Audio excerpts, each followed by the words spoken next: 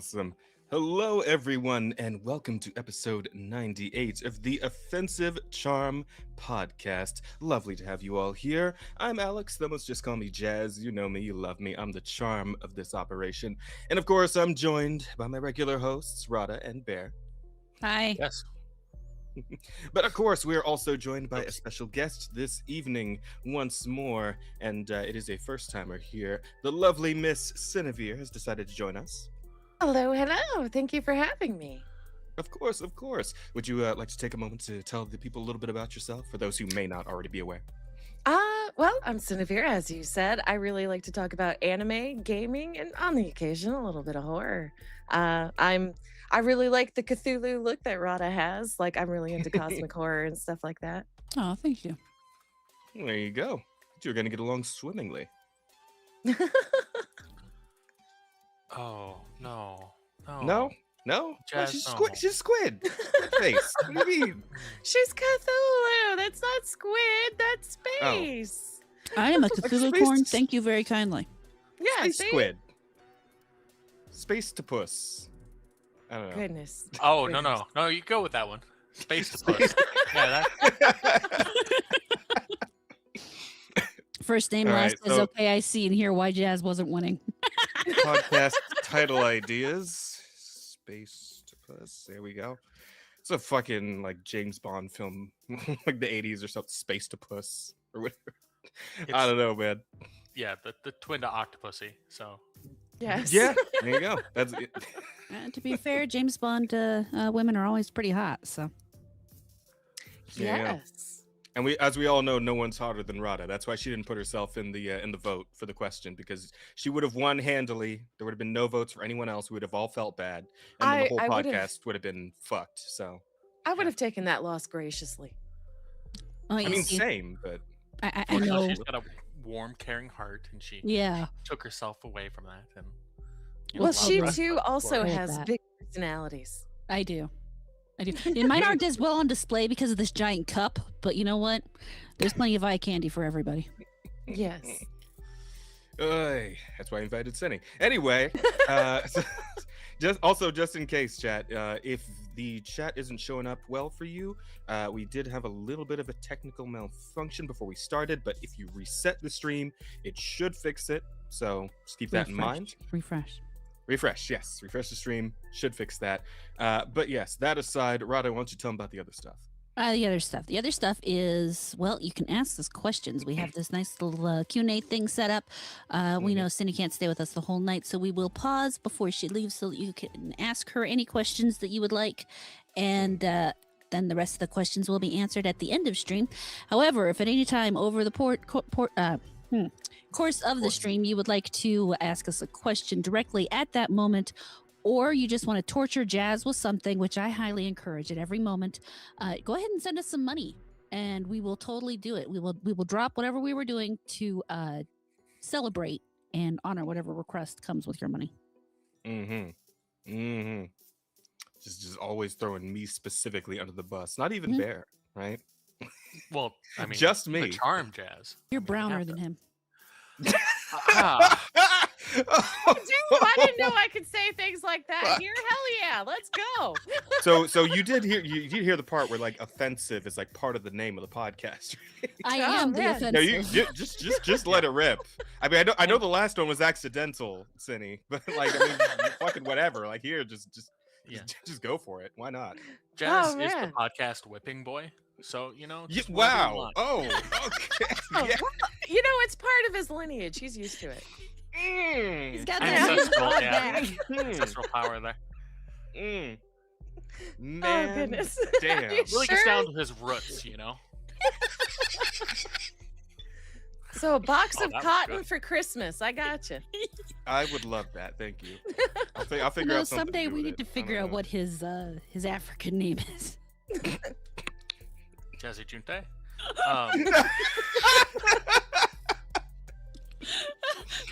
Bear is like really quick with it sometimes. I swear to God, it's like It's not a good thing. It's not. it's like when you see the flash for the parry in like a game, right? Like Yeah. like Bear's timing's just so on point. Sometimes. He's got that It that is racism crazy. Tourette's. Yeah, that's what that is. It's an OCD issue. Fuck. Oh, it's good. That's good stuff. I like that a lot. Okay. Well, at any rate, let's get on with the show itself, and we will go ahead and start as we normally do by talking about our weeks and what we have been up to in those weeks. Guys, anybody had a week? Anybody been doing shit? Who had 7 Man. days? I slept for 7 days. I've had the flu. I'm Damn. just getting better from it. So thankfully my voice is starting to come back. And like earlier when I was starting on Leon's Tinfoil Haters, I could barely talk, but it's finally getting there. Yeah, well, I'm glad you're feeling better. Yeah, But like, thank you. but in the meantime, while you were down for the count, you didn't just like knock out something out of the backlog, watch a movie, anything? I did finish my animation for my own stream. Like it's been an AI project that I've been working on for 3 months now. And then Yeah. I also got to start and finish a few anime while I was recovering and just got caught up on my sleep, really. Oh, what'd you watch? I If you watched don't mind me asking. Oh no. I watched this one anime I ended up hating called Jack of All Trades, Party of None. The funny it's- thing is, I actually read the manga of that.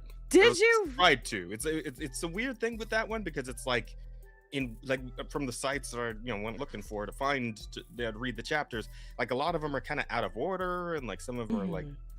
Oh, I hate when that weirdly like happens. they got like the wrong chapter from like a completely different manga in there in some place. Like it became too frustrating to actually try and read it. So That's okay. The story sucks. Like it was doing really good for like the first 3 episodes. The Mm. 4th episode started getting bad, and then the 5th episode, I was like, "Oh fuck this shit," and I threw it out. I was just Hmm. done. because And as I oh go ahead. no, I like anime like that, like the overpowered protag, but this one was just too convenient. Oh, okay. Yeah, because for what I recall is that like this guy and he's like in the best party around, right? Of the rankings or whatever the fuck it was. Mhm. And then they decide to kick him out because they think he's not really doing anything to help. But then it's like one of those ones where it turns out he was actually doing everything to help and they can't do jack shit without him. It wasn't even Right. just that. He was the multi-classer, which is supposed to be an impossible feat, but not only is he a multi-classer, he's amazing at being a multi-classer. Mhm. And because he can't cast, I think, 6 spells simultaneously, they're like, "Oh, you suck." Well, no, he's not casting 6 spells, he's casting 10. And and then when you cast a spell, it refreshes like if you cast it again. Well, Mm. after a point, it would not recast, it would stack, which is supposed to be impossible. And then Yeah. and then in mid fight, all of a sudden against a dragon, which is supposed to be impossible to take on by yourself, he's Mhm. not only taking it on single-handedly with ease, he then Mhm. pulls out a spell out of nowhere and then said, "Oh, well, everybody has an innate talent that you're born with. Mine is I can make platforms form out of air over nothing." And I'm like, "Okay, that's bullshit." And I was just done. Oh my Yeah, gosh. no, I do get that. Like, the funny thing is, I also like to like try those from time to time because at this Mhm. point, that kind of genre of manga slash anime, like, there's a dime a dozen of them, right? It's like the second coming of isekai, essentially. Is Yeah. a guy gets kicked out of the party, but it turns out he was the coolest, strongest. Now the party's fucked with it.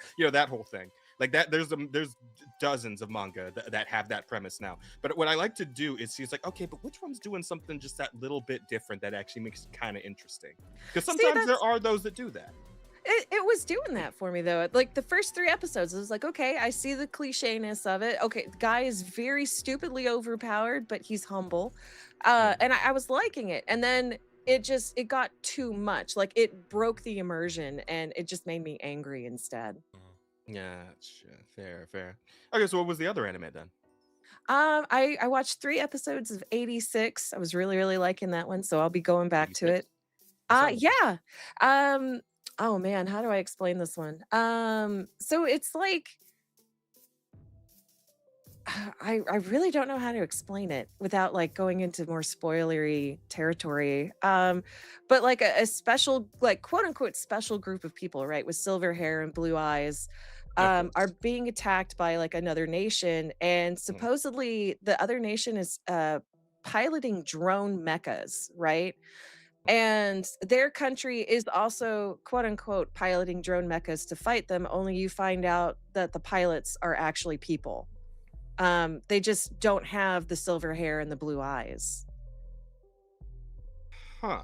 So wait, is this Um, just a Gundam then, or it's not a Gundam. It they look like mechas, they're just machines that move really fast. Like I guess they look like more droney kind of stuff. It's really hard to explain. You'd have to see it. that's fair. But it's I very might have to good take a from look. what I've seen. Yeah, I highly Okay. recommend. Okay, yeah, I might just do that because I've been trying to, get back into actual anime watch because like I've been doing a lot of just manga reading because Mhm. it's just quicker, doing like it You says get more if you read story fast, too. It's yeah, also you more get more superior. story. Yeah. You get more story. There's typically not like any weird censorship stuff going on. I say that with a caveat because some scanners are now kind of starting to censor shit here and Oh, there, and that kind of sucks. But fan for the most, translators are doing that? well, Yeah. yeah, it's Oh, like because bullshit. it's crazy. Like because I was reading this one, there was another kind of like overpowered main character one, and then all of a sudden when the scanlators like swapped over in the like from the side I was reading it on, all of a sudden all the female characters lost all their cleavage, and I'm like, oh, there's just a white Oh. void there now. That's all right. What the fuck? Like, yeah, so I'm encountering that very sparingly, right? It's very rare right now, but I just have this weird feeling. It's like, oh no, is this going to be another fucking, like once the ball starts rolling situation, it starts getting bigger and bigger. Is this going to snowball into some annoying bullshit in the manga community now, like it has with anime and video games and every other thing I used to like, that sort of deal, right? It's Yeah. that old pattern recognition starting to catch up to me. But but yeah, shit. What was I even talking? You forgot. Um, Anime. we were talking about anime. You were But talking yeah, about like how you're trying to get into watching more. Mhm. yes, yeah, getting back into watching anime because I would normally just read manga because it's quicker and easier, and I can just do it anywhere at any time. I could do it at work, I could do it when I'm well, I wouldn't say like traveling because like I drive myself everywhere, but anytime I got a minute, right? Like I'm waiting for a fucking sandwich at Subway or whatever, right? Manga's a lot easier to just pick up and read out of your phone than trying to sit down and watch an anime. But Oh, I I do want to totally watch agree. anime again because I do like animation, and there's some good shit out there that being made. So trying to get Highly back into that. recommend Free Ren if you haven't seen it. I have not finished season 1 yet, but I'm going to try and finish that soon because I know season 2 got announced, right? Like Oh, it it's hasn't even already started. out. Oh, it's I already. think Oh it's on the shit. Okay. Well, fifth episode, I think. fuck me then. Yeah, I need to catch up. I need to catch up real soon. But yes, I do enjoy Free Ren, and I enjoy all the stupid bullshit that happens around Free Ren because fandom is idiotic as always. But it is fun to see the monkeys fight on Twitter. It really is. For Um, and- sure. but yeah, was that sorry? We're still on your week. Was there anything else that you got up to you want to share or? That was pretty much it. I just slept a lot and watched anime, or I worked on my animation, and that was about it. All right, fair enough. Fair enough. All right, well, I could go next if you guys are Yeah, go for it. okay. All right, cool. Well, I did some anime watching of my own, actually. I went back and watched something that had always kind of like vaguely interested me, but I never really got up enough interest to just sit down and watch it proper. But I mentioned isekais, right? And there was a point in time where I would kind of delve around in some isekai to see it's like, okay, it's the reincarnation thing, but who's doing something like silly or interesting with it so that it's actually kind of fun to watch, right? And so there's one that I was always so curious about, and I was reincarnated as a vending machine, and now I roam the dungeons. I Love went and that watched. one. I started watching it, and honestly, it's pretty fucking good. Yeah, Like, that one was odd. Like I was not expecting to love that series, and then I just holy crap, it swept me away with how much I really adored it. yeah, because it's like it is as dumb as it sounds, Mhm. but that's the part that's really interesting about it. Because yeah, the whole premise is that a guy who is a fucking vending machine enthusiast, which I guess that's a thing you can be, why not? He is driving on his little moped, going on a road, and he's behind a truck that's carrying a vending machine, and the vending machine's about to fall off. So this dumb motherfucker tries to save the vending machine. And of course, he gets hit by it and goes flying off a cliff and dies. And then he's born into a fantasy world as a vending machine. It's At which charming point- as hell. It is. It is. He ends up getting found by an adventurer girl who's, coincidentally strong enough to lift a vending machine. So she takes him back to a village, and he starts being a vending machine for everybody. And he provides them like cup ramen and coffee and all this shit. And it's this is fortuitous for him because he uses money to keep his power going, which essentially keeps him alive as a vending machine. He's a major game changer. I mean, think about it. Like back in the day, if you could bring provisions with you like that, they were always hot or cold depending on what you needed. Like, dang. Yeah, and that's kind of the point. Like, I find it interesting because, like, usually the isekai plotline is, oh, I got reincarnated and I got this super crazy, amazing cheat skill that makes me stronger than literally everyone on the planet, and I can just blast dragons with like a laser and one shot, all that shit, right? But no, it's a vending machine. He really can't do anything to fight, so he's like straight up support role. Like, he can make a shield around himself and around others, but that's kind of it. Aside from being able to vend stuff, and like the funny part is that he ends up being able to transform into like any vending machine that has ever existed, and you learn about like some weird fucking vending machines that you like probably didn't know existed. Like there's ones, well, obviously about the ones that like in Japan that can like vend like dirty magazines or condoms or Used underwear. Used underwear, I guess. Yeah, or medicine or whatever. But apparently there was also a vending machine that would like hooked up to a fucking breathalyzer that was like from like the 80s or some shit, like because there was like air pollution as a concern, so people could like put a coin in and like breathe into a thing that had clean air in it. It's like that was a thing. That was a vending machine apparently. Yeah, Not a so it's just yeah. So it's just all kinds of weird shit like that. But yeah, like the whole point is that like he's just kind of there to help people out, and it's just really wholesome and just kind of saccharine. But like, I'm a guy who can enjoy like some cute things from time to time, and that's kind of just all this anime is. It's just a cute like slice of life kind of deal, and it's fun. It is fun. I'll probably keep watching it because I am enjoying it quite a bit. Other than that, Bear, we should talk about Far Far West. Yeah. We got to talk about Far Far West. So we went ahead, and this is actually also I don't know if you guys have been in the Steam Next Fest shit at all, but this is part of that. This demo. I mean, I think it came out like slightly before the Next Fest started, but this game is fucking awesome. I'm gonna bring this up real quick, bring it some gameplay. We did talk about this a while back, but now that was before we actually got to play it. Me and Bear here, I dragged him along with me. And this is a mission-based robot cowboy extraction shooter a la Helldivers 2 and Deep Rock Galactic, right? And hang on, let me. Those sure are a lot of titles. Different I names. know. Yeah, but I mean that's it. I mean that it. Am I wrong about anything I just said though, Bear? No. I like how he's You were so not- pained to admit that you're right. I know. Yeah, no, this game is Wow. actually a hell of a lot of fun. And they're calling it a demo, but what it actually pretty much is just an open beta, because this is like everything the game has to offer at the moment. But it is a lot, and it is pretty fun. Starting off, I would say that the gunplay and the movement in this game is immaculate.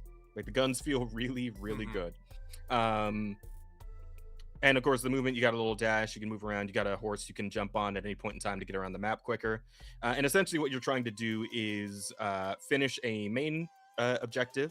And this main objective will then summon a boss character that you go and kill. And once you do that, your objective after that is to get to the extraction train and get out of the map before, the hordes of the undead come and kick the shit out of you, right? So better than High Guard is what you're saying. Yes, very much better than High Guard. But there's also little sub Prettier quests you can do. Prettier What's up, Bear? characters. Oh. Yeah. Oh yeah, true. Yeah, and there's also little sub quests you can do around the map to get stuff like gold and souls of your enemies, and these will let you buy things when you get back to town. Things like different guns, which you also need blueprints for, but you get those by clearing bosses and finishing stages, finding treasure goblins, sometimes from wishing wells. There's all kinds of like fun little things around the map you can interact with. The wishing wells are actually one of my favorites, honestly, because they actually have a completely random effect. And, you know, you could get a blueprint for a new gun, or you might get some ammo and health restore, or the wishing well might shoot out a nuke that explodes directly on top of you. So, Oh my gosh. yeah, just all kinds of fun shit like that. But on top of the really nice gunplay and the pretty nice variety of guns in the game, there are also spells that you can use that are on cooldowns, and these come in 4 categories. They're either fire, lightning, acid, or voodoo doll. Right now, those first 2 are pretty much all damage-y, like the lightning and the fire, mostly just damage types, you know, like things like AoEs and dot damage over time, that sort of thing. Acid is very interesting in that what that typically does is, you know, spread acid around or coat enemies in it. But then, if you hit an enemy or an acid effect with one of the other elements, it causes a chain reaction that will then cause something completely different to happen. Right, and that's like that's what me and Bear were having a lot of fun with, just experimenting with how we could combine our spells together, because you can combine them either yourself, because you get to have 3 of them at a time, and you can combine them with yourself, or you can combine them with a friend, because you can play with up to 4 people in this. So you could do fun things like there's a spell that causes a fire beam to just strike where you shoot it, and there's another spell that causes an acid geyser to rise up and, you know, splash enemies and knock them up into the air. You combine these, you create a fucking fire tornado that is like twice the size of the fire geyser and follows enemies around and just like tracks them down and murders them. Alternatively, if you try the geyser with a lightning strike, you will then multiply the number of geysers from 1 to like 5, and it'll just randomly strike different enemies all around you. Like just all, and you can just like double up and triple up and stacking these. It's fucking awesome. It's a lot of fun. Now, the downside is that these hazards now, they hurt you. So yeah, so you got to be a little careful with them. For sure. Yeah, just a little careful. Absolutely.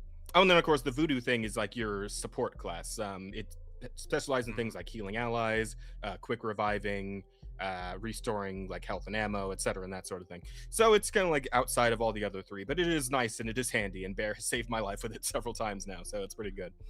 It does honestly, with the other magic as well, but does it? It creates healing candles. Yeah. Oh, right, that's true. Yeah, if you put I know I'm the zone only down one and using like, it, so I suppose it's not often, but yeah, it just creates little healing consumables. Yeah, but yeah, so the game's essentially just that, and every time you try to do an objective, like a storm will start and a bunch of enemies will rush in and try and murder you. But it's really fast paced. It keeps it very interesting, and it's just a lot of fun. It feels really good to play, right? And again, like this is all available to everyone right now for free on Steam. So if you want to check this out, if this sounds any amount interesting to you, I would very much recommend checking this game out, because it is a hell of a lot of fun, especially if you got some friends to bring along. And especially if you're already a fan of like Helldivers and shit like that, because again, very similar kind of game. But it's a great time, and I had a great time playing it. So that's what you did during your week? Pretty much that anime. I also read a manga that I found kind of interesting, which again is another one of those. This guy is really powerful, even though he's supposed to be just some loser asshole, because his starting class is villager, but he leveled himself up to 999. How the fuck? And this is, you know, for comparison point, like the hero of this world is maxed at level 90. So yeah, he's like ridiculously retardedly strong. And it was pretty bog standard for going for a while there, until I got to chapter like 10 or 11, at which point I'm like, wait, is this actually Dragon's Dogma? Like the ending of Dragon's Dogma? And so I was very confused with that, and I kept reading, and I got to about chapter 40. I'm like, okay, wait, no, is this actually The Matrix? So like the shit's just kind of going all over the place, and I don't know what the fuck's gonna happen next at this point. So now I'm just really interested in reading this. It's called Level 999 Villager, or I've never heard of that one. something similar in Japanese. But yeah, like this is just all over the place, and I have no idea what like the next twist is gonna be, because like at the moment it's just kind of like I feel like they're gonna break out a Terminator subplot or some shit. Like I just don't know anymore. I don't. So that's been kind of a fun read. But outside of that, that's pretty much all I've been up to. Rada, Bear, what about you guys? Do you have a Well, week, Bear? Well, yeah, Jazz covered most of what I was going to talk about already. So, Oh, right, with the like I said, Far Far we West. played the game together. It was lots of Mhm. fun. I mean, is there anything else you very want to addictive. comment on about the game, or? I would say that it's pretty well paced. It's not the beta, because they did say that they are going to have an open beta. Mhm. We are technically doing alpha stuff, is at least what they're saying. Right. I'm expecting there to be significantly more spells and guns and the like as Yeah, I it would moves think on. so. But even as it stands, Yeah. This game doesn't feel like an feels- alpha. This feels like feature complete, honestly. But yeah, they're talking Yeah. about like putting in all kinds of like more shit than that's already in there. It's crazy.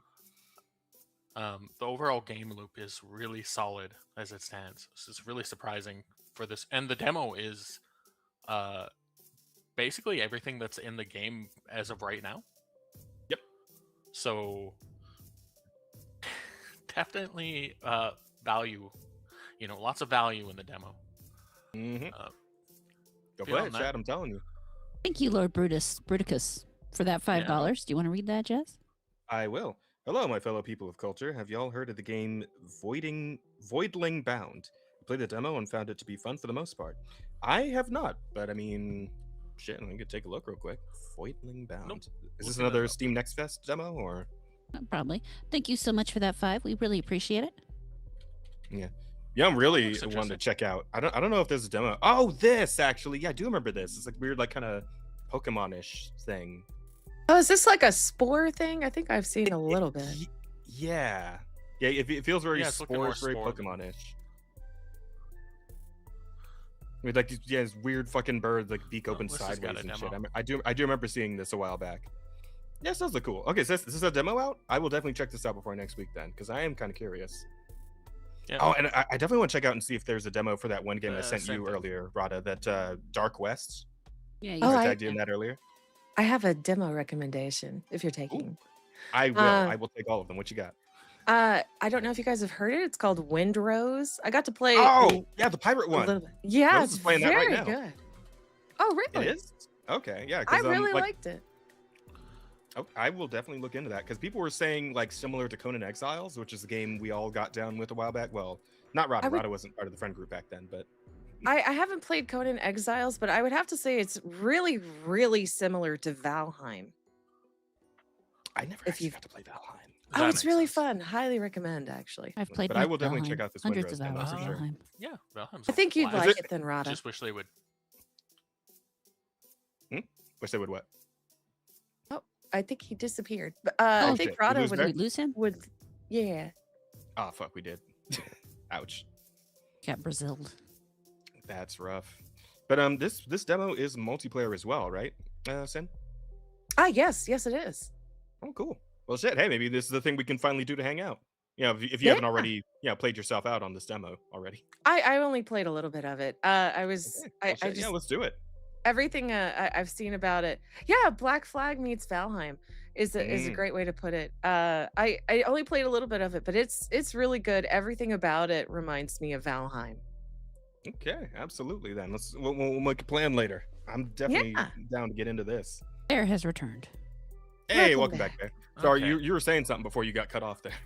I was saying I just wish Valheim would actually progress more, so that there was content. For sure. Didn't they Fair just enough. put out a bunch of content? Did they? They never put out real content. That's kind of the problem. Right. They put out and side stuff. this What? this one I just this showed up on my Steam page randomly, but yeah, I saw the Twitter clips of the Super Battle Golf. Like shooting your opponent's golf balls and just whacking them with your golf club and shit. Yeah, this game looks great. I'm gonna put this on my wish list too. I mean, the last Actually, biome shit, I it's only played was $6 right now. I'm Mistlands. just buy this. What did we say, Ron? About Valheim, last biome I played was the Mistlands. Didn't they just put out the Ashlands? I haven't Mm. played it in a while. I'll be honest. I need to catch back up with it. It has been a while. The Ashlands was released in 2024. Really? Was it? No, I thought the Mists were 2024.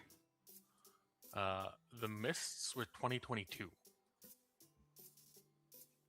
That does not sound right. That is Google's little AI overview. I'm not. Oh, you're trusting So- AI. Well, there's the first problem. I am. Oh, coming soon to early access. Okay, so it's no demo yet, but I'm definitely Next. wishlisting this. It's also what PC Gamer is saying. So Because the last Alright. time we had a server was in 2024, and the Mists weren't, or the Ash weren't out then.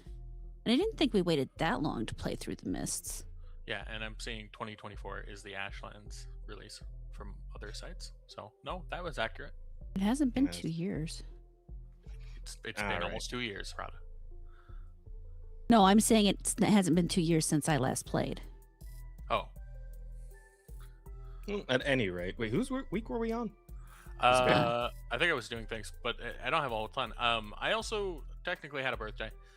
Hey, you I- did. Happy Happy birthday. birthday.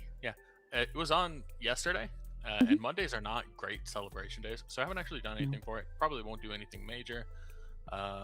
Just gonna go visit the nieces and nephews and see some Aw. family. So, That's nice. but yeah, that's kind of it. Well, what about you then, Rada? So what did I do last week? So we played Bloodborne together, you and I. And We did. We we- did. You got to meet Lady Maria for the first Yep. time. That was Yep. fun, huh? And we killed her. Well, And- to be fair, she did start it. I mean, so. she really did. What else did we kill? Was that the only thing we killed was her? Yeah, because we fought the horse guy in the session before that. Yeah, and we fought the, right the now, alien guys. You had to refight your alien guys. Yeah, so- and then we did her, and then we got into the fish we area, got- and we spent all that time yeah. killing that dude for that weapon that she had, Yeah, we visited Innsmouth, and that was Mhm. fun. which is really cool. The locals very friendly. Yes, it was fantastic. I know, you'll be glad to know we will have a little bit more to do with the DLC of Bloodborne, and then we'll go Wow. back and finish the main game. Yeah, well, once we kill an orphan, we're done with the DLC. Oh, so- cool! Killing orphans. That Mhm. sounds great. Yeah. Well, just one orphan, Just one. just one. Oh, that's kind of disappointing. I'm sure you won't. Need be to up those numbers. Yeah, those are rookie numbers. I mean, one orphan. Jeez. Well, I mean, does it count for more if it's a very, very hard orphan to kill? No, it's still just one. Yeah. Well, we'll find out. We're gonna find out next Thursday. But Look forward to it, chat. then on Saturday, I spent 3 hours trying to download the patch for Baldur's Gate 3 so my friends and I could play it. So we never did play it. That was a fantastic time. On the plus side, they're friends, so we just sat there and talked the whole time. Lovely. Oh, didn't you also play the lesbian bowl cut I'm getting night there. game? Hold on. Okay. Oh, sorry. It's my week. Let me talk about my week. My bad. Sorry. Go ahead. Then I played Neo 3 more. Yeah, Because more. that game's fun. And I Mhm. really enjoy it. Unlike 1348 Ex Voto, which did not, in the demo at the time I played it, have the ability to turn off motion blur. And the motion blur in that Oh. game was so egregious that by the time I was done with their fucking 20-minute demo, I had a migraine. Oh, Oh, that sounds dreadful. Yeah, it was Yeah. awful. And Not a great first impression, huh? no. And the combat is super clunky. Like, so I probably made the mistake of playing with my controller. It might have been slightly better on the mouse and keyboard, but probably not. Because I did try a little mouse and keyboard and then I switched to the controller. But, it's sort of like Bloodborne and Souls-likes where you have to use the shoulder buttons. Oh, okay. But the right I was shoulder about to say, it button... looked more like one of those like over the shoulder, like God of War, or, like Yeah, new and God of it's over the War-esque. shoulder, Mhm. slightly off center. But in my opinion, you're too close to the character, and they don't have any ability to adjust the camera. But you use the triggers to swing, and the left trigger both blocks and does a two-handed swing, and the right button dodges. So all your combat is literally in the trigger buttons, or in the shoulder buttons. And then this game, of all things, has a gore setting. There's a setting that says gore. I'm like, okay, cool. I'll get to see some arms fly off or something. But no such luck. Somebody had a nosebleed. That's as intense as it's gonna get. No, the only blood you see is if they hit you. It splashes up on your screen. What? That's it. What? Oh. That is it. It's you get little blood drops on your on your little screen behind your character, and that is all the blood you get. Nothing else. See, this is what happens when you put a woman in charge of making a game. They could have just fucked it up. Yeah. I didn't want to say it, but luckily Sin's here to say it for me. I'll be the misogynist in the room. I don't mind. Well, usually that's Rada. compete with Hey. Rada. Yeah, Rada was even going to start a club for female misogynists. So. I would sign Female up. woman haters, yeah. Yeah, hell yeah. The Let's go. Female Woman Haters Club. Fucking little rascals over here. Love it. So yeah, in the tutorial, if you circle strafe. Oh yeah, no, I've got that in She-Man my Woman Haters video, Club. West Coast. Yes. So in the tutorial, if you strafe around the girl, if you kite her around in a circle, her head turns so far around Oh. that she is basically doing the exorcist woman thing, Oh. where she is staring back at you from behind, and it is so it is fucking, and that girl that they have in that role is already fucking creepy because it's that really pale you know what, just pull up my video. Yeah, no, I've seen her. I know what she looks like, but sure, Yeah, but- sure, we can look And at this she's real just quick. freaking What is- creepy what as is she fuck. What the fuck is So this? she What knows she again? has no ass. She's seen it for herself. No, Is it she has no 1340? ass. Oh, She there has it is. no Yeah, it is breasts, even though they spend this time staring at her. I know that I understand that they're staring at her Fucking chest. thumbnail her face. Oh, that's not. So My bad. thumbnail's even better. Oh, let's find your I'm so video. glad let's that use your you video. Hang on. can say that she's creepy looking, because I said that too, and then I had a whole bunch of pushback. Oh, whoever told you Stating the truth? Yeah. she Like, has no, that she's gorgeous. She's beautiful. No, she's fucking creepy looking. right. She's got like this fey sort of like inhuman look. She's got that creepy looking. Oh Sort of, God, yeah, I see it. That's a pretty good thumbnail. I'm very proud of it. Holy shit! I'm going through this game and I'm suffering. But Oh look at God, her. jump scare. Fuck. Welcome, Raiders. She's oh Oh, my Raiders? god. Oh, Raiders. Hi. Rated. Thank you, Leon, for the raid. Oh hey, what's up, Hey, Leon? handsome Raiders. We got your Siniviere. Yeah, For keep. we captured her. She's ours now. Yep. But yes, so you're strafing around her, and the bitch just keep looking at you. It's fucking creepy. Then so Yeah, if you're her face is facing off terrifying. against an opponent, of course, you've got that. I will give them that they gave the opponents a variety of weapons, and the opponents do actually attack in different ways depending on the weapon. So it's not the same. You don't approach each one the same way. Now it is kind of dumb that I'm sitting there fighting one of them, and the other one's just standing over there waiting for me to get done with the first one. That's we kind of gotta be gentlemen about it. yeah. Well, whatever. That's kind of screwed up. Also, I said this before. I just want to say it one more time for posterity's sake. Like, even if it were a dude you were playing as, don't put a fucking bolt cut on your player character. Don't do. I don't think there's Don't- any don't- game where I want to play a 45-year-old looking prepubescent boy. Yeah.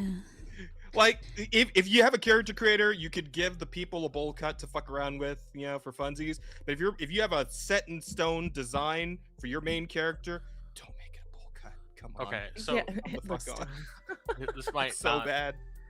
This might not work. But did any of you watch Dexter's Laboratory? Yes. And Dark. I have. Oh my Yeah. god! Oh Okay. my gosh. Yes. It is Man Dark. Holy shit!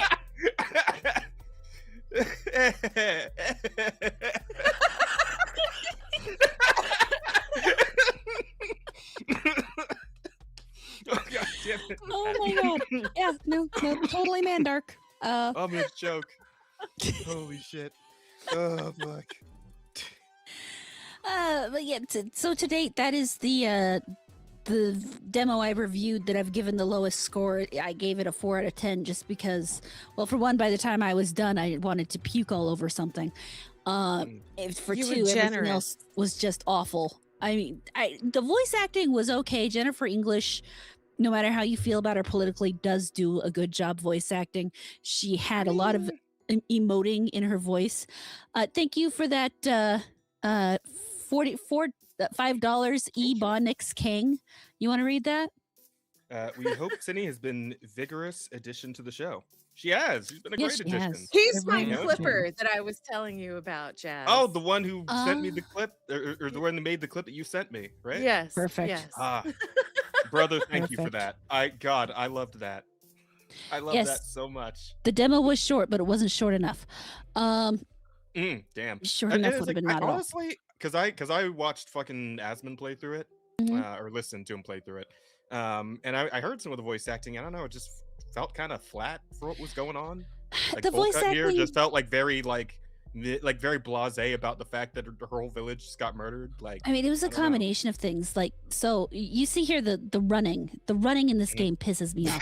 running slash walking, because It's a brisk jog yeah, that's even to at the save the run. village. Like, and I the need whole to time get to the village. yeah, you need to get to the village, and you're like, well, fucking speed up, go faster. I am holding the run button, and this is me checking to see. Oh no, that's me checking to see if they did add a motion blur toggle. As I was uploading the video, I noticed that the demo was updating, and they added a motion blur toggle. It was not in there before, which would have saved me a migraine, but whatever. But yeah, the running in this game, that right there sucked so much of the drama out of the game. My character keeps telling me I need to get to the village, and I'm like, okay, well, we're running. Why aren't you going any my fat fucking ass can run faster than this. Why are we moseying like I'm trying to make sure that there's enough left, that everybody else gets something at the dessert bar, so that I don't feel guilty when I take extra?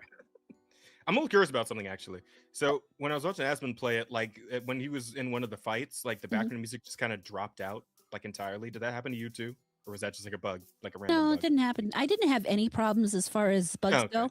I didn't have Okay. any bug issues with it myself. Okay, well then at least it plays. Doesn't play good, but it plays. No, it operates. That's, if I had experienced any bugs whatsoever, it would have immediately dropped to a 3. Yeah, fair enough. That the only reason that it didn't get a 3 was because it ran smoothly, and while I may not love the idea of a lesbian knight, Wait, I'm sorry, she couldn't even clear that jump. Are you serious? you run any faster. I'm telling you, I don't think this woman could wear armor. She looks like she's Bro. wearing tinfoil. Right? The armor Like a just looks so 10-year-old awful. could have made that Oh, jump. this is Are the you part where her serious? head turns. Oh, yep, there What? it goes. Oh, That's oh, the no. stance Karens wish they could achieve. Being able to turn their head 360. Oh. Fuck. Oh, Oh, geez, the way she's she like mean whips monkey, around too. too. Jesus Christ. Yeah, Most it's unnatural. So Like she is possessed. It's the only explanation. Like for the way she looks and the way she moves, is the only explanation. She's fucking possessed. yeah, I had someone come into my comments and say there What was a the reason fuck? she needed to go to a nunnery. That was funny. Rada. That Which is funny because she's already wearing a cross. Right. How did this happen? Why did God let this happen? It's because she's a lesbian, but beside the point. Oh, damn, fair. Negates Well. lesbianism negates the holiness of the cross. It's the sign of the devil. Oh my They goodness. cancel each other out. Yeah, They do. yeah. Oh, Bear's already doing it. I was gonna do it. Bear's already doing it. What is he doing? Oh, the He's title. making a title. Yeah. Oh God. But yeah, and then so Oh. in here you see the guy over there in the background, and he's just standing out. there. So 2 guys, or no, the one guy, and he's just standing there while I'm killing his friend, and it's like, what the fuck, dude? I mean, like I said, I do appreciate that each combat you had to go at it a slightly different way, but that's it. It was so bad, and the fact that someone No, excuse me. Hold on, made hold this game and thought that they were going to to make it on the viral marketing scheme of antagonizing people. The other game that people Yeah. were gonna obviously like more. If can't the get other one over just- plays well, but I mean, it looks good. It- It looks good. that's one of those games that I will know better when I have my hands on the controls, because fair. so much of it depends on how they choose to execute it, because I know for a fact that one's going for a more realistic, more what's the word? Oh my god, someone just said Mandark, the fairest maiden in the land, and I just that make you know, if he's Mandark, that Oh, makes the man. blonde chick Dee Dee. It's even Wait. funnier, like given Mandark's like backstory in that Yeah. show. That's sexist. You can't call him a maiden. Well, I mean, he was The raised as a Mandan. girl by his parents, so. What was this? What did they fucking Susan? Right? That was his Yeah. actual name. Oh my gosh, it Yeah, makes you re- so much more sense. Yeah. What I can't get over is Uh, watching the combat. All the enemies look like they're going on 36 hours of no sleep and are asthmatic. listen, how else do you think a woman built like a 15-year-old boy is gonna beat grown men? Yeah. Yes. Come on, man. Yeah. Yeah. She doesn't look like she's faring any better. No, she really isn't. No. But I mean, that's probably natural for her. They're phoning it in. She's trying her best. That's the Yeah. That. Oh That- Lord, it's yeah. a woman. I'm gonna have to just kind of not give it my all. Yeah. Well, if they tried and Uh. lost, then that would be much more embarrassing. yeah. This is true. I Gotta don't die think with you some have honor there. anything to worry about. No, really don't. But yeah, so the whole thing, I mean, the visuals fell flat. The visuals themselves failed to convey any amount of emotion. Yeah. While I think the most emotional part was the end, where the protagonist there does her little vow speech. I'm gonna save you, Bianca. Blah blah blah. Oh, I thought Yeah. you were The gonna in- say tears of joy for ending the It's demo. so great because like we're just showing up like right after this raid happened and like nothing's on fire. Oh no, there's a little bit of fire. You do have to go through one house that's on fire. There are a couple little fires that are in there.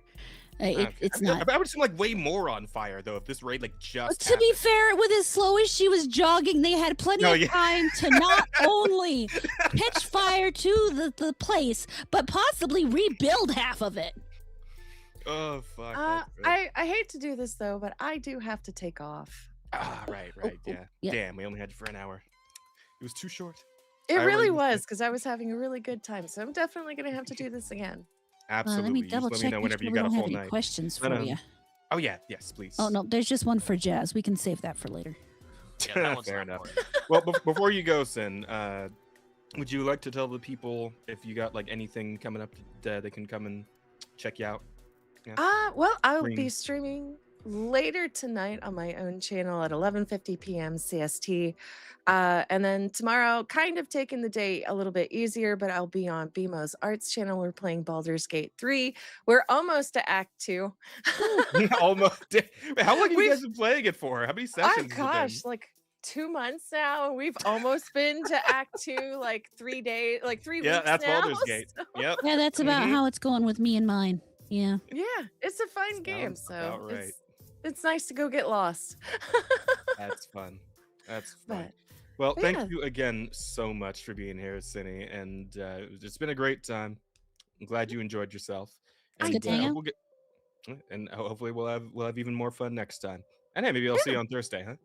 Yeah, here's hoping. Alrighty. Well, you cuties, you take care. Again, thank you for having me, and I hope you guys have a wonderful night. Yeah, you You too. too. Good night. Have a good one. Bye. All right. Doo-doo. She's such a sweetheart. She really is. Yes. Well, get Bear. I guess you can have a chair for once. Oh, I'm so happy. I've gotten older, and so now I hurt Yeah. by standing. Just try not to break it. Well, I Being don't have apparently hip made of pains rock. like someone, so. So There we go. Damn. He's right there in the middle now. Someone we've Lovely. actually let Bear have a chair. It's There you almost go. like Bear I'm a in the person. chair. the bear in the chair. There you go. Look, if Jazz can have a chair, then Hey, do you guys remember Bear in the Big Blue House? Yes, I love that show. That show was the shit, man. That I show also was remember awesome. Little Bear. Little Bear was so fucking cute. Little Bear was good too. uh, all right, but I guess that's all the weeks, huh? Hold on. Let me. No, that's not all the weeks. So that's Oh, that's it's not. that's me bitching. Oh, right. You still Yeah. had other So things. What uh, else happened? last night I went ahead and played some of the demo for Cthulhu. What I got to get the name right because I can't remember the last part of it. Oh, actually, two things. Before I get into the Cthulhu thing, The Sheep Cosmic and I Abyss. finished Reanimal, Oh, which okay. was Oh, fun. how was that? That's It the was one that's fun. made the guys who did like Little Nightmares, right? Yeah, it was by Tarsier Studios. I enjoyed it more than Sheep did. She was a little confused by the story. It's a very if you've played the other two Little Nightmares, you kind of understand that the people behind Tarsier really don't do your normal kind of cohesive story. So a lot of environmental storytelling, a lot of weird visual stuff. But in the end, I had a lot of fun with it. There's always some kind of double cross at the end of their games, and there's a pretty good one that I didn't see coming in the end of this one. So other than it was short, it took us about 5 hours to finish it. That was the only problem with it, but we had a lot of fun with it. And then last night I played the demo for Cthulhu: The Cosmic Abyss, which was fun. If you've read a Lovecraft story, it's like a Lovecraft story, but in the future. Okay. So it's and sorry, what was it? What was it called again? Cthulhu: The Cosmic Abyss. Oh, okay, so it was this one. And so I've played like an hour and a half of the demo. I don't really want to play any more of it because I don't want to backtrack through it when the game comes out because I'm getting this game. This game is fun. It was really interesting. I love the kind of investigatory puzzle solvey thing to it. The atmosphere for creepiness is intense at times. And there's definitely some nice bloody gory stuff too, plenty of fleshy living stuff and hallucinations and all that fun shit. Gross. Yeah, no, it's a good time. So Cool. I'm going to be doing my report on that one this next week, and and when it comes out, I'm going to buy it. Very, very gooey. That's a pretty cool visual. Oh yeah. Yeah, plenty of Lovecraftian, unknown, weird shit going on. It's great. And that's Elsa, Alrighty then. poor little old lady. Yeah, it's like, why are you bringing her in here? Like, Well, so the story is you and Elsa there are going to this woman's house. Her name is May, and that's May. And you get there and you you just lost your liver. and your Can't fingers. find her. Yeah, fingers too.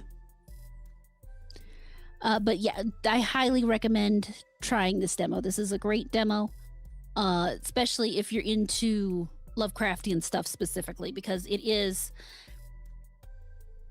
there is a common theme in most Lovecraftian stories, whether they're written by Lovecraft himself or other existentialists.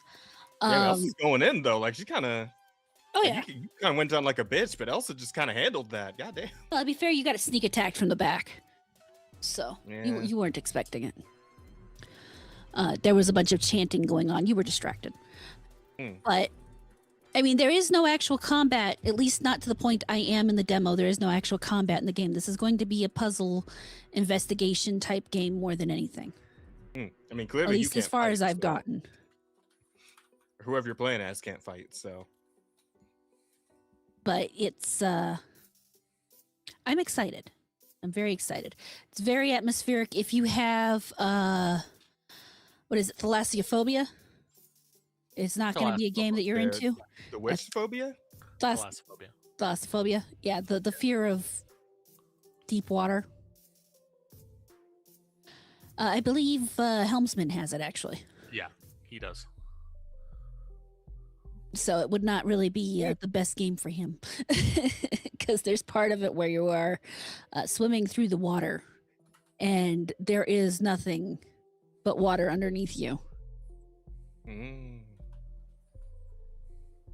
But it works out to be quite creepy. Well, there you go. Yeah.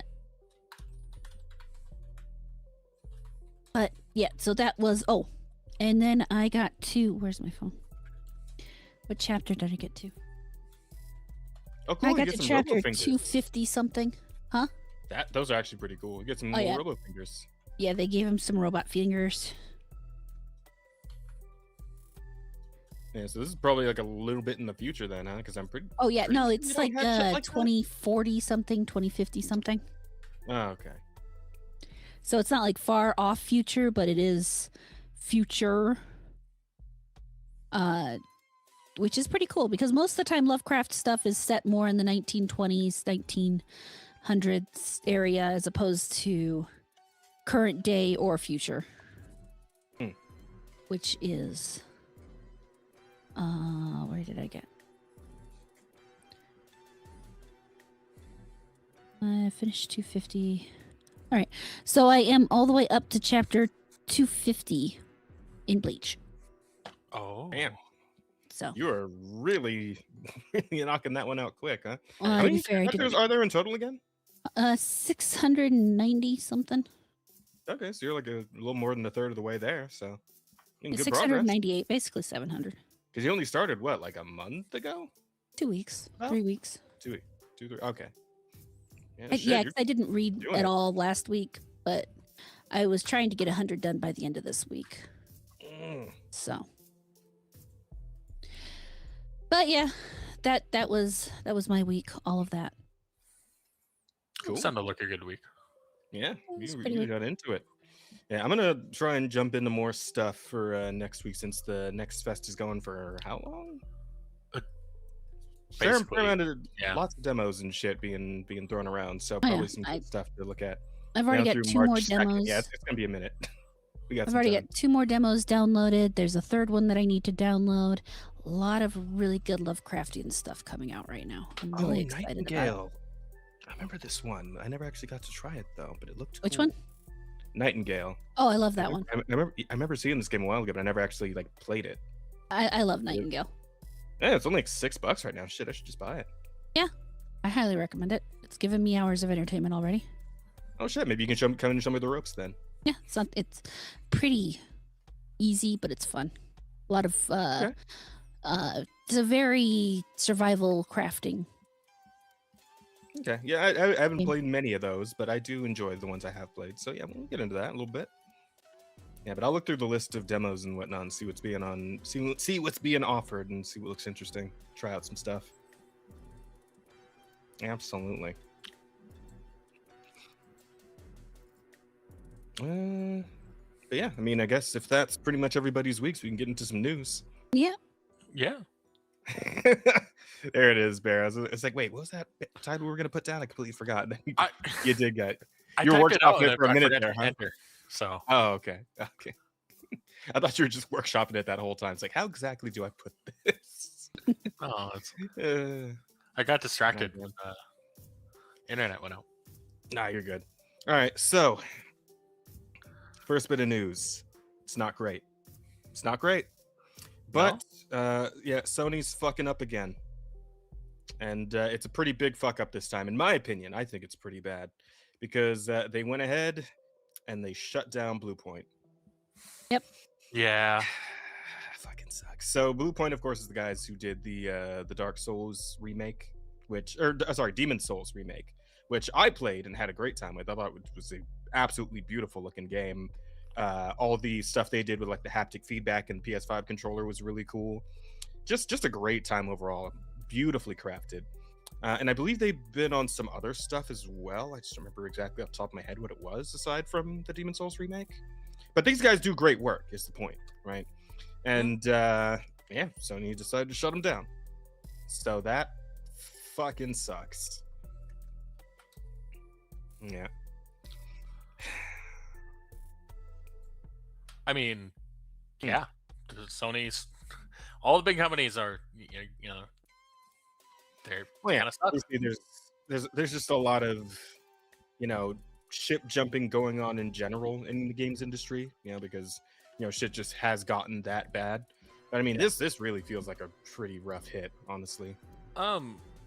Yeah, it's how do I put it? I get it though. There's how much money are they pulling in with just doing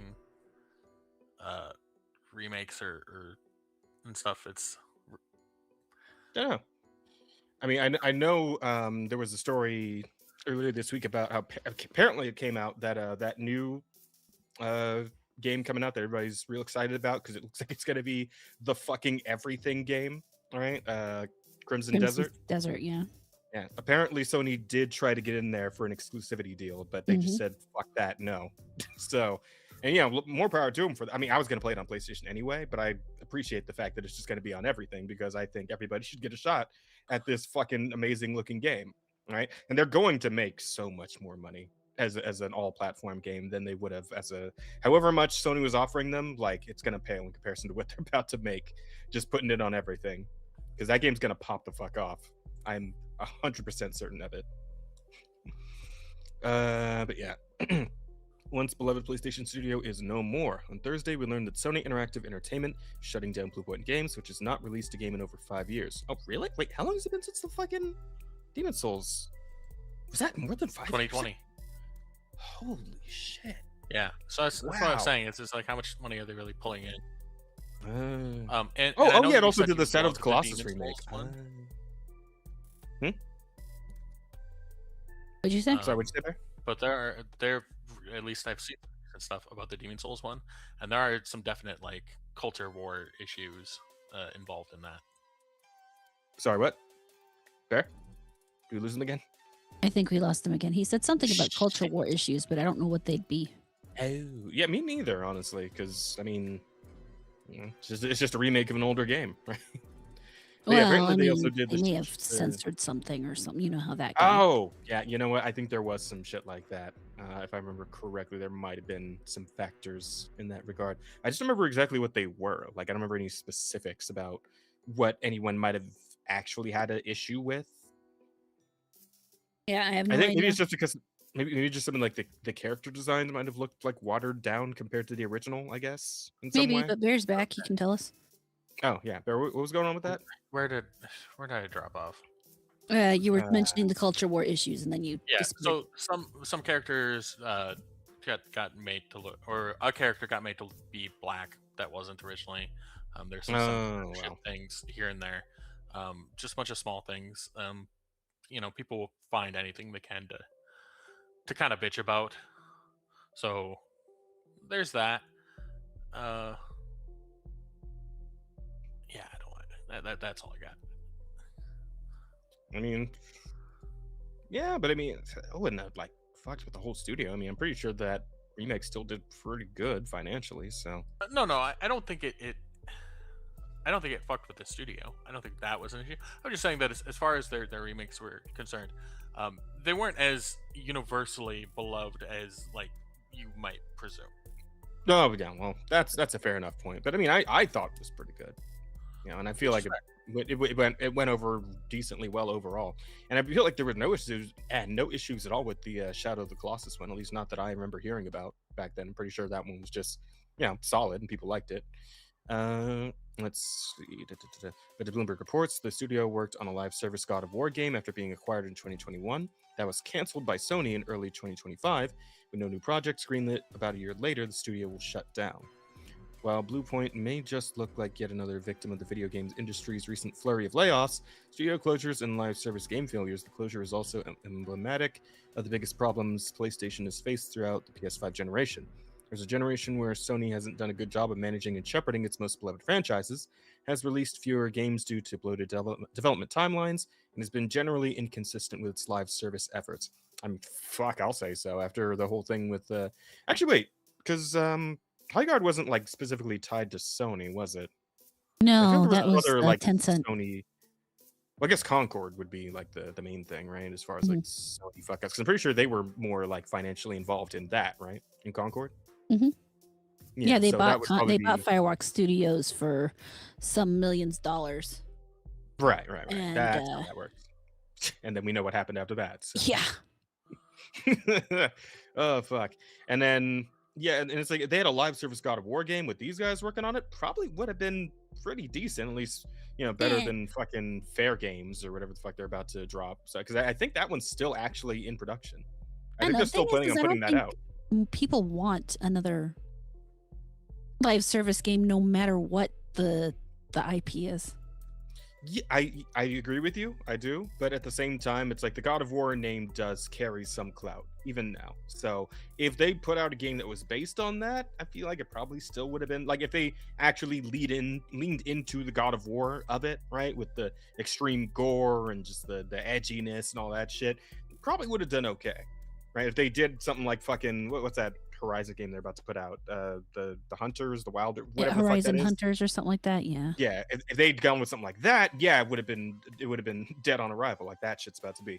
But if they'd gone with something that was actually in the spirit of God of War, yeah, that could have worked. I mean, people probably would have gone for it. At least people would have tried it, more than it would have had more traction than fucking Fair Games is going to. So that's where I'm at with that. But it's just all around weird, bad decisions. Bluepoint ultimately fell victim to some of the biggest mistakes that PlayStation has made throughout the PS5 era. While PlayStation looks to course correct and continue on, a studio full of talented developers who made great games no longer exists because they spent years chasing a white whale, a live service game the studio was not equipped to make. True. You know what, though? They might actually end up catching at least the tail of that whale when Neverness to Everness actually comes out. Because I know Sony's heavily invested in that, and that's an anime-style gacha game with hot characters in it. That's gonna make some money for them. Thank you for the $2, Ebonics King. What's that? I wish they stopped with the live service. Nah, yeah, I mean we all do, but they're not going to. Because everybody wants that one live service game that'll just make them infinite money forever. Everybody wants their Fortnite, but nobody's good enough to make a Fortnite. So is what it is. But I do think Neverness is going to do pretty solid for them because from what I've been seeing from like the beta tests that people have been streaming, the game looks pretty solid. It's probably going to get a decent following behind it. And with Sony being the primary recipient of that money, I think, because I believe they like own that studio, or at least they're very heavily invested in that studio. Then that's going to work out well for them. And honestly, it's all they really had to do this entire time. It's like, just make a fucking anime gacha game. It'll probably work out. Make a good one, right? Don't just, do some bullshit like fucking Tower of Fantasy, but like, make a good one. You're probably going to be all right. But yeah. And Ghost of Yotei to Marvel Spider-Man 2, first-party PlayStation developers have released plenty of fantastic games for PS5. I'd argue with you a bit on that Spider-Man 2, but you say so. Despite that, game launches have felt infrequent, and some franchises lie oddly dormant. As a result of the elongated development times that the entire video game industry currently faces. Again, bloated studios with way too many devs are going to make things take way longer than they should. And of course, that on top of all the consultancy bullshit where you got to jump through all these hoops and make sure you're not offending anyone. Obviously, fucking dev time is going to get ridiculous because you're spending time on all this shit that doesn't matter, that people don't care about when you're making a game, right? So, true. They're not going to say all that in the article. I figured I'd go ahead and add that in just for added context, Celebrating studios like Naughty Dog, again, in that regard these days. I mean, used to be. But, Media Molecule and Sony Bend didn't release a fully original PS5 game in the system's first 5 years on the market. Media Molecule, what did they do? Because that name does sound familiar. Means nothing to me. Yeah, I gotta say I don't know that one. No, I feel like I've definitely heard that name. Hang on. Said Media Molecule? Yeah, I'm looking it up right now. Molecule Games. Oh, they made fucking Little Big Planet. Oh, Dream Universe, Tearaway. Gotcha. Yeah, and they haven't made another new Little Big Planet in several years. They gave up on that shit and switched over to Astrobot. So, and I believe that is not Media Molecule. I think that's Sony. I thought. Well, I mean, the specific studio was like Japan Studios, I think. Is it, like they're literally just called Japan Studios, I believe, is the one that made do the Astrobot games. But yeah, they kind of just switched gears into that pretty much. Where did I leave off? Oh yeah, Bluepoint was there at the PS5's launch with the impressive Demon's Souls remake, but has been dormant in subsequent years as it worked on the live service God of War game. That made its cancellation all the more brutal, as the Bluepoint team had invested years in a project that would now never see the light of day. Meanwhile, franchises like Infamous, Little Big Planet, Uncharted, Days Gone, and Killzone have completely fallen to the wayside, with no studios to support them. One would think a remake-focused studio would be a great way to keep older franchises warm as their creators cook up something new. At the time of its acquisition, I assumed Bluepoint was primed to do just that. For Sony, instead, the developers were put to work on a live service spin-off God of War, a single-player series already set to be serviced quite comprehensively on PS5. Man, like looking at that list, there really is a lot of games that Sony just kind of just left to die, man. Like a lot of great series that just kind of got left in the lurch, and that really sucks, right? Like I think of well, at least Ratchet and Clank recently got like at least they got a game on PS5, but like Jack and Daxter's fucking dead, Spyro's dead, Crash Bandicoot's dead, Ape Escape's dead. Like there's so many great and like you see these games again. I bring up Astrobot and like all the little costumes you can get for your bot are like games that Sony used to make that were actually fucking awesome, right? And I think of like they brought up Killzone. What's it called? Helldivers 2 recently did a crossover with Killzone where you can get like Killzone helmets and outfits for your Helldiver and shit. It's like, yeah, that's awesome. People love that because they love Killzone and they would like a new one, but they just like, what the fuck? Why are we not? Why we have all these great franchises and IPs and just. I'm reminded of that Smiling Friends bit of that dude who's just like constantly eating chicken nuggets. I don't know if you guys ever seen that show or that episode, but it's like he like gets mad because like some other like the main characters try to like do a new game in like a series that his company owns. He gets all pissed off. He's like, that's my IP to sit on and do nothing with, right? And it's kind of that kind of feels like that's just Sony in its entirety at this point. It's just a bunch of really cool IPs that just will not fucking touch anymore because they want to chase again that live service game or make another fucking Last of Us remake or whatever. Like, it's frustrating on a level I can't like properly describe, honestly. Hang on, I forgot to get chat back up so I can see it. Oh, hi Temp, good to see you, buddy.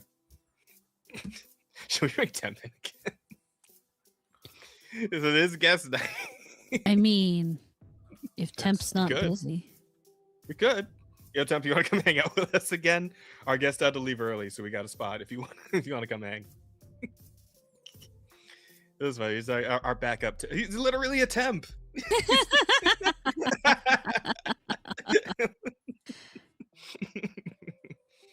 Oh fuck, that's good.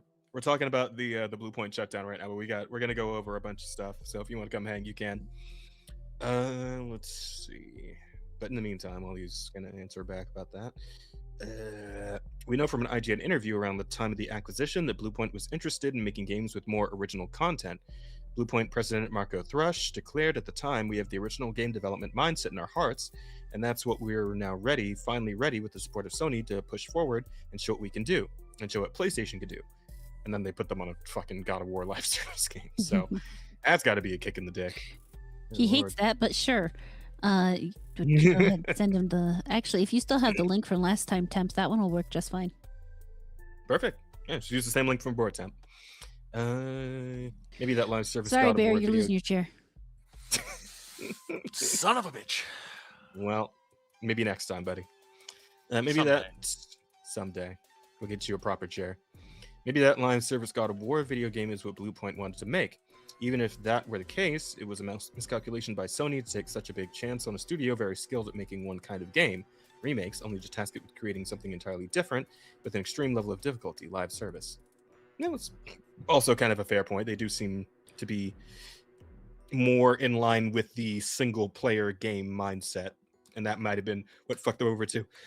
But because we never got to see anything about it, we'll never know exactly what went wrong there. So I mean, I don't know, maybe they were handling it and Sony just, did the Sony thing, which is, the retard choice. And that's what fucked it over. But again, we'll never know. No, we will not. Um, Hmm? so I was looking into things just because I was curious about this, and actually, Fine. like you mentioned Shadow of the Colossus, Hmm. that also had some pretty heavy criticisms Really? about them, yeah, changing the tone and the atmosphere and the general feeling and ignoring like game lore and shit. Oh, Blue Point well, shit. does not, as far as like hardcore fans go, Blue Point does not have a good reputation. Oh, well, damn. Shit. I mean, I guess I was only going off my own opinion then, because again, the only remake I played was the Demon Souls one, and I thought it was pretty good. I thought it was pretty all right. So yeah, maybe I guess maybe I'm in the minority instead of the majority. I thought I was part of. You know what? Shut up, If all you're noticing is you are the minority, that is motherfucker. something. I guess I walked right into that one, didn't I? Yeah, But, I didn't but even you're have to also say not anything. a hardcore fan of those things. Like as far as like the mechanics and stuff, they updated, things to feel good. It's just they went in and also made other changes to, like where certain statues were, where certain NPCs were placed, how things work, the lighting in areas, etc., to kind of you improve things, but without Mhm. consideration of the original intent. Hmm. Okay. Of course, it's Well, supposed to be dark and oppressive and not have bird song, but then you had cheery bird song. It's like, yeah, now this place feels more alive. It wasn't mm, supposed to, okay. I got you. and you're not gonna notice that because also you didn't play the original Demon Souls, did you? I kind of did, like No. way back on PS3. Like I played a little bit of it, but I ended up bouncing off of it because I just wasn't like built for really fucking hard games at the time. Hmm. So yeah. Yeah. But so I like tasted the original. So I guess I kind of get what they're saying, but I guess because I didn't play the whole thing, I can't really give my opinion on it. So that's fair enough. Um, yeah, no, I guess I understand where they're coming from on that. Um, We but I can't will seem to say hear that. you, Temp. Oh, is Temp in? Oh yeah, there he is. I will say though that okay, so maybe the remake game wasn't on point, but they did make really, really nice looking games and games that felt pretty good to play. I feel like if maybe they did do that original content that they were talking about, yeah, maybe they'd have a better reputation overall. Yeah, it's certainly possible. They were definitely poorly utilized. Mm-hmm. Yeah, because like clearly they got the talent to make some really nice looking shit, but yeah, I guess it's just like a Sonyisms, right? Fucking Well, Sonyisms. and it makes you wonder where Sony's, well, again, live service. They're Yeah, trying for that's the, where their priorities lie. We uh, know where their priorities lie. Ugh. But anyway, yeah, and Sony's optimism about a future filled with popular live service games it owned overrode those concerns. PlayStation ambitiously greenlit 12 live service games at the start of the console generation, but announced plans to have that number by late 2023. Helldivers 2 did become a surprise success, but Concord absolutely flopped when it launched on August 2024, while Marathon and Fair Games have faced pre-release backlash and skepticism from players. Yeah, those games are gonna have a fucking rough time of it. I think Fair Games more than Marathon, honestly, because from what I've heard, apparently the opinion on Marathon's been turning a little bit. Now it's a little more 50-50 as to whether or not people are excited or don't give a fuck. But Fair Games, no, that game's eating shit. There's no way. There's no way that game comes out and does well.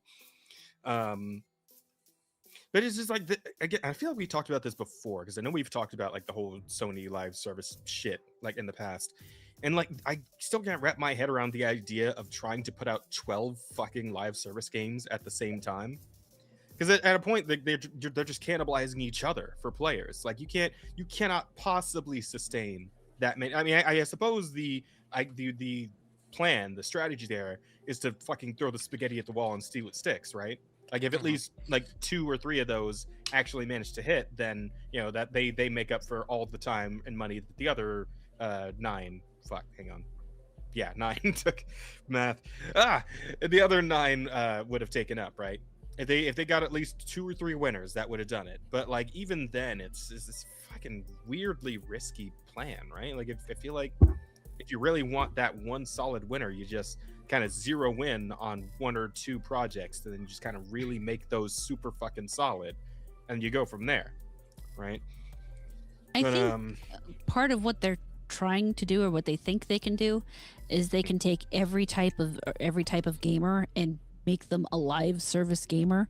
They don't realize that there are a lot of gamers who just don't have any interest in a live service product. No, yeah. There's a lot of gamers today who just aren't into live service. There was a point when it was very big, but now it's just slop. Yep. 90% of it is just slop. yeah, it's It's like it it's is why garbage by and large. It would seem exactly. these days. It's why you have some outliers. Helldivers 2. I hate to say it in the same light. Destiny 2 is still, it's a live service game that people don't hate as much as other ones. Yeah, flagging. It's been flagging for the last few years, but I mean, it's still there. It's still doing. It's still okay. there. It's still going. Exactly. And, but a lot of like Warframe, yeah, a lot of like that. Warframe is still going very strong. It's getting its new update next month with its new fat frame. Yeah, I saw it one. That's fun. But hey, you know what? Fuck it. They already made a bunch of cool Warframes. Let's get some fucking goofy asshole looking ones in here. Let's get a Rufus on the roster. Why not? I knew people weren't happy about Foley, but I'm like, there's a pregnant frame. Fine. Yeah. Well, I mean, the pregnant frame still looks pretty cool though. I don't know. Wait, are you telling me that there's a pregnant robot? Yes. Yes. And there's a robot baby. There is a robot baby, and that baby is literally born in the story. No. Yep. Welcome to Warframe. It's actually pretty well, good. thank you. Like, I have played through thank you. played through that chapter. It's pretty solid, So actually. without I'm like, this coming from the Cthulhu lady? Like, this is like too far for you? so Really? to kind of give context, because there will be some spoilers here as far as that's concerned. I'm never playing it, so go ahead. And I've already played it. So go The ahead. reason why the Warframe itself is pregnant is because the Warframe process is essentially like a mutation from a human or like whatever species they were. Yeah. Be from like typically it's like a prison or a punishment. But when she was punished or imprisoned inside this infection that turned her into the Warframe, she was already pregnant. So that in turn made her Warframe form also pregnant, and the child technically a Warframe. Yeah. So It's pretty dark. Well, you guys have fun with that. it is kind of weird because it seems like there's actually I guess there's varied ways for Warframes to come into existence, because like I kind of thought it was always the thing that happened with like Excalibur in the 1999 bit, where like the guy that Excalibur is like based on like imprinted on the fucking corruption or whatever, and then it just kind of spat Excalibur out. No, right? No. So Okay. the proto frames, as what you're talking about, Arthur, those are, while there are technically considered proto frames, which would technically mean they are frames before they become the full frame, were actually made after the original Excalibur and essentially Excalibur Umbra, because they were made by Albert Entrati, who went to the past from the future to make those things that he already had of making in the past. So that technically doesn't fit. You gotta love when the time travel gets in Time there, too. travel Fucking- shenanigans. Yeah. Oh, that's good. But anyway, that's neither here nor there. I didn't think about the so- Warframe. Yeah. So, well, yeah. But yeah, like as far the point was that as far as a live service ongoing game, there's only room for so many to be around in the first place. Because again, there's only so many people who are going to be willing to spend so much money to sustain those ecosystems of those games. Right. Yes. And this is the problem that fucking like gacha games are about to run head first into, because there are already like a good number of them trying to occupy that space and fighting each other like from week to week to week. Right. You got Genshin. You got Zenless, you got Star Rail. These are all coming from the same company, by the way. It's fighting itself, right? Yeah, you got Nikkei. You got fucking what else? You got Wuthering Waves. Duet Night Abyss is seeing some interesting love lately. Yeah, it's getting more stuff, so more people are taking interest in that. But also, you got fucking Azure Primalia, you got Ananta, you got Silver Palace, you got Neverness to Everness, all coming out this fucking year. Enfield came out earlier this year, right? Like there are so fucking many, and they're all about to have a really hard time sustaining a player base when all these players are wanting to actually, dip their toes in all of these, but nobody's gonna have the money. to like put on all of these games. They're going to choose one to invest in, and they're just going to kind of dip their toe in the others as time goes on, right? And what I've been thinking, what I've been really hoping is that because some of them we've seen, like Duet Night Abyss, and I believe Ananta is also planning to do this, is what I believe is going to happen is that gacha games that exist are going to start leading away from character gacha, because what's happening is that people can't get the characters they want because they just don't have the time to invest in building up currency to pull for these characters, so they get discouraged and they give up the game, right? But Ananta and Duet Night Abyss are going to avoid this because their characters, you can just get them whenever, right? So that means you don't have to be there every day, every week, every month, doing every single like event and thing to get the characters you want on your team, right? And they're just going to put all of that monetization into cosmetics instead, because that way they have a much better chance of one, still making all the money and keeping players who will maybe eventually spend more money. And I'm kind of hoping that's what more gacha games are going to start doing to avoid the problem of having to compete with others who are also doing the character gacha thing. I mean, technically, Nikkei kind of falls into that line. Like, yes, you do have the character gachas. Very generous gachas, but they, to some extent, yes. Yeah, it's a very generous gacha. They feed you whatever, like, your summoning crap is, like, almost daily. Where Nikkei gets the bulk of its money is cosmetics. Yeah. Because they put out fucking skins that you gotta pay like $60+ to get. Exactly. Right? So that's yeah. I mean, I have my feelings about that, but I mean, if people are willing to spend money on it, then fuck it. I guess that works for them. Whatever. But yeah, what I mean is that like I feel like we're going to start seeing a shift in the way gacha games conduct themselves to actually try to retain players over a longer period of time, to increase the chance that those players might actually spend some money on these games, right? Because as things are going right now, there's just going to be too many at a point for people to actually keep up with, and a lot of games are going to see a heavy fall off of like spending or even playtime, because of it. But yeah. Getting back to Sony for a second. Here we go. We've certainly seen Sony pay the price for its overeagerness to get a live service hit of its own, for mainly investing in the biggest, most expensive AAA games from its first-party studios. By making the jump from a reliable remake studio to an experimental live service team, Bluepoint was sadly positioned to be a victim when game industry tides changed and Sony needed to downsize to pay the price for mistakes made years earlier. Yeah, Sony really is just kind of turning into an EA on this whole thing, huh? Ironically, I made a joke when Bluepoint shut down on Twitter, basically saying, look, if we had a nickel every time Sony shut down studios involved with Souls games, we'd have 2 nickels. It's weird this happened twice, but yeah, because it was Japan Studios and now Bluepoint. Wait, so it wasn't Japan? Oh yeah, Japan Studios was working with FromSoft on Bloodborne. Yeah. So wait, who the fuck was doing Astrobot? Because I thought that was Japan Studios. Team AOB. Team AOB. Okay. My bad. Okay, there might be some Japan Studios team members on there, but it's not Japan Studios. Okay, fair enough. Yeah, me putting out misinformation without realizing. I apologize. But no surprise there. You know what, woman? What? Anyway. What? Nothing. Nothing. I'm sorry. All right, there's nothing. Sony acquired Bluepoint in 2021. Then PlayStation Studios head Herman Hulst was optimistic about the merger being good for both Bluepoint and PlayStation. It's good for them because they get to do what they love most, and it's great for us because there's even more focus by Bluepoint on what we want, and that is amazing content, amazing games to come out of Bluepoint. Well, womp womp. Dun, dun, dun.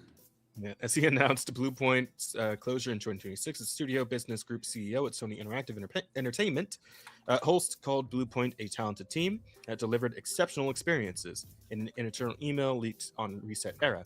That said, he also seemed to think PlayStation would do just fine without them. Yeah, it's like you say all this, like, talented team, exceptional experiences, which is why we're fucking shutting them, which is why we're killing them off. Yeah. This doesn't quite. This first part of the statement doesn't quite line up with the second part. I don't know. One of these things is not like the other. One of these things just isn't the same. While I know this is hard news to hear, I'm confident in the direction we're headed. creativity, innovation, and building unforgettable experiences for players remain at the heart of PlayStation Studios.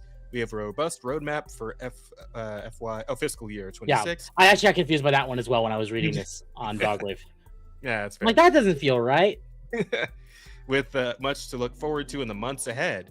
You know, like Horizon Hunters or whatever. Horizon Concord and whatever. Fair Games. Marathon, guys. Marathon has a decent chance. Yeah, it might be okay. I didn't just mention that. That might People be okay. will have a chance to make their opinion on it in a couple of days. Mhm. Because it will have its open beta. Oh, fuck. Is that Thursday? That is Thursday. Yeah.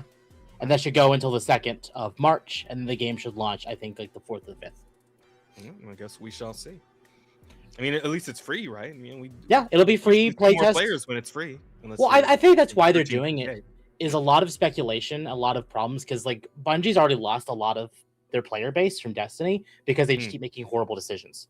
Mm-hmm. So spending the extra time on Marathon, which took away from Destiny after they announced that Destiny would not be getting into the content update until June. Mm-hmm. So giving players a way to test the game out for free for a whole weekend right before the game launches is actually not a bad decision, especially because it will be the 1.0 game. We'll have to see.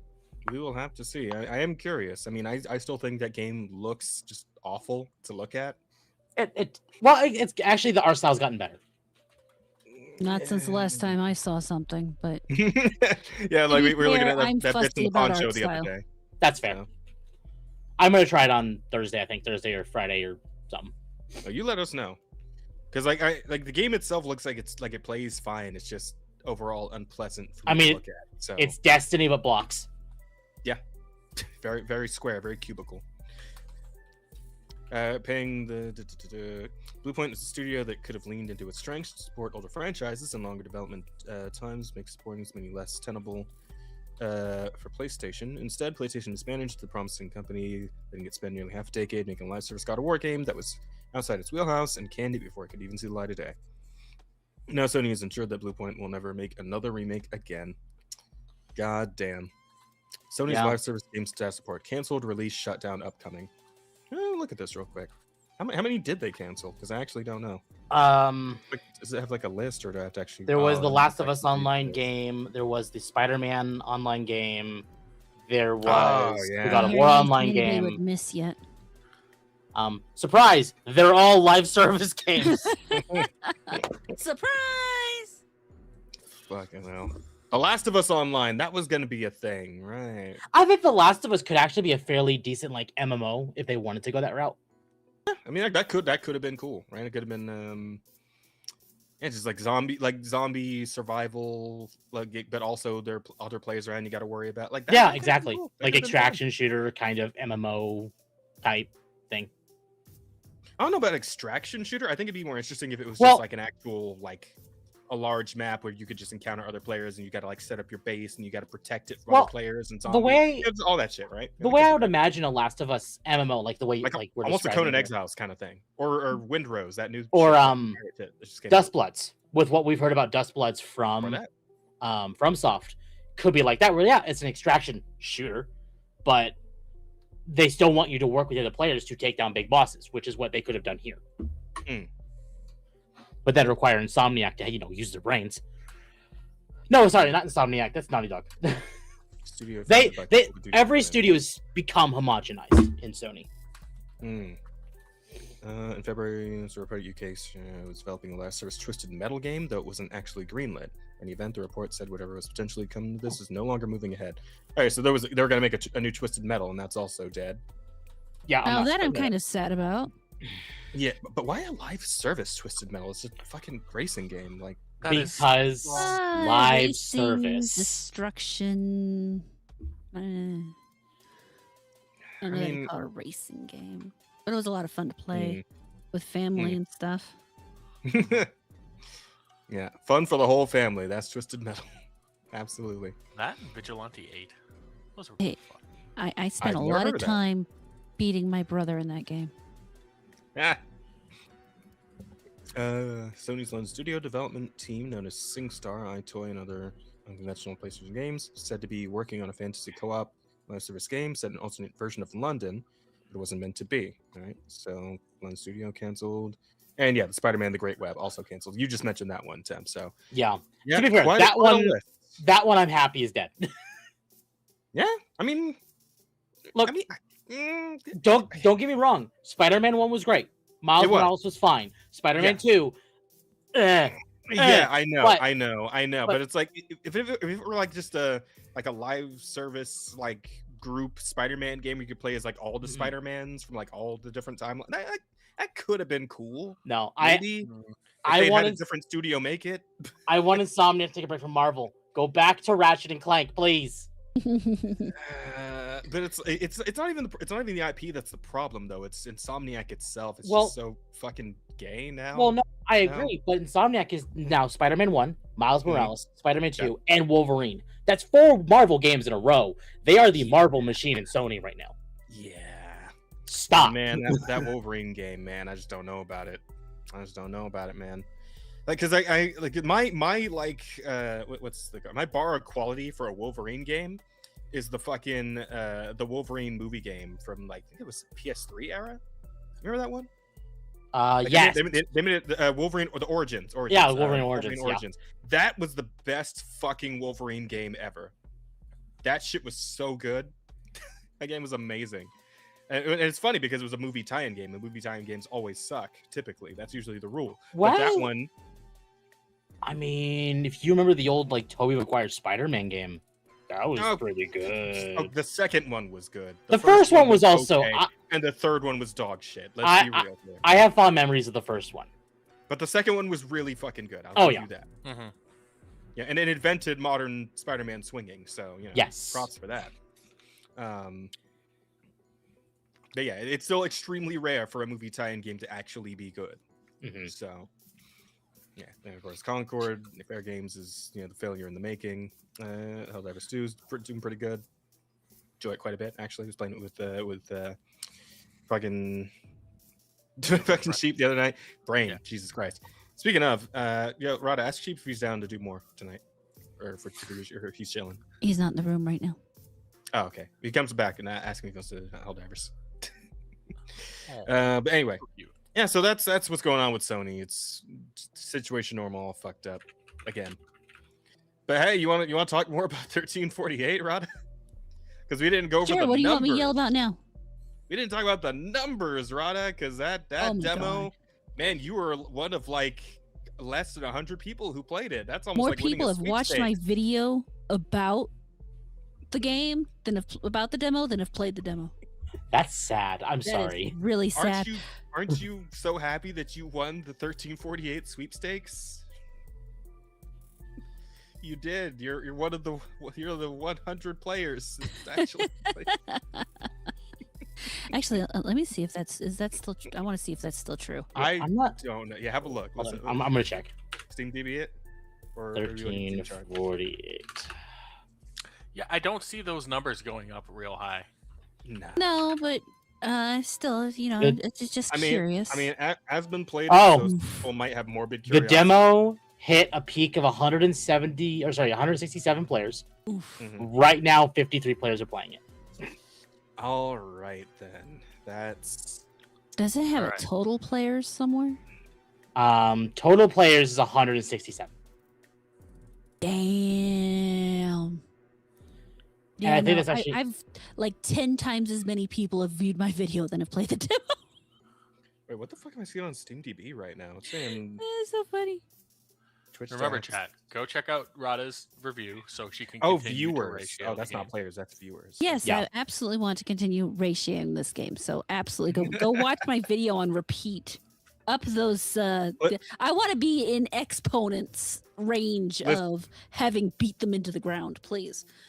Listen, chat. If we can get 1,000 likes on that X photo video, Rada's gonna play the whole game when it comes out. Oh yeah, no.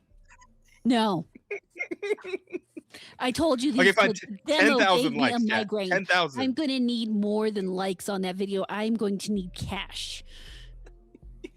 How much? How much cash do you need to At play the least whole thing? $300. Steep, Because but when it I is say fair. migraine, I mean migraine. I'm not. This isn't a pussy ass little. Oh, my head hurts. This is lights off, face down, in the bed, pillow over Like- my head, praying that I can fall asleep so that I'm out of pain for 12 hours. She was having a full-on Akira moment, chat. Like, she was laying in bed, like, leave me alone. Ah! I think I'm kidding. That I haven't. The sad thing is I haven't had a migraine in over a year, and that game triggered one. And I don't think even with turning the motion blur off fuck. that it's gonna get any better. Just like Vietnam-esque flashbacks of that bitch like turning her head Oh my 360 degrees to look at you, and you're like agonizing. Oh Just so much. Lord! Someone needs to put her head on Reagan's body from the The Exorcist. the brisk jog of a bowl cut lesbian haunts me.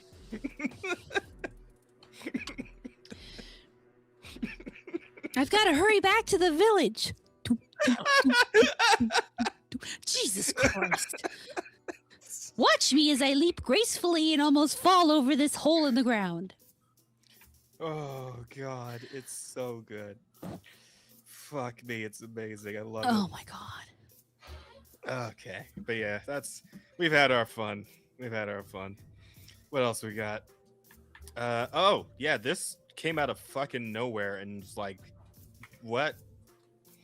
So good old Jeff Keighley here, who's apparently an associate of the Yoko Taro, has dropped a teaser, hint, if you will, Oh no. that our round-headed friend might be up to some shit again. Well, does he always? Oh, he's up to something more than just near yeah. 4.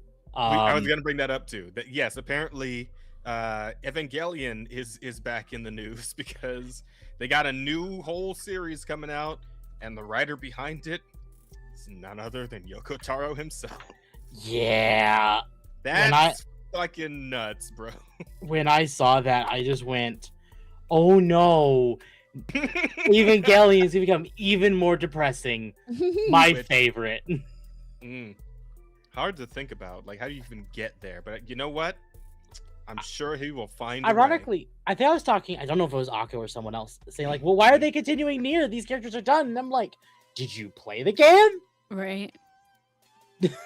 No, their story is not done."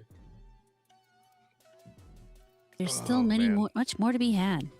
Well, if, like, if you do get the true ending, they are still there, so more stuff could Yeah. happen. and they've shown art of like 2B and 9S wearing like winter outfits in like a winter storm. That was not in the Oh, first okay. game or like in Automata, which means there were implications that there is in afterwards.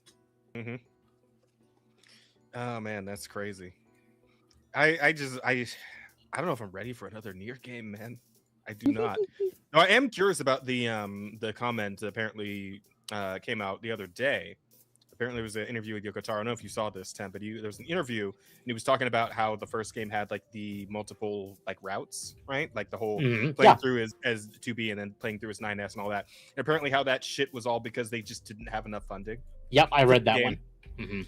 And it's like, yeah, if we get another go at it, and we have enough funding to just like do the game right the first time, we're not gonna do that again because that was never in the plan in the first place. And like, okay, that'd be interesting. It's like, what do we do outside of then the route system? Like, what's the new gimmick of a Nier game then? What do we? Because wait, do they do routes with like Nier, like the first Nier, like You Replicant? mean Replicant? Yeah. I don't It was remember if they called did. Nier back in the day, but Yeah, it was just called Nier. I Well, don't then there was remember if they Drakengard, which was the other prequel. yeah. God, I love that game. Drakengard and Nier. That's a mess. But it's so Dude, cool. what if Drakengard characters just show up in this new Nier game? That would I be wouldn't be surprised. Could you I can Actually, imagine. Because like apparently, because like Nier, at least the original, like the first Nier, is like linked in, like it is in the same universe as Yes. Drakengard. Yes. Yeah. Yes. Like So- Nier, like it didn't Drakengard 3 like lead directly into Nier? as far as we are aware, Nier is built off of a ending of Drakengard 3 that was like a secret bad ending. Mm. and that led into the creation of Nier. Mhm. The fallen hero timeline is what birthed But Nier. very specifically, it's like a 7th bad ending, so it took a lot to find it. Oh, how many fucking bad endings are? Oh, well, I guess every. It's one except for Yoko the one Taro. good- What do you think? Yeah, fair enough. Okay, yeah. You know what? You got me there. But yeah, just like the way my mind is just working right now. It's like, what do we do with a new Nier game? Like, is A2 still around? Does she like chill now? Do they all hang out? Like, do we get to like if we're doing one playthrough with no routes, do we get to like choose between the characters that we play? Like, what do we do? Is Yoko Taro gonna make 2B's ass bigger than it was before? I think so. I think he's gonna go for it. See, there's no interesting route they can take with this.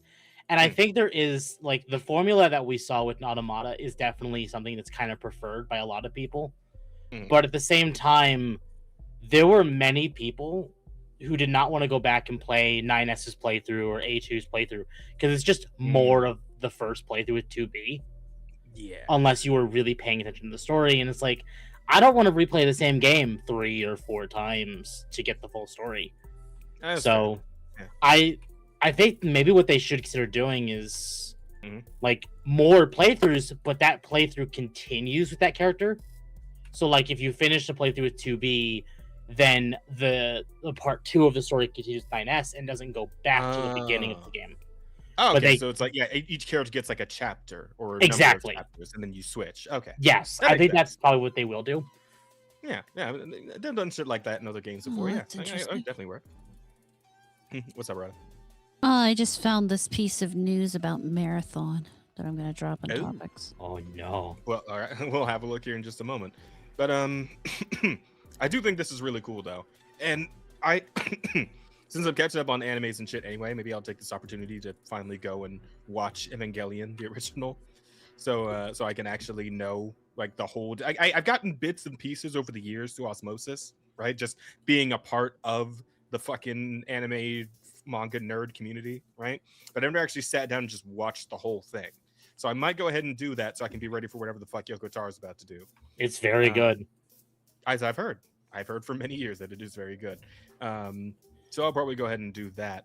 And then yeah, I'm just very curious to see what we're gonna see about Nier Automata and what they're gonna call it, and like when they're gonna come out with any new info for this. Like, are we gonna have to wait like a year, 2 years? Like, I'm kind of hoping that the fact that he decided to, get this out there now means that like something is going to be ready to actually show us soon. That's what I'm hoping. Can't say for sure because I'm not really sure what Yoko Taro's MO is on that sort of thing, but I guess we'll have to wait and see.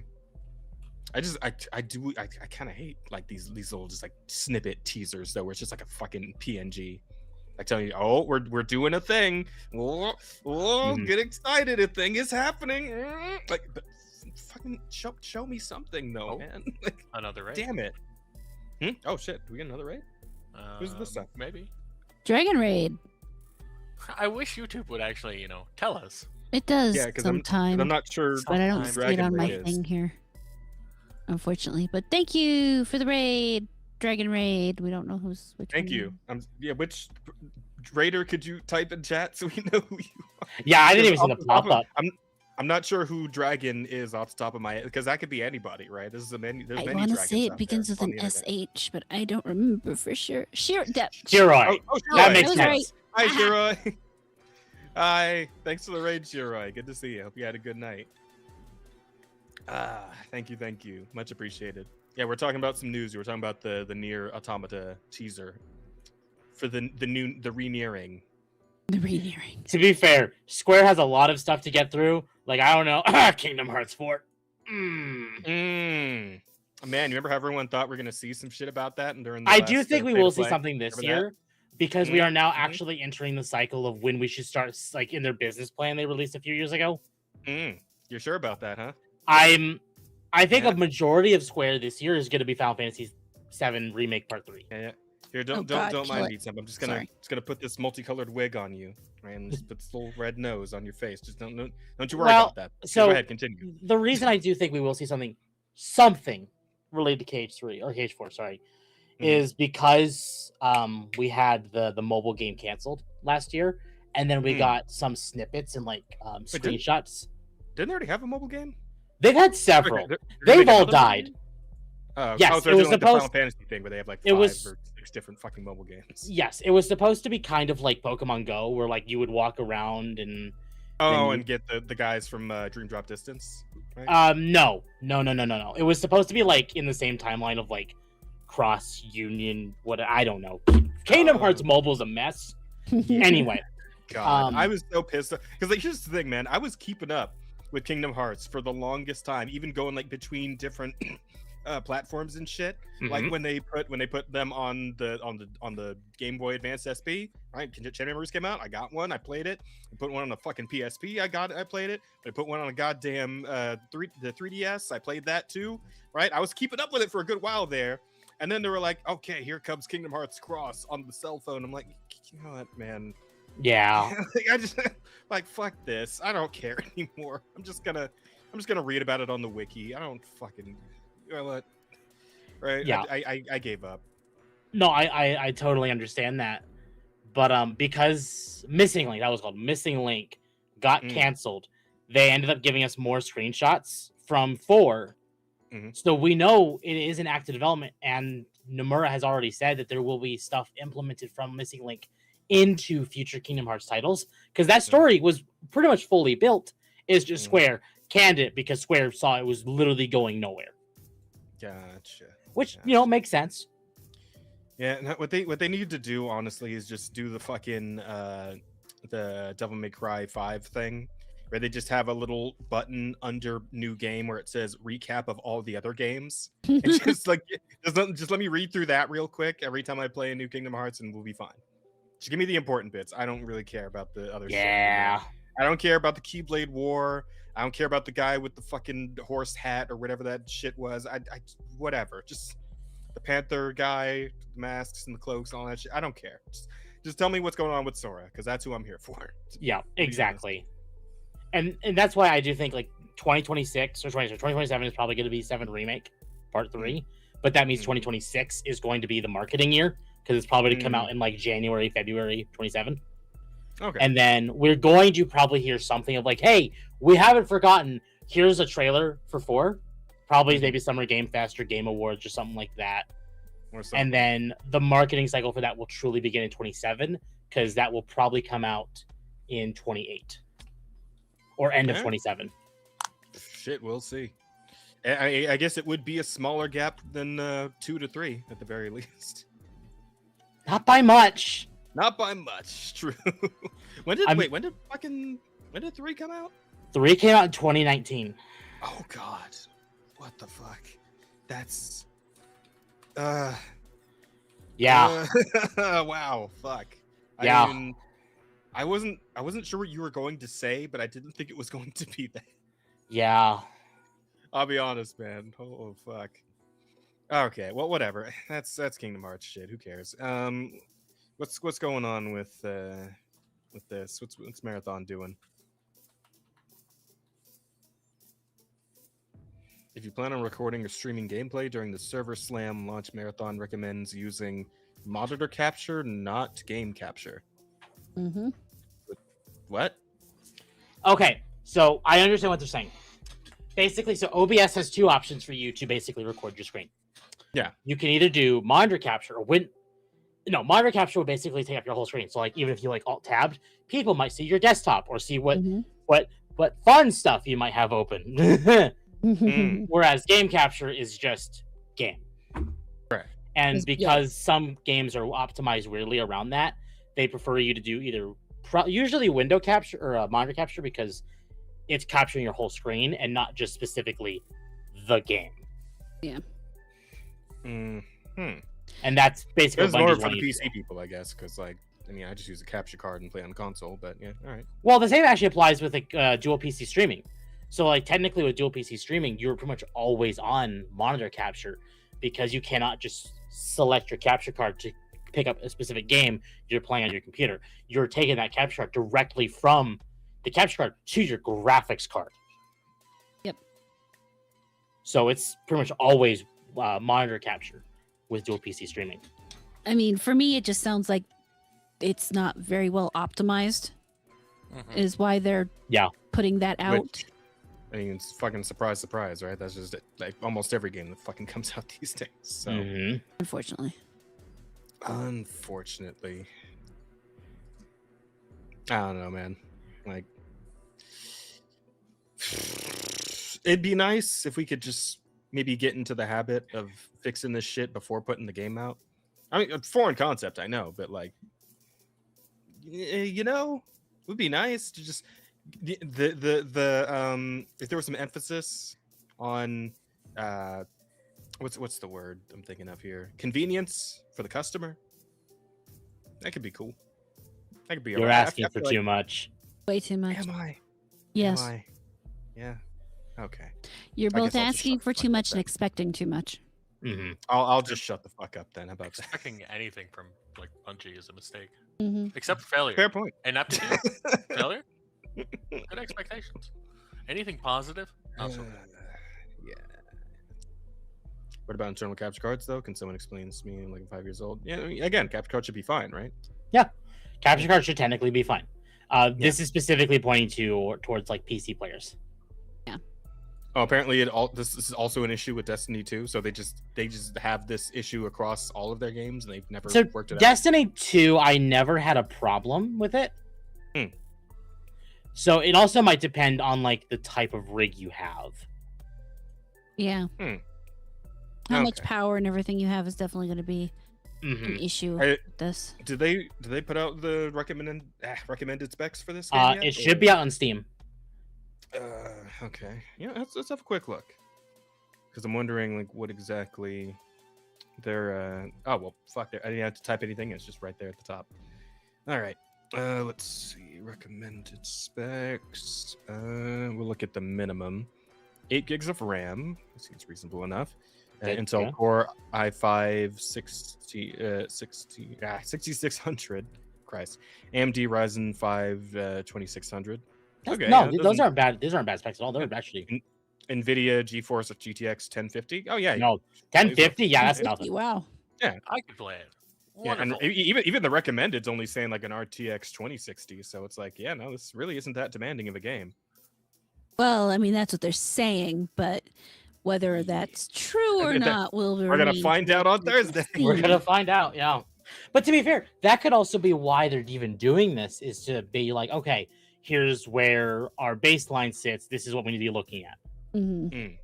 Basically, like one last like we'll let players in, let them figure out like problems, and then we'll look at it. To be fair, as a former Destiny player, this is giving Bungie way too much credit.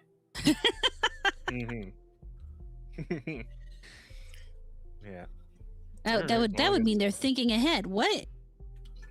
It would, and they don't do that ever.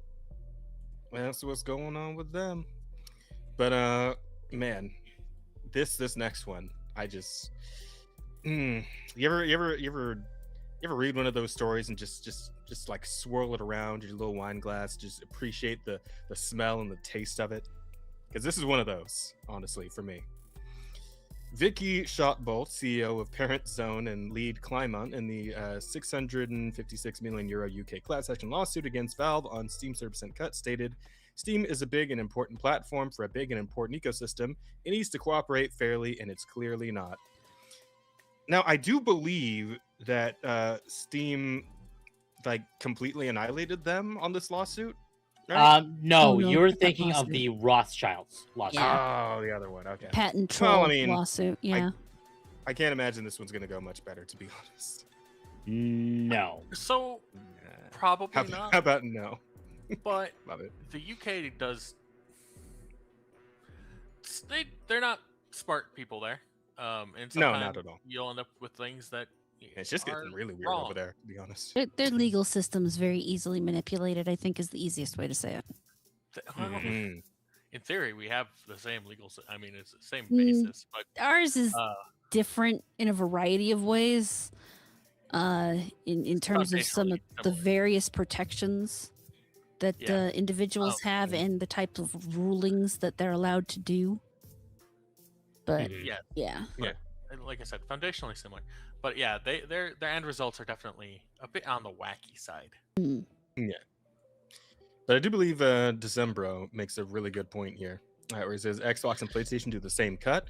Why is Steam the one getting rammed up the ass when those other two have far less features, games, and charge the user money to access online games, cloud save features, and higher game discounts? And fair fucking point. Like, Because they're not they- Microsoft. wait, isn't Xbox explicitly Microsoft? Well, no. So what Rada's saying specifically is Valve is a private company. Mhm. They're not publicly traded like Microsoft, like Sony, like Mhm. Nintendo. Eh, But people aren't looking at those three. They're looking at Valve, which is not abiding by the society norm. They don't have to deal with the same external / internal pressures because they are privately owned, as opposed to answering to a board or even to the what's that thing called, the stock market or any of that stuff. They don't have to deal with that shit because they own themselves. They're not whores. Well, they're whores to the customers. They're not whores to investors. Let's put it that way. But this is the thing too, is if you look at it in this way, this could also be partially linked back to they want Valve to be public because public companies, they can install their own Mhm. people on the board and make decisions that would negatively do it, like they have done with Hostile Sony, Microsoft. everything takeovers, in- buying up all their stock to force things into. I mean, that shit happens all the time. Yep. But Valve, Steam is just really good at what they do. They got the PC market pretty much cornered, and because they're privately owned, these guys can't get a piece of any of that pie. Yep. And And- I think Vicky and friends might just be a little bit So- butthurt. I've actually made my own prediction on this because they have not said it, but Vicky Shotbolt sounds that name almost sounds familiar to me, and it It feels does, like doesn't Collective it? Shout Maybe. Should we because look I it up? believe they said this lawsuit is either in the UK or in Australia. It's And in the guess where UK. Collective Shout primarily is located? The UK and Australia. Yeah. No, this is a UK lawsuit where it's one of those lawsuits where they kind of estimate the number of gamers and then they claim that they're doing this lawsuit on behalf of this number of gamers, and then eventually what happens is they reach a point in the process where people are given the opportunity to opt out, but the problem is making sure everybody knows that they have the opportunity to opt out, or else you're kind of attached to this lawsuit that you really had no fucking interest in, because they assumed that since you use these products, you would want to be part of this lawsuit. Mm. And even though everyone's like, no, this has been the norm for a while, you're just mad at Lord Gaben. Pretty Yeah, much. you just want some of his pie, and we want you to fuck off. Yeah. Because all you ever seem to do is shit in the pie. So Yeah, we basically, would prefer yeah. our pie shitless, to be honest. That we do. Yeah. That's where we're at. So, I mean, honestly, if worst comes to worst, I think Steam should just leave the UK. Yeah. Well, Well- just cut the whole UK off. Like, I realize that's a pretty large market share. I realize it would be a really probably not the best idea business wise. I still think they should do They're not going to lose that many people. They'd be fine. it. They're Listen, really we could all do without the UK these days. I'm just gonna put it out there. All right, we could all do. People I in the think UK we'd all who be really all wanted right. to use it can get a VPN or something. They'll That. be fine. That'll Yeah. work. That's Well, why aren't they really banning focus on VPNs in limiting. the UK too? Yeah. They're sure Yeah. going to try, but They tell are me, going to try for sure. Uh, yeah. how many murders has that law against murder stopped? Yeah, fair enough. I mean, all those wonderful grape gangs. Well, yeah, that's If we just make drugs illegal, people will stop using them. it's something. You know what actually really got me was that or I think it was earlier today. It came out that they're like trying to outlaw like adult material that portrays like family relations. Yep. Yeah, incest. Yet they fucking like they refuse the bill against like letting people marry their cousins. So I'm Yeah. like, So you Well, you can't watch it in porn, but you can actually go do it. hmm. Double standards there, Starmer. Yeah. That's certainly something, huh? Well, if he didn't have Okay. double standards, he'd have no standards at all. So This is true. Fair point. That's a hell of a bit of logic right there, man. I don't know what to do with that. I'll be honest with you. Fucking hell. Anyway, yeah, but I suppose that's what's going on with good old Gabe. Gabe will be fine though. He'll be all right. He's gonna win He's this already one. He's gonna lose another 10 pounds. He's doing great. He's already looking to buy another boat. And he does really cool shit on that boat. It's not like he's doing an island thing. He does like marine research and shit on that Yeah. thing. Oh, Exactly. Okay. I thought Yeah. he was like working on the boat or something. It's like No, so Gabe has kind of always had like a desire for marine biology. Hmm. So he's throwing some of his own personal money at this. hmm. So like he bought a whole like yacht company. He has several yachts. Damn, Like bought the his whole- primary not yacht. just one yacht. He bought the whole fucking company. He bought the whole company. If anyone and could. And Fair in enough. fact, his current boat, his primary one, is literally named Leviathan, That's It's sick. so And- cool. and he has like a museum on it, like his own infirmary, his own like boat launch, his own like arcade, his own Fuck. Listen to that. He can launch boats from his boat. yeah.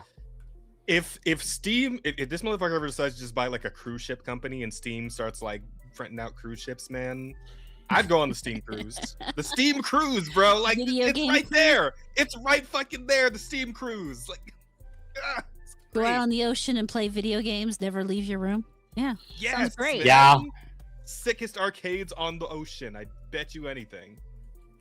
It'd just be a bunch of fucking. It'd be a bunch of cabinets with Steam machines in. You just access your Steam account. See, I don't know if I'd want to do that. Yeah, That- well, okay. Maybe not the whole arcade. There'll probably be some of those in there, though. They got to promote the fucking thing, right? So, but the rest of them, you would get like some Time Crisis and that fucking like the Jurassic Park game. You know, you get some other cool fun stuff in there too. Mhm. Mhm. Get some Miss Pac-Man, you know, a lot Yeah, of good yeah. shit. But yeah, that's fun. God, I love Gabe. It's great. Okay, but anyway, in terms of companies that aren't doing so great, just in general, seems like Xbox might be a little bit completely fucked. Like for real this time, maybe? Only a little bit completely fucked. Maybe a little bit completely fucked. Yeah. Well, because we got kind of started at the beginning, right? Because we had the news that I believe the CEO resigned, right? Hey, let's go with resigned. Sure. Yeah, Design, and then yeah. someone else resigned as well, right? Who was So it? both Phil Spencer and Sarah Bond, the Mhm. CEO and president, respectively, Yeah. resigned. Resigned and retired. Yeah. Right. There are And no then we quotations got in our our- words. And then I believe it was the head of AI production. Yep. Or something. The head of Core AI, the woman on the board of directors for Home Depot and Instacart. Hmm. I'm not even kidding. Yeah, the Yeah. Instacart part really is hilarious. Also, I hate to be the guy that brings the fact that she's Indian into this, but I mean, she's. Oh, don't worry, I did it first. she's kind of Indian, so I'm like. That's all right. I'm so is the rest worried. of Microsoft. I'm worried a little bit. You know, like again, like Windows, fucking the Prince of Persia remake, right? You know, the Indians aren't having a whole lot of good PR lately on the technology front. I'm just saying, but put it out there. We've all seen it. All right, it's been happening. So this isn't exactly, you know, a vote of confidence for her in that regard. I don't want to make it a race. It's brown on brown violence. Well, I'm browner, so it's fine. I mean, there's tradition for black and tan not to get together. And, This is true. Listen, all I'm saying is that the Indian slave trade. We need to talk about this. fair enough. No, I'm fucking around. But anyway, Sure you are. it's just it's trying to it's really trying to call me on this. Goddamn. But no, Xbox will be sunsetted under new CEO. Original co-founder expects her job is going to be as palliative. Okay, I know a lot of Palliative. big words. What the fuck is that word? I don't- Palliative. Yeah. Palliative. Palliative. There's an It's I in there end-of-life too, care. though. Palliative, no. Palliative care. Okay, fine. Palliative care. That's how. All right, I trust you. Her job is to going to be palliative care doctor who slides Xbox gently into the night. That sounds so fucking like. That sounds so sinister. Like just fucking like, just slowly putting the pillow over Xbox face, right, and just shh. Yeah. Shh. Oh, just let go. Just let go. I mean, and it's like we kind of been at this for a while, right? The idea that Xbox was just going to leave the console game because there really wasn't much reason for it to stay at this point, right? Since everything, Xbox related, you can just get on a PC, and most people go for that anyway these days. So it's like, but I mean, to actually, hear this and see it's actually probably going to happen, it's like, that's wacky, man. An end of a whole era here. The console war is finally dead. Finally, actually, properly dead this time. It's a shame because it didn't really go out in a battle, didn't go out in the war. It's kind of just getting stabbed in the back. A whimper. Yep. Yeah. It's having is its most legs certainly slowly a moved whimper. out from under it. It's fantastic. Mm-hmm. Original Xbox co-founder and console designer Seamus Blackley reckons it's no coincidence that Microsoft installed a core AI executive like Asha Sharma as the new CEO of its gaming arm. Rather, he sees Sharma's promotion as a sign that non-AI businesses like Xbox will be sunsetted as Microsoft invests wholly in AI as its ultimate solution to absolutely everything. I don't know, that bubble's looking a little fragile, but sure, we'll see how that goes. Speaking with GameSpeed, Blackley sized up the future of Xbox following seismic leadership changes that included the retirement of longtime gaming boss Phil Spencer, the departure of president and presumably Spencer replacement Sarah Bond, and the appointment of Sharma despite her experience with games and short Microsoft tenure. All right, yeah, she also has no gaming experience. She's not a gamer. So, yeah, that's always fun to hear about the person they're putting in charge of the video games, isn't it? Not surprising. Love that. Even a little. Xbox, like a lot of businesses that aren't the core AI business, is being sunsetted, he said. They don't say that, but that's what's happening. I expect that the new CEO, Asha Sharma, her job is going to be as a palliative care doctor who slides Xbox gently into the night. Blackley also expressed some confusion at Sharma's appointment, concluding that the logical explanation is that Microsoft, especially CEO Satya Nadella, wanted an AI person for what's viewed as an AI job. Is it? Being the head of the games division is an AI job? Shouldn't be, but It shouldn't be, but here we are. Fuck. Gotta love Well, modern day. yeah. No, I don't. No, I don't. No, No. but think about the future and the dystopia. Yeah, like the pregnancy robots they're working on. You like that's fun. Fallout, don't you? Come on, man. I forgot to put that in the that? fucking docket. I forgot to put China's pregnancy robots in the fucking docket. God damn it. That I'll go. you know what? I was gonna say, Thank I'm sorry, God. what? But China. Yeah. Yeah, I'm gonna go find that tweet later. But for now, let me focus in on this. I imagine asking somebody if it made sense to put a major motion picture studio into the hands of somebody who didn't like movies, or a major record label into the hands of somebody who'd never seen a live show. Blackley said. Oh, somebody Why would hasn't you- been aware of what's been going on lately. I was gonna say that It is more the status quo than we all would hope these days. Yeah. Why would you do that? Well, you would only do that if you're looking at the problem in a more abstract way. The natural consequence of the focus on AI is that AI abstracts every problem from the minds of the executives who believe in it. We're abstracting the problem of games as well. There's a core belief, and you can see it in what Satya said, that AI will subsume games like it will subsume everything. Again, Nah. I feel we talked about this a while ago. We're probably a ways off from AI being able to actually make a fully functioning video game, like a good fucking ways off from that. But I mean, sure, if they feel like they want to try and get ahead of the curve on that one, we'll see how that goes for them, huh? Just see how that goes. Should make for pretty fun content farming though, whatever they end up putting out. Blackley stressed that it doesn't matter whether or not you agree with this view of AI or games, only that you recognize Microsoft is indeed that committed to AI.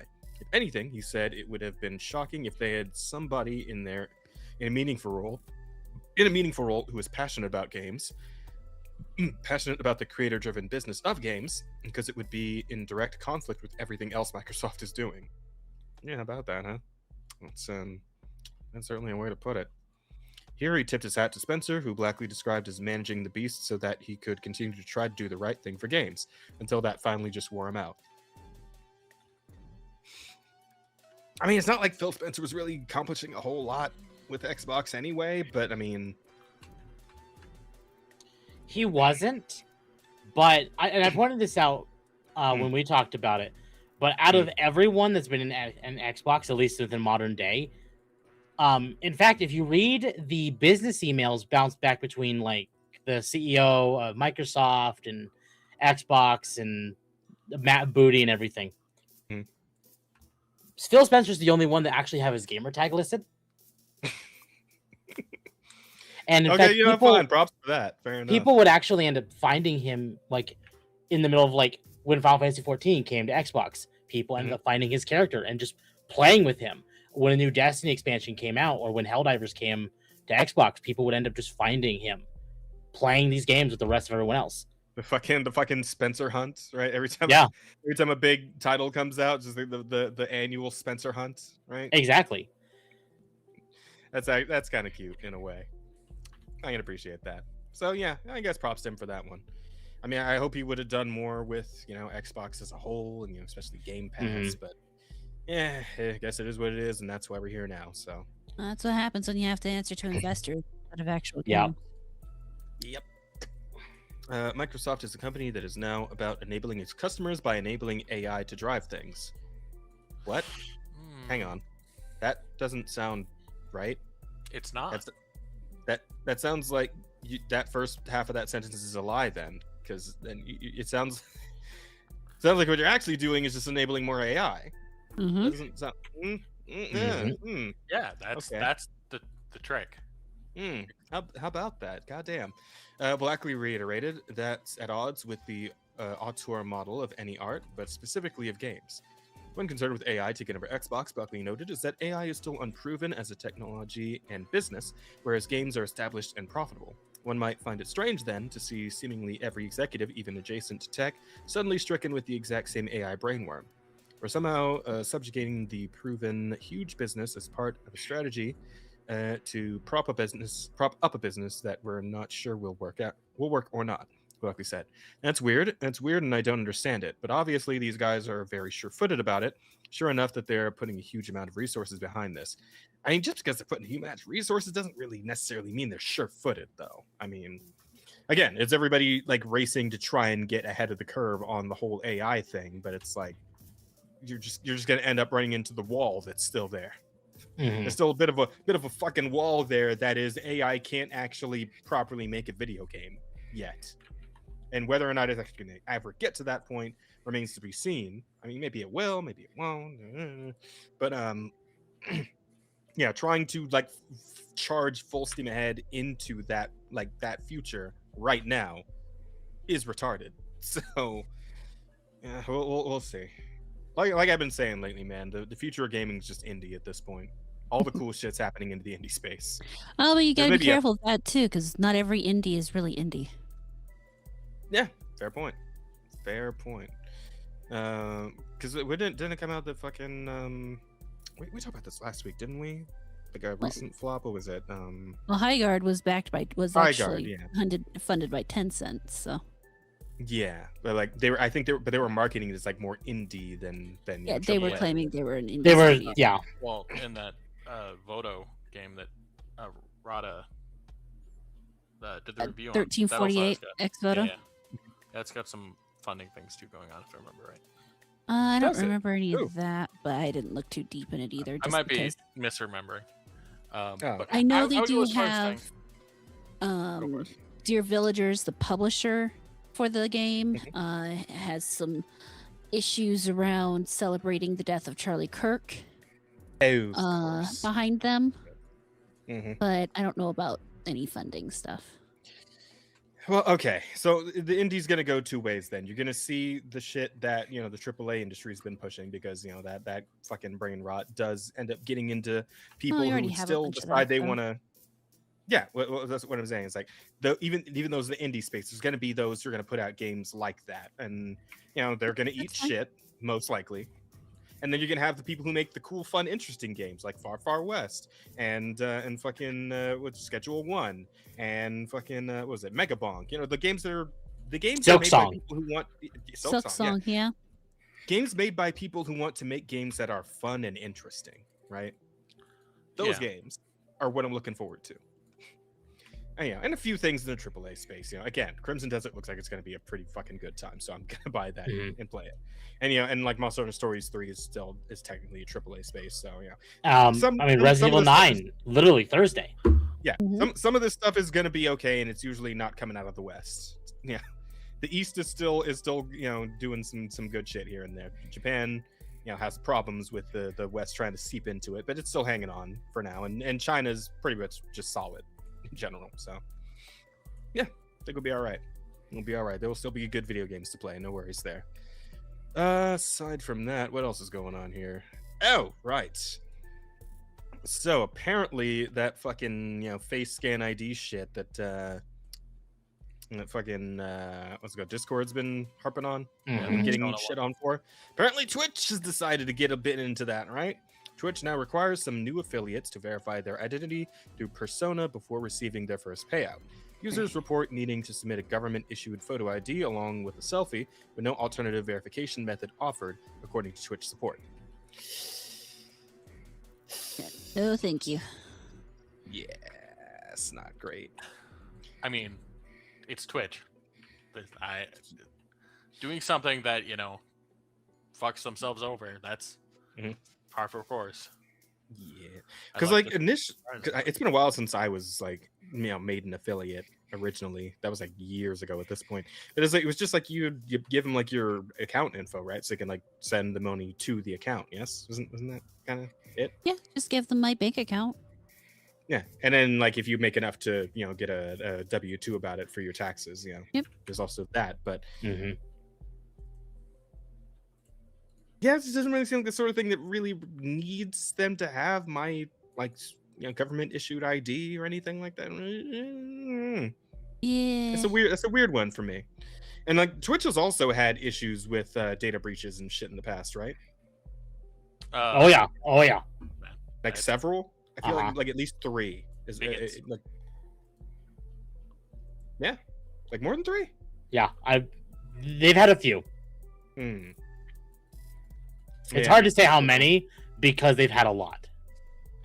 Yeah, but it's like this whole thing where like all these different sites are starting to like come after your fucking photo ID and all that shit. It's like I just wonder like how far is this gonna go? Like how much of this shit are we gonna have to deal with? Like how many sites are gonna start doing this before? Just about everything that's publicly traded, I would bet. It's going to continue to go until enough people stand up and say no more. Unfortunately, or enough people capitulate. One of those two. No, then it will just keep going forever. Well, yeah, okay. Exact opposite of what you. Yeah, but then the fight's lost, right? This is what I mean. Yeah. Yeah, but the problem is that you're probably going to get more people capitulating than caring about it. I don't know, because a lot of people seem to be caring about the Discord thing, and there are. And more than I was expecting. Overall. Yeah, and there are a lot. You guys chat. I'm gonna go grab some juice real quick. Of what's it called? What was the fuck? There was a word in my head, and I can't remember what it was now. Replacements. Replacements. Okay. There are a lot of different replacements coming up out there. I mean, we're waiting for a Discord replacement. If you want a replacement to Kick, or not Kick, Twitch, hey, Kick exists. Well, that's actually something too. Twitch has got so many replacements. Yeah, exactly. You could even just stream on YouTube. Sure, it's not great in many of its own ways, but you've got that option, or you can go to Rumble, or you can go to Kick, or you can go to Odyssey.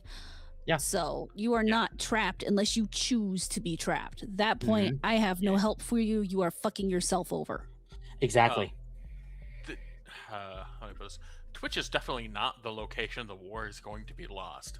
Put it that way. No. But people have been looking for a reason to just not with Twitch anymore. Guess what? This is going to be One of Probably them. the big nail in the coffin for Twitch. I would hope so. And the funny thing is we should have in the docket too the other thing that they did today.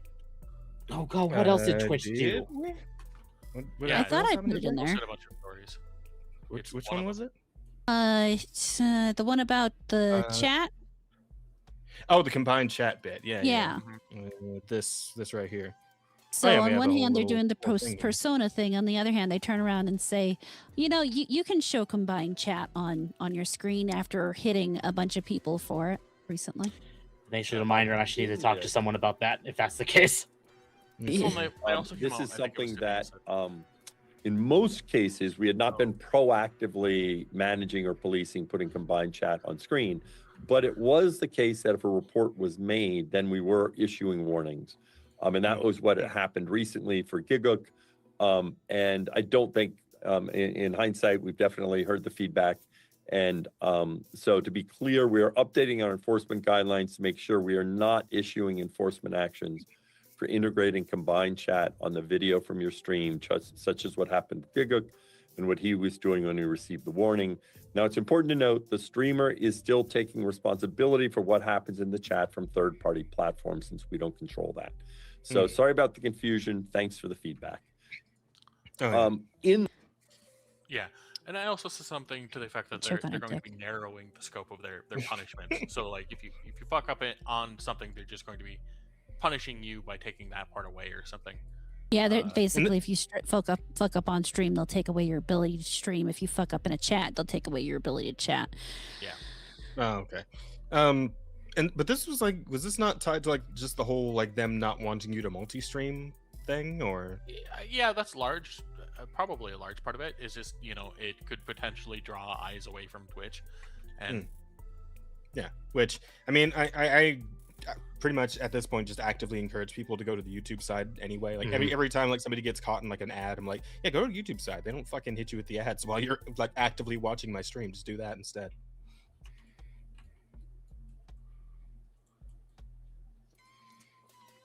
Yeah.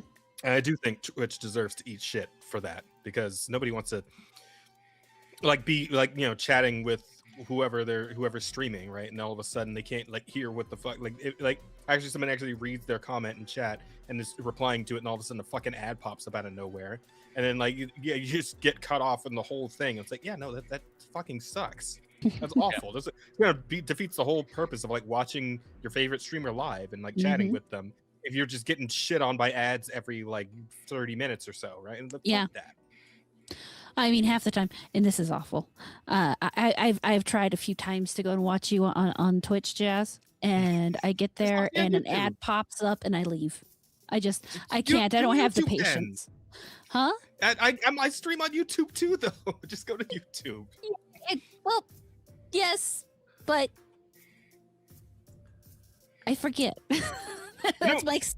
You know how much of a morale boost it would be if the friends actually showed up and typed in chat, man?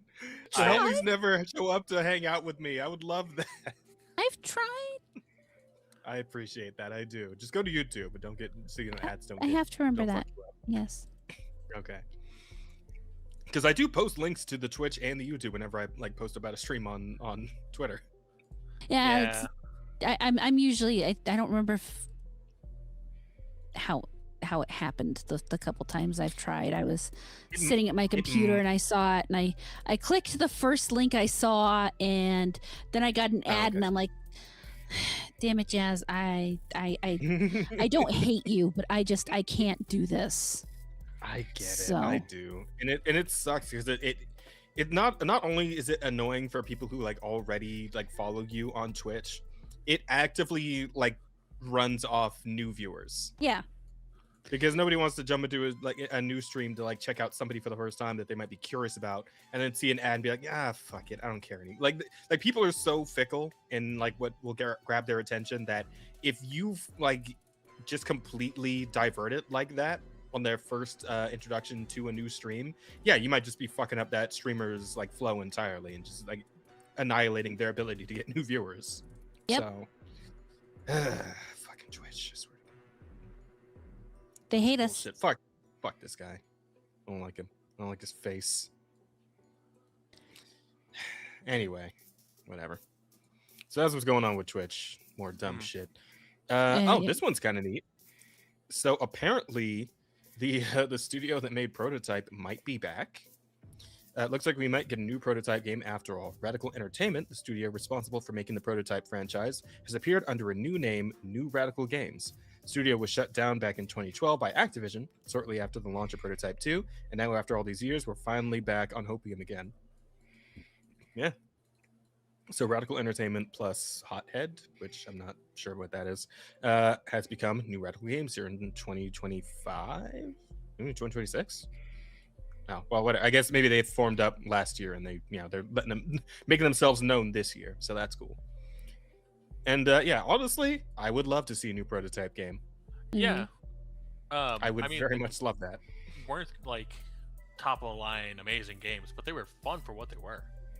Fun is what matters. I mean, listen, I never got Hulk Ultimate Destruction 2, so Prototype was just gonna have to be like the next best thing, and it was pretty solid. The Hey. first one was. Second one, I feel like I don't remember liking the second one as much as the first one. But I mean, they're both still pretty good games overall, I would say. The overall gameplay loop was the same, and running around pretending to be someone else, following them for 15-20 minutes only to absorb them and Yeah. then go on a rampage with blade arms. It's just a fun time. 1% chance, 99% faith. Exactly. That's kind of where we're at right now as to whether or not these guys are actually going to bring back Prototype. Because, would Sony not have the rights to that? Or No, Microsoft would if they own Activision. Oh, right. That's true. And doubtful that one's gonna happen. Yeah. You So don't I think you could do a Prototype-esque game and not Yeah, bring yeah. back That's Prototype. what I would Most expect. people go for. Yeah. That's what most people typically go for whenever it's like, yeah, the major platform owns the rights, so we have to dance around that, right? That's how that usually goes. Happened with the Dead Space guys, happened with the fucking Left 4 Dead guys. Unfortunately, both of those kind of ended up not being as good as the original series that they came from. So hopefully that won't happen with this. When we get fucking I don't know, experiment or some whatever the fuck they're gonna call it, right?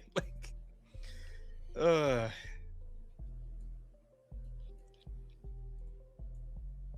don't know, but I feel like overall this is good news because those games were fun. Oh These yeah, guys clearly know what they're doing, and now they've got their own studio to work in and work with. So hopefully they'll be able to just make something good and fun, and we'll all get to play it and enjoy ourselves, and that'll be that, Mm-hmm.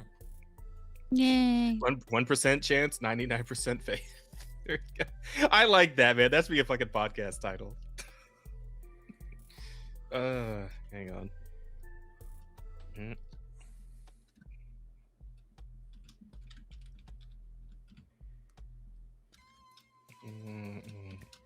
So much dead air. That's a good one. Okay. What else do we have for this evening? Oh, right. In terms of shit that is definitely not ever coming back because it's dead as shit forever. Saints Row is completely fucked. Yeah, Saints Row is Thank God. dead and will not get another title according to the design director of the first game. Chris Well, good, Stockman they says the killed it. series- Yeah, they did. They killed the shit out of it. Oh my god, that remake. Oh Christ. Chris Stockman says the series publisher Embracer has no interest in the franchise, and I believe the exact quote is right over here. Let's see, Division 938. What a funny coincidence then that this is why I love Saints Row. It just sucks that the last canon game was released a decade ago. I guess the remake didn't count as canon because that was not a decade ago. no, the remake was intended to count as a reboot. Yeah, it was supposed to be a whole new beginning, so it wouldn't tie into the first canon. Fair enough. Done with shit. Yeah, and honestly, I think the franchise is dead. Unfortunately, I get the sense that Embracer has zero ability to do anything with it. I wish things were different. Tried my best to offer a path forward, but they've ghosted me. Damn, that is rough, buddy. Now, admittedly, this does not mean Saints Row is dead. What this does mean is Saints Row as we know it is dead. But this could I mean think that... the new Saints Row should be dead too, to be honest. No, I agree.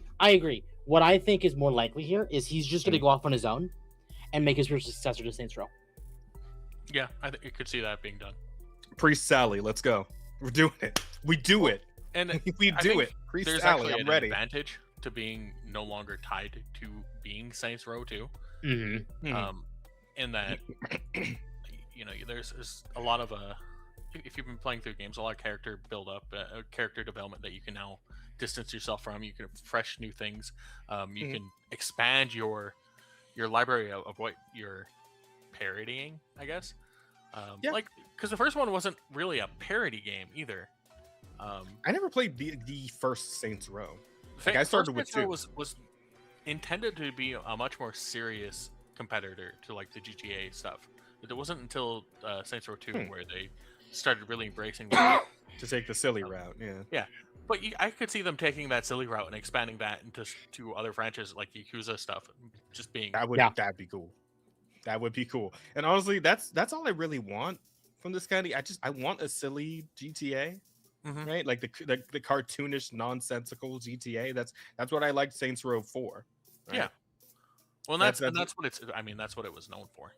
And of course, the Saints Row that just doesn't give a fuck in terms of like offending anybody. Like it's just all kinds of fucked up humor, which of course the Saints Row remake didn't have because we had the fucking millennial, unemployed asshole brigade that we had to play with and as, right? Like, nah, it's not doing it for me.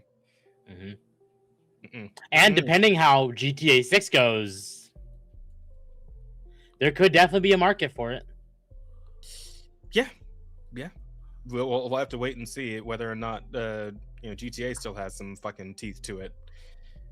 Again, like the fact they're doing this in Florida of all places. I mean,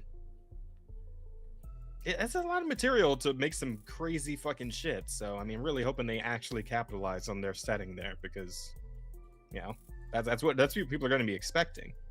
And if they decide to like pull their punches just to not to be more PC about it, right? Like that's just not going to go over well. Just not. Yeah, but we'll have to see. It will be we will have to see sort of thing. I know everyone's excited for GTA 6, but there's such a large it's carrying so much weight of expectation that I can easily see it fall and fail. Even if it ends up being a fun game. Yeah, and Rockstar may be a very different studio from the one it was when it made GTA 5. Exactly. At this point, so I mean, because what's it called? Fucking God damn it, Red Dead 2, right? That turned out pretty good. People really like that game, and that was like the last big new thing that Rockstar did. I'm fairly certain, right? Yes. Yeah, because everything else. Unless we count remasters and remakes and. No, we don't. No, we fucking don't. I mean, like, did Rockstar even do most of those? Like, didn't they outsource those to different studios? Like the San Andreas one, or was it San Andreas they did the remake of? It was like a few, right? I think it was San Andreas and like Liberty City or something. I don't know. I just remember like the whole thing where it's like shit was broken and everyone hated that it was broken. That's all I remember about the remakes. But yeah. But as far as Rockstar goes, and again, because like how long ago was RDR2? Don't tell me that one was also like a decade ago, please. That one was 2018, I believe. Okay, that sounds about right. It's close to a decade. 2 years off. That does sound about right, though. Fair enough. So yeah, it's been a while since they put out like something completely new and fresh. So we'll have to see how the studio's holding up these days. If we're dealing with a fucking ship, another fucking ship of Theseus with Rockstar Games. Hopefully not, but time will tell. But time will not tell anything for Saints Row because hopefully it's just dead forever at this point. I'd rather have nothing. is where I'm at, right? Yeah. Okay. So apparently, speaking of, I talked about Discord a minute ago when we were talking about Twitch, but apparently they put out another update in regards to the whole kerfuffle with the age verification stuff. So I figured we could have a quick read through that and see what their plan is now. Oh, they already got community note though. Let's see here. That was quick. Discord still intends to collect private personal information to verify the ages of about 10% of its users, roughly 65 million users for the estimated 686 million users registered on the platform. Discord is doing this globally without any legal requirement to do so. Oh. Yeah, they basically said in the post today that there is no like reason why they're doing it, except they just want to be caught up with the rest of the world. That is the rest of the world being specifically, as mentioned, the UK, Australia, and eventually Brazil. Yeah. What you're saying to me is that we got some retard Karens on the dev team. Of Yep. Discord, Yeah. and, Yes. and they're infecting. They're shitting in the pie, as we alluded to earlier. Correct. Oh, well.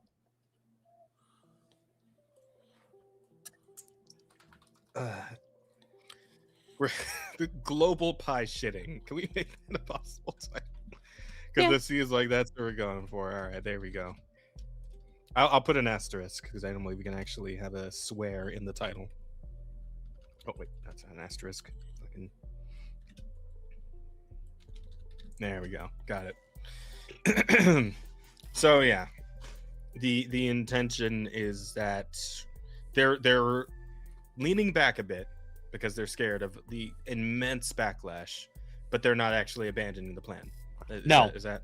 No. In fact, they've already said in the post that they're dropping ID verification, but they are looking into adding credit card verification, which means, hey, give us money for Discord Nitro, because we noticed we're losing money from everyone dropping Discord Nitro. Yeah, no, this is just another, because this started last week when they started giving like people discounts for canceling Nitro, or like saying, hey, we're grandfather you into a sale. Now they're just doing that again with, hey, if you just give us more money for Discord Nitro, you won't have to do this at all. Mm-hmm. So Is that how that's gonna go? Which means, hey, chat, just don't give them money. Clearly not giving them money is working. We're trying to do. Our goal is straightforward: keep the Discord experience completely unchanged for the vast majority of people while ensuring an age-appropriate experience for everyone. Look, okay, I get that. Like, a lot of this is probably just aimed at the fact that they do have a lot of issues with, like, grooming and other horrible shit happening through Discord, and I get that, right? I'm still in the camp that maybe the actual solution to this sort of thing is to have parents be better parents. Yeah. Instead of like making Yes. the fucking internet change to properly parent children. I don't know. That's just where I'm at. I feel like maybe we could do something about the actual mentality of parenting in the modern day. That might help things along a bit. Oh God. Parents need to be parents again. Yeah. That would, God, it would go such a long way to like solving so many problems that we're dealing with currently. Mm-hmm. I feel like I have a lot to do with just like fucking fatherless / motherless / parentless behavior, right? Yep. Well, a lot of parents just don't want to deal with the things they have to do to raise their kid. Thus, my kid goes out and sees some stuff on the internet they shouldn't. That's the internet fault. It's not my fault for not, I don't know, watching my fucking kid. Yep. But yeah, and so as a result, this shit, and more of this shit, and more of this shit, until we figure out a proper way to stamp it out for good, which I suppose is just going to have to be like cutting off the money supply, right? It seems to be working on Discord at the very least, right? Everyone killing their Nitro subscriptions and all that. Although I will say that in some places this might be a little more difficult than others, right? Because like there are some things where it's like more important than having a fucking Discord Nitro, right? You can live without a Discord Nitro pretty fucking easily, right? But there are going to be like some other sites and things you interact with that are going to be a little harder to work around that sort of thing. Like, this is only really going to affect people in the US as far as like what we're doing here. Because everywhere else is adopting this policy of age verification for the children. For tracking But- the adults, but we're going to say it's for the children. Exactly. Yeah. Yeah, there you go. That part. Lord. But Discord's in a weird spot. It's like, look, you have two options here. You can either completely back off of it and maybe make some money back, or you will become the next Skype. Your choice. Yeah, they're becoming the next Skype because I don't care if they back away from it. I'm still finding something else. Exactly. Speaking of, how's the search going for that? There's a lot of options, but nothing that I really like yet. So I did some research on that. I think the two that people are looking at the most is like Root and Stout. Mhm. And I believe you guys mentioned those earlier, yeah. looking at the TOS and the community guidelines for both, Mhm. they are pretty much almost if you wrong think, we can do whatever we want with you. Yeah. Oh, And no. if you notice, both of them are neither of them are on Twitter. Both of them are exclusively on Blue Sky and Reddit. Big thing. There are other ones. There's I just Up where's and the comers. Chud version? Right? Where's the fucking where's Spurg Skype? Right? well, there's Where's one of Valor. these being made by an asshole? I want that one. Well, there's Valor that's coming out, but it is also extremely new. Hmm. Not really. I've been trying to literally I've been trying to get into it, and for some reason there's something wrong with the email verification system where I will get the email, I will enter the number, and it won't let me in. So I haven't been able to sign up for it yet. And then I saw another one today that I want to say was called like Flux. Fluxer. Fluxer has Fluxer, been running yes. around. Yes, and that one's just coming out into use. It's not, I mean, the plus side of it, at least in the video I was watching, is that it does seem to have a good setup for its funding and everything. It's got an LLC set up, so they're directing the money in the right direction. They're treating it as an actual business. Hmm. But it's still not, it's still young. There's still a lot of Yeah, so they got to get features there. and stuff they don't have up and running yet, but supposedly they're moving that direction. There's gifts and stuff in it, but I don't know about things like video calls or even just voice calls and stuff. So there they is a need- website called discordless.com. At least I think it's a .com. Let me double check. Mhm.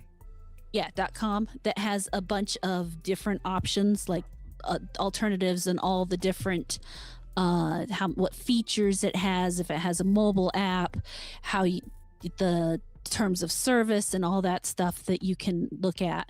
And I mean, there's a lot out there, but how good they are is the big question. I mean, the top 3 on the website right now are Valor, Fluxer, and something called Nuraroni. Nuraroni? I don't know if that name's gonna catch on, but okay. I've never heard of this one before. That one's new to me, even since the last time I looked at the site. So, I mean, people are pushing hard to find a alternative, but our what- best options need time, yeah. So- they're and that's they're time we working don't on it. have. God damn it! The market is Racing working against the on clock. it. The market's working on it. That's what we got right now. So What I've basically said is I'm probably going to Damn end up it, I don't sticking need with theories. I need answers. quite what I'm probably going to do is end up sticking with Discord for probably the rest of 2026, just not giving them any information, because I don't want to move my community to something else that may not stick.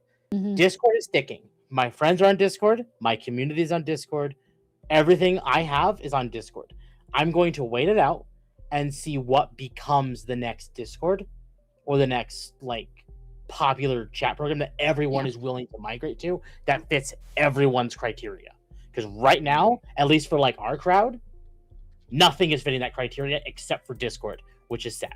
Yeah, I mean, even if I wanted to move my community at this point, I would still, to some degree, have to remain active on Discord, just because of everybody who's on it, and so many people who aren't willing to move until they have something else to move to. I would happily move just my community to something if I thought something looked good enough to me, had everything that I wanted, Exactly. and just deal with, having to be part of something else when everybody else moves to it. But for now, it doesn't matter. I have to stay on Discord. Exactly. Yeah.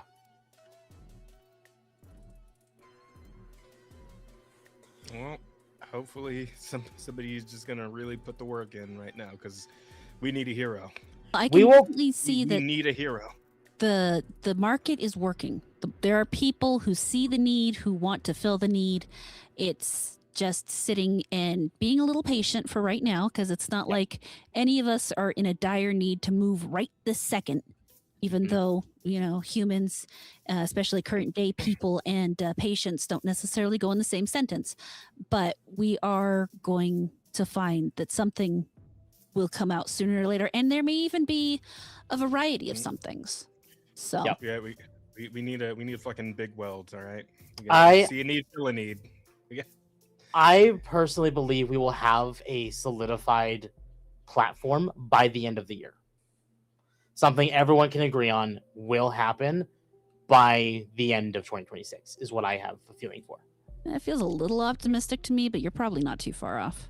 Well, that's what I'm saying, the end of the year. I think depending on how fast Discord shits the bed will Yeah, I mean, they make could do something real stupid between now and then that'll exactly. accelerate it. We'll call that one 2% chance, 98% opium. We will have something guaranteed by the end of 27. No, we'll definitely have something by the end. That I totally believe. By the end of 27, we'll all know where we're going to. All right. So yeah. Either the world will end and we'll all be dead, or we'll have a replacement of Discord. Which will happen first? Either one. It'd Yeah, bro. be good for everybody all around. Doesn't matter which one. Fucking hell. All right, so I got one more thing that I thought we could have a little chat about because I thought it was pretty funny. You guys remember that bit? I think it was last week actually. I brought it up with manga decks, like starting to kick out all the manga that had underage characters in potentially lewd situations. So Yeah, like because fucking of 50% legalities. of all manga that exists. Yeah. So apparently that might have had a little something to do with this. Manga piracy website MangaDex is legally going corporate, but promises it won't become another Crunchyroll. Oh. A likely fucking story, MangaDex. But you know what? Let's hit the article here. That's a bunch of bullshit. Good luck, manga readers. I mean, I already have other sites for this shit. I stopped using MangaDex a while ago. MangaDex, the household name for one of the world's largest manga piracy websites that is still running, if not the largest after the shutting down of Bato.to, went corporate but said it promises not to become another Crunchyroll, according to their DMCA takedown fact last year. Most of this information is not entirely new, but this is meant to compile what we have known and contextualize recent events regarding censorship and other newer information. So, legal advice from Nami Kami, current owner of MangaDex UK Ltd, is likely the decision maker for recent changes in MangaDex regarding censorship. While it is not 100%. Oh, of course, fucking UK again. Oh my god. Okay, I was joking earlier. We actually need to just get rid of the UK. We need to delete it from the planet. I'm sorry. I wasn't joking. It's got to go. I mean, it's doing a pretty good job of that on its own. Swear, but Rada, between you and Rosa, we're gonna end up glassing half of the planet at this rate. Only half. What? Fuck. All right. There's going to be a small part of America that's left, and even that's questionable. I mean, I'm cool with most of the Midwest. Couple places in the South, but basically all of the Northeast. Oh god, I'm in California. I'm so cooked, chat. Yeah, Chat, Yes, you are. I'll give you 24 hours warning. You can start running. 24 hours to move out of. Are you fucking for real? Just take what you need. You don't need everything. Jesus Christ. All right. Okay. Throw your computer in a car and you're good. Be a couple clothes. It's not like you have pets. You joke, but you're actually not all that wrong. To be You're honest. not wrong. I mean, I'd also like to take my fucking air fryer if that's okay. Well, you can. I mean, it's your car. Whatever fits. I don't care. All right. But Jazz, you really are living like the millennial dream. You got your computer and you got your air fryer. What else do you need? Yeah. Listen. I don't know if you guys have what actually your life used a is. fucking air fryer. That thing kicks ass, actually. I know, I do too. I'm not making fun of you because it's like weird. It's because it's what it is. That is what we need. That they're necessary components of the life. No, that's It's a convection oven with a fancy name. Yeah. I don't think garlic. I'm gonna put Kids. bread in that thing after this. Anyway, if they still sold cheap and effective convection ovens, then those would be what people bought. yeah. But air fryers just became too powerful, so the ovens Yeah. they died out.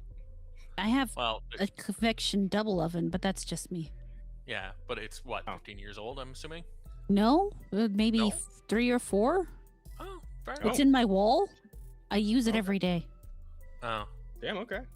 okay. You making Yeah. cookies after this or what? What we doing? No, not tonight. Oh. My mother did Danish this weekend. Ooh. Cheese Danish.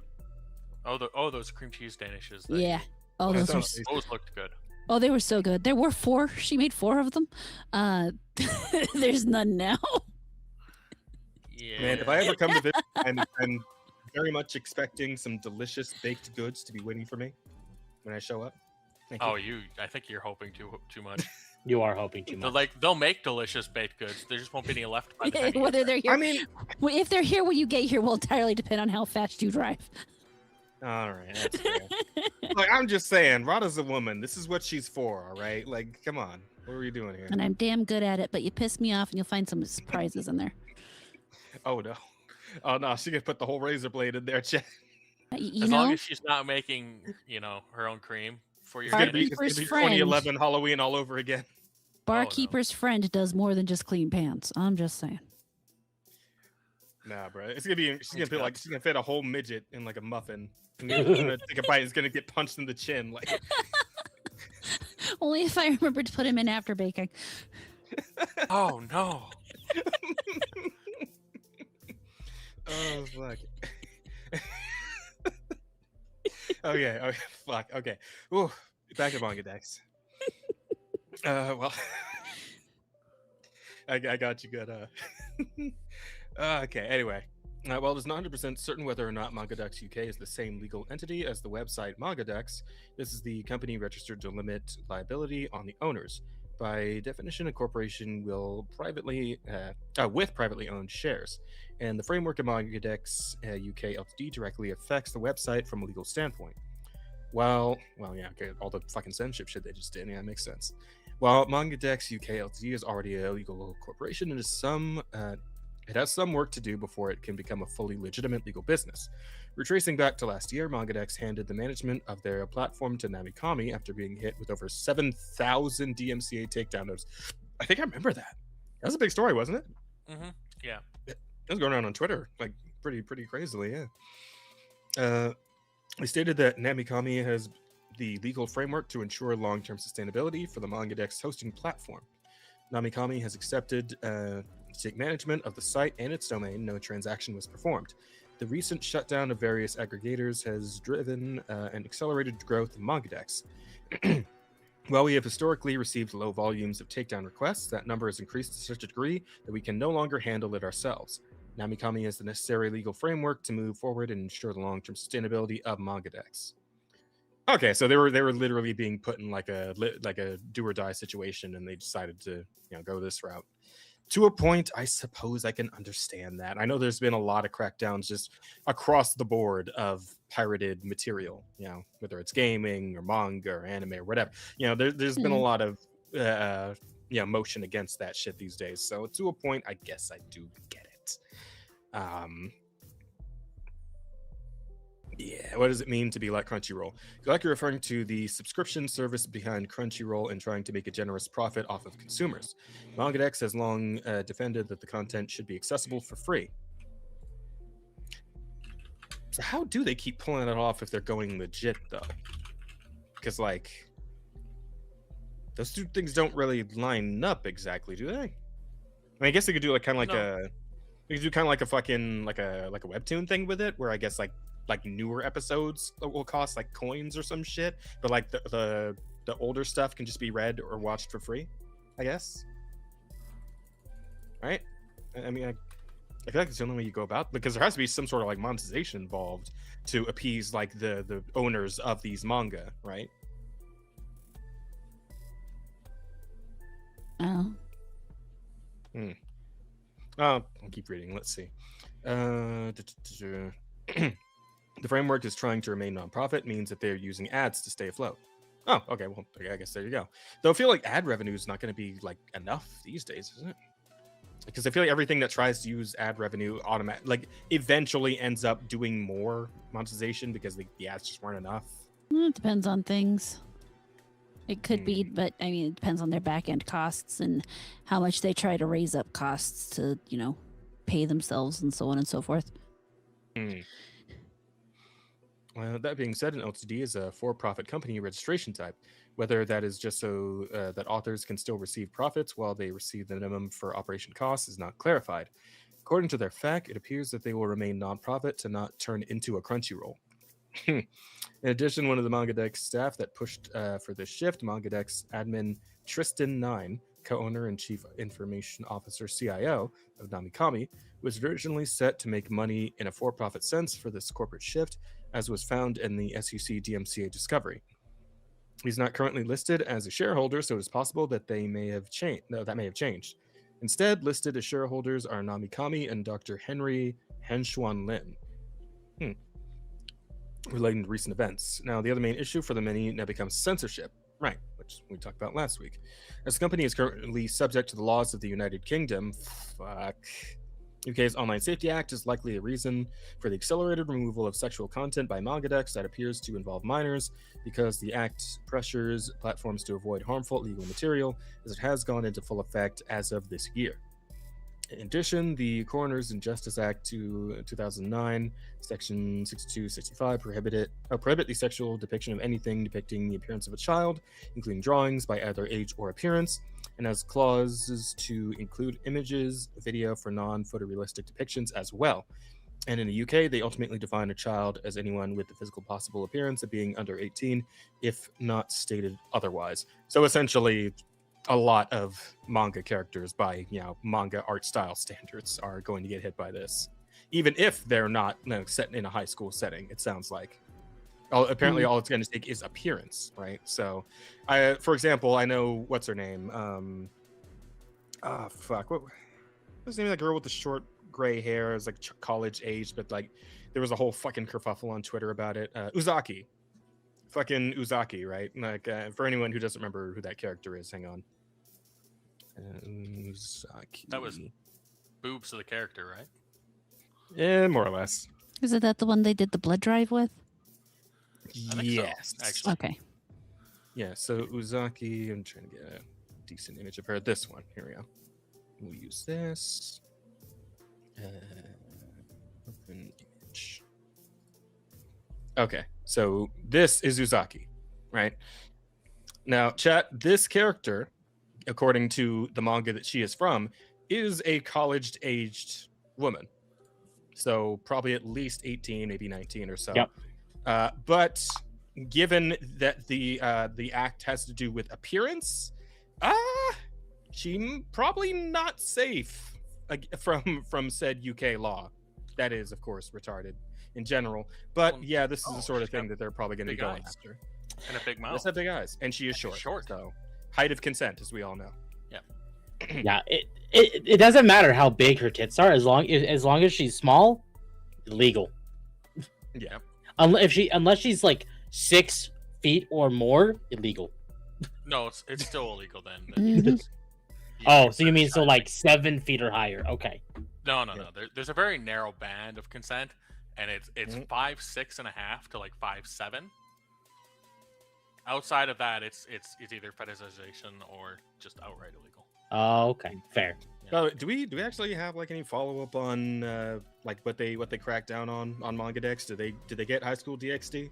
Did they get High School of the Dead? Did they? I mean, they probably will. They get haven't fucking yet. Ranma 1/2. Yeah, do not be overly surprised if Japan just completely pulls out of the UK at this point. Yeah, I could see that happening. I mean, we know Japan's being real strict on the Muslims these days. Yeah, especially with what we heard out of the Prime Minister 2 days ago. I do believe that the full xenophobication, I don't know if that's a word, but yeah, Japan's closing themselves right the fuck off again. Yeah, they are. That's why I do expect companies, like gaming companies specifically in Japan, to clean up their act fast, or they're gonna get clapped by the new prime minister. That's how I feel every time I leave the house. Like, wait, what?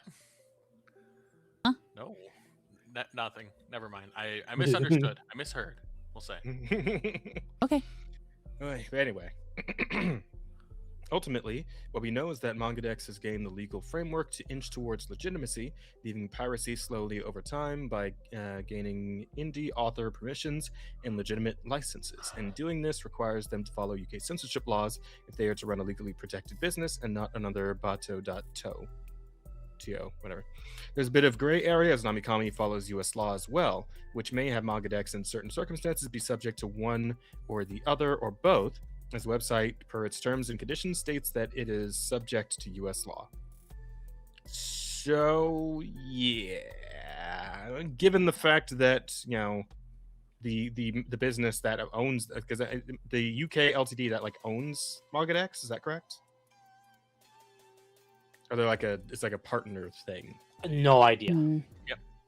Got me. Well, it seems like considering what just happened with the censorship and like the UK law coming into effect, they clearly have a fairly decent say in the goings on. So probably they're going to be leaning towards the UK laws, which sucks dick. But honestly, I don't care that much because again, I've got other websites I can use for this sort of thing at this point.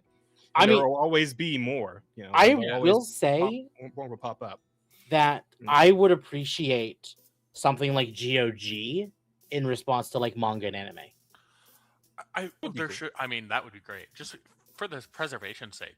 Yeah. I mean, there's going to end up being so much lost media in the manga and manga realms just because of their refusal to do anything digital.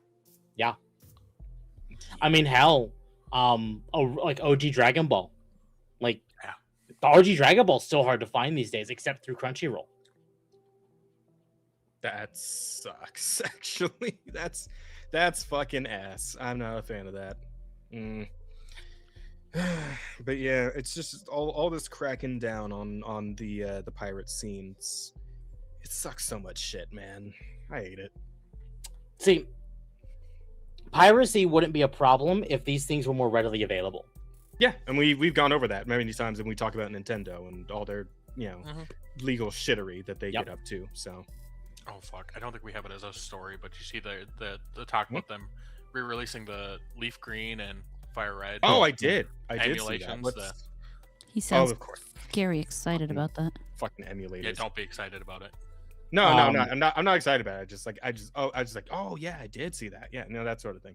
But no, I'm not really excited for that. I did think it was funny that people were bringing up memes again about like you getting to name your rival. And I get the feeling they're probably gonna not bring that back, which sucks so much dick. Because that was one of the best parts about old Pokemon, you know, with getting to name your character, your rival something stupid, you know, like Ass Hat or whatever, you know, like that's one of the charms of those old Pokemon games. And I wish they had kept that in. You should always be able to name your rival because it's funny. Well, I like the first original Pokemon. OG Pokemon is like, oh, okay, your grandpa's got Alzheimer's. Why is he in charge of a research center? I'm a little concerned. I would have loved if they just kept it going and there's just like some weird in-universe thing where if you become a professor, you just forget you just forget people's names. I can imagine your rival would always be directly related to the professor because that's not how it's been in like more recent games. But like, yeah, just the fact is like they're like somehow related, like they're a lab assistant or whatever the fuck, right? They at least met them a few times before, right? But for whatever reason, the professor just can't remember this person's name, and you have to rename them on the spot. I just think that's really funny, right? That could have been a great ongoing meme for the Pokemon series, but they killed it. They killed it. Well, you know, the Pokemon series in general isn't known for. And considering how Nintendo gets down with emulators, it's probably gonna suck. So, yeah. And they're probably gonna try and charge you $60 for it. So no, they're 30. No. Oh, are they actually learning? Oh shit. Okay. Fire Red and Leaf Green, I've heard are 20 actually. Really? The remake, or the remasters they're putting. The ones they're releasing, I think in a couple days, are $20 each. But I have heard that they are buggy. Yeah, they're not good. They're not good. Or anything. They are heavily emulated, heavily like ripped apart. Yeah, that's why they're being cheap about it, because they know they couldn't try and sell this shit. They couldn't try and pull that fucking Mario 3D collection shit again with something like this. Not when they're putting out. Well, here's the thing though, is that Nintendo had a great opportunity here It's too. 30. Fuck them. Yeah, fuck. Did they change? Because I heard they're 20 right now. Are they 30? Looking at it. Yeah, I'm looking at the pre-order for it. So they're already out, or they're coming out soon? I'm looking at the pre-order for it. It's $30. Let me see. Oh. When are they dropping this? Is available for pre-order. See information below. Blah blah blah. So why is it so annoying to get to the eShop on the computer? The end of the Pre-order, month. but no release date? 4 days. 4 days. Oh shit. Okay. There you go. Fire red, leaf green. Uh, No, individual games are 20. Oh, but if you buy both, it's 30. Is that how that works? Okay, no, hold on. Here, Jazz, I'm gonna send you this. Okay, let me see. I'm putting this in topics. I'm looking again.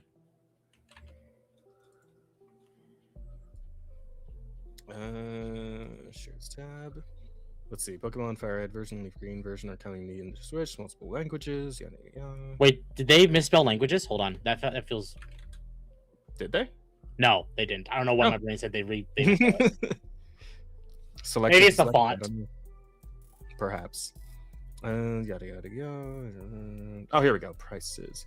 It will be available for Nintendo Switch on February 27th. The games will also be available at select retailers on retail price of $19.99.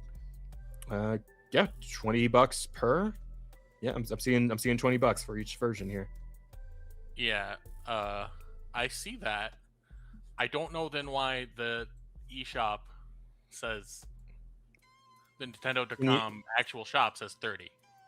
Oh, can you send me the link to that as I well, put it Ben? in topics. Oh, you did? Okay, let me see. English, $30. Yeah, that's weird. I guess maybe the article had it wrong, but this is like a official. Yeah, this is directly from Nintendo. This just okay. All right. Yeah, so Nintendo just lying directly to your face, then I guess. Yeah, unless it's like, hey, pay us an extra $10 to pre-order the digital version. That can't run out. Yeah. God damn it, dude. The fact that digital versions did not have any impact on the actual prices of the games is something that will never leave my mind. Yep. Ever. So, I totally don't endorse emulation. You should totally go buy these. Download an emulator. On eBay for $600 or some shit. Actually, how much are they selling these for on eBay? Let's see. I'm sure it's a lot. Hold on. And 20 or 30, either way, at the end of the day, you don't get any of they're bad at port or bad emulations. You don't get to do any of the link cable stuff. Yeah. Well, no, actually, they said that's there. They said that's there now. They said that's there. A used copy, actually, according to eBay, it's new, but a used copy of Leaf Green is between $16 to $50 or $65. But yeah, I'm looking at Fire Red, and they're all over the place. I see 32. Yeah, I'm seeing 30, Leaf I see Greens all over the place. 385, all kinds of crazy shit here. Yeah.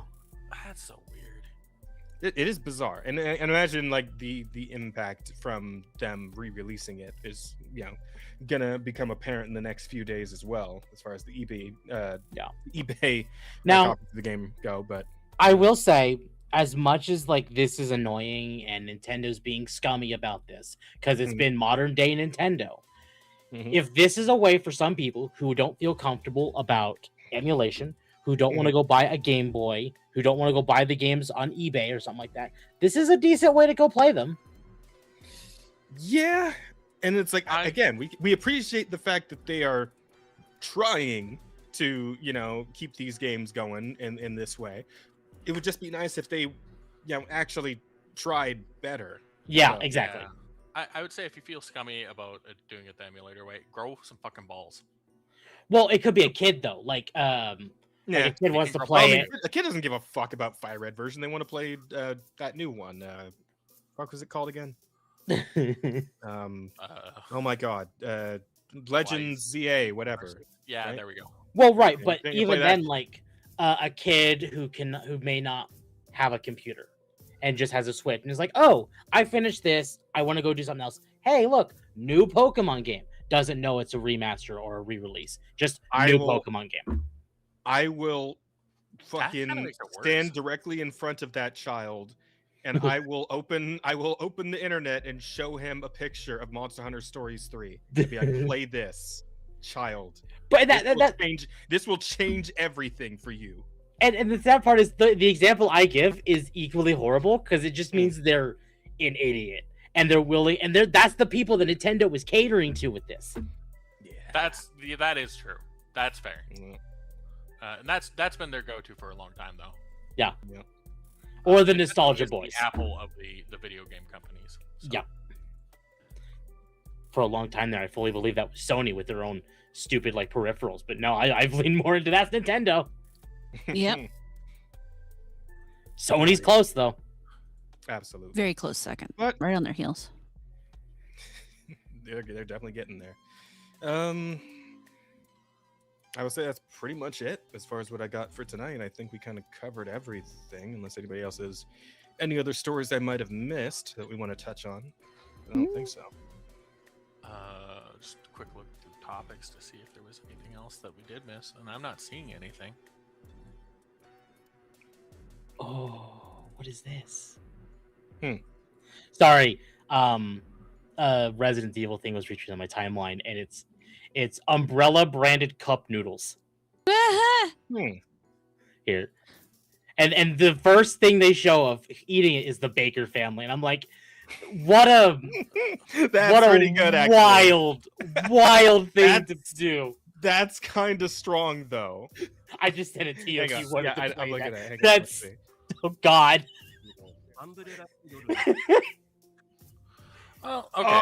So we got a couple things in here 昨 that we 今出回っておりますこれに対しアンブレラ社は日清食品を提訴したことをご報告いたします Oh my god. 一方誤って模造品であるカップヌードルを購入された方のため弊社では研究を重ねカップヌードルでアンブレラヌードルを再現するレシピ開発に成功しましたアンブレラヌードルで使用されている食肉が流通していないため調理済み臓物いわゆるもつを投入味の決め手となるソースはハーブ特にバジルなどで代用すれば完成です Put like some fucking green Nickelodeon slime in there, yeah. 現率は実に 99.9%実際に食べた弊社社員もかゆいうまと絶賛しております Oh man, you guys remember the era in like, God, was it like the late 90s when they were just putting like green slime on like everything? Yeah. It's like, oh, you can make this snack and it's got green slime. Whoa, green slime! Ah, it's crazy. I remember those days. And, yeah, and it's like just weird like frosting with like green food coloring on it or some shit. Like, oh man, that's what this feels like, kinda, to be honest. I was not even over that. ぜひお試しくださいまた本物のアンブレラヌードルはラクーンシティにてお買い求めください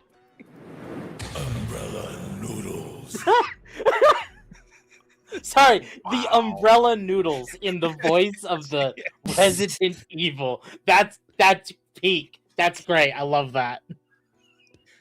Claire, we gotta find the noodles. It's the only Claire, it's the only way to cure you. The vaccine is in the noodles, Claire. Oh dear god. Oh my god. Like, can we just have like a DLC of the next RE game where it's like you literally have to go and find the vaccine noodles to save Leon or something? I don't know. That'd be funny. That'd be great. On the note of that, Yeah. I want to remind people that the RE9 has been leaked. Oh shit! And if The you whole do not game? want to be spoiled, avoid the internet like the plague. The entire game. Yes. Yeah. And I have heard Wait, it comes out that tomorrow. No, it comes out Thursday. 4 days. Thursday? Thursday. Yeah. Yeah, that was 28. I have heard the story is shit, but I've only specifically heard that from purists. Okay, so Yeah, we'll have to wait and see. It might be fine. It- So I think overall, I don't think it's gonna be like the best story ever. I think it'll be fine, and I think Yeah. if as long as it's fun, it's like great. But we're in a state of people don't think modern Resident Evil's good because the remakes exist. hmm. Fair enough, honestly, on that one. Also I heard no Ada, so yeah, that's kind of I haven't heard that one, but you know what? I don't know yet. I'll find out soon. Yeah, I think I thought I saw that on a Twitter post the other day, but Yeah, I haven't been looking. okay. Well, I think with the fucking Biohazard noodles, I think that's all we actually are done this time. Oh well, no, actually, we missed the VTuber school, What? cram school. Oh fuck, you're right. I I have forgot no about idea what he's that. Hang talking on. about. Did one of us actually link a thing Yeah, for it's in that? topics. Where did we put it? God, I hope I didn't. Oh, put that right next to there. what he was Okay, I talking about. forgot. Cause fucking yeah. So apparently, Japan is launching a cram school. Hang on, me. Japan is launching a cram school for high schoolers where all the teachers are VTubers. Mhm. The Oh, lessons God. cover subjects such as math, English, physics, and chemistry. Ah, yes, my favorite subject with VTubers, physics. Yeah, you know what? Same. I mean, to be Same. fair, us female VTubers have a. Well, apparently, I believe Some physics. this is them, right? This is your roster of teachers, and I don't see any fat tits on any of them. So I guess we're Of not course going not. that route. They're for school unfortunately. kids. Yeah, man. Yeah, You know, that's true. I'm Fair going to enough. be honest with the number of VTubers who I have heard their prior work experience was in teaching. This actually Mhm. really isn't surprising. No, It's kind of like Yeah. a weird full circle sort of thing for them. Yeah. But in general, I don't see anything particularly wrong with this. Like, Hey, whatever keeps them if it engaged. exactly. If it keeps them more engaged, then great. And I if it do keeps like them that out we of did- public schools, even better. I do like that we did go for the trope of sleeves don't actually fit, but the character can hold stuff like through the sleeve. That's always cute. I like that. That is a cute design. I'm not gonna lie. I appreciate that style. But anyways, Like Yeah, of all of these, I actually think this one might be my favorite. the one on the right, the one with the blue hair. bottom right, I like a lot too. Bottom right, this one here. Yeah. All right. Yeah, he's all right. I think it's a he. I'm not sure. could be a femboy. Well, I think it's Could just be. a short-haired woman, but Also could be a short-haired woman. Yeah. Yeah. Yeah. Okay. Fair enough. But it's hard to tell with anime people, you know. Yeah. This one though, this one looks like the fucking crazy teacher. Now, admittedly, if they're gonna give anyone big tits, it is probably gonna be the one in the top right, and they're specifically hiding those with ads. I'm just saying. He's not wrong. Yeah, you never, you don't know though. Maybe the one in the red hair over here, and like she's getting. She's That- being you know what? Fair. Okay, a tutoring company has launched what it says is Japan's first online cram school, where every teacher is an active VTuber. Okay, so you can actually go see their actual streams as well. Wait, do they stream these lessons? I wonder, like the general public as well as the students. keep reading. We'll find out. Maybe. Hmm. I don't know though. They might put that in the article. That could be interesting. According to IT Media News, the Tokyo. Come on, you can read better than company- Gavin Newsom. I can. I am. I am. I think not a These lot of were people can higher read too. better than Newsom. It was so God. funny, man. just The can't- fact that the Tourette's guy somehow caught less flack than Gavin Newsom is. They cheered for is Newsom. They crazy. cheered for that shit. Yeah. Newsom even came were out happy. today and basically tried to pleading to conservatives, saying, "Hey, Democrats need to stop using focusing on pronouns." And it's like, you're not winning the election. I hope you know that. Yeah. Mhm. No. He's screwed. Nah. Anyway, getting back to this for a second. The Tokyo-based company Luminaris launched its new service, Wish High, on February 17th. Oh, this is already in motion. This is a thing that's already happening. Okay. The online platform features currently active VTubers as teachers who will be on hand to help tutor students on mathematics, English, physics, chemistry, classic Japanese, world history, Japanese history, and geography. Students can attend live online lessons with classes priced at $9,900 per month, which works out at roughly 65 USD per course. Damn. Okay. Per month. That's Okay. not I mean, bad though. For Yeah, fair enough. I don't really know how much like cram schools usually charge, so yeah, I'm sure that's probably reasonable. While it's aimed at high school students, middle school and adult students can also enroll in the virtual courses. The company says the idea is to tackle a growing issue in digital education where students struggle to stay engaged with standard video lessons. While online education is becoming more common, the issue of students not being able to continue with video lessons and being left behind without understanding has become apparent, the company said. Okay, what I want to know then at this point is like, are we going full like Schoolhouse Rock with this? Like, do they sing the lessons to you? Like, are they vocalists as well, or like how far is this going? Because if we go Schoolhouse Rock, I'm actually kind of down. I'm kind of in. I don't know, Actually, it was but awesome. I can't wait to see the calculus concert. No, Well, we know where we'll find him. yeah, Mhm. I don't think it'll be that extreme. It sounds like it's just more or less the way they're going to present it. They already have video lessons sort of things going. Now they're just going to be using a VTuber to deliver them. Mhm. Which again, I think is kind of a smart idea because it will increase engagement. I also kind of then worry that we're going to see a rise in a uncomfortable parasocial Yeah, attachment. that. Mhm. But But the kids love the VTubers, so we got to well, the meet high them where school they're kids, at there. for high school kids to boot, so I really am expecting some problems. But By if it combining encourages them to learn, maybe it's a good thing. maybe, well, glad to say.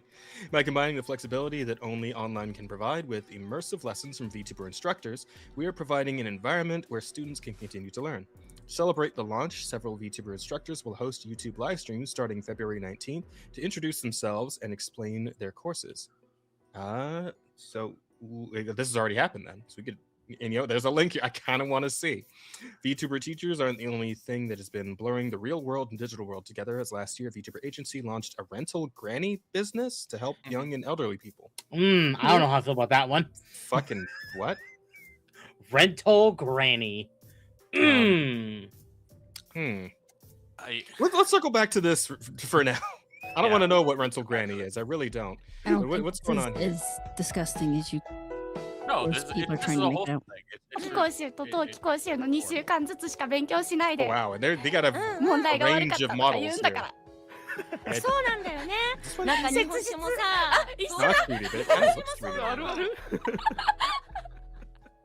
And this one's like a crazy level of art compared to the other two. 選ばれても暗記が多くて Well, さ they め are んどく active さいとか言われるし VTubers. さ I mean, it sounds like- Yeah, I'm a they little are. surprised they don't have outfits like uniforms. Yeah, like the no, promo, no. right? Look, they don't get their 2.0 outfits until everyone, gets passing marks. 確かに Okay. That's the incentive for the students. 9900円かかることになるんですけれども Huh. ただ I mean, they got Oh, it yeah. right, it's right So, there and everything. Can confirm the blue-haired one at the top right. Yeah. Oh, I see it. I see it. They're peeking out. They're peeking out. No, that's the physics teacher. There we go. 登録してもらって他の All right.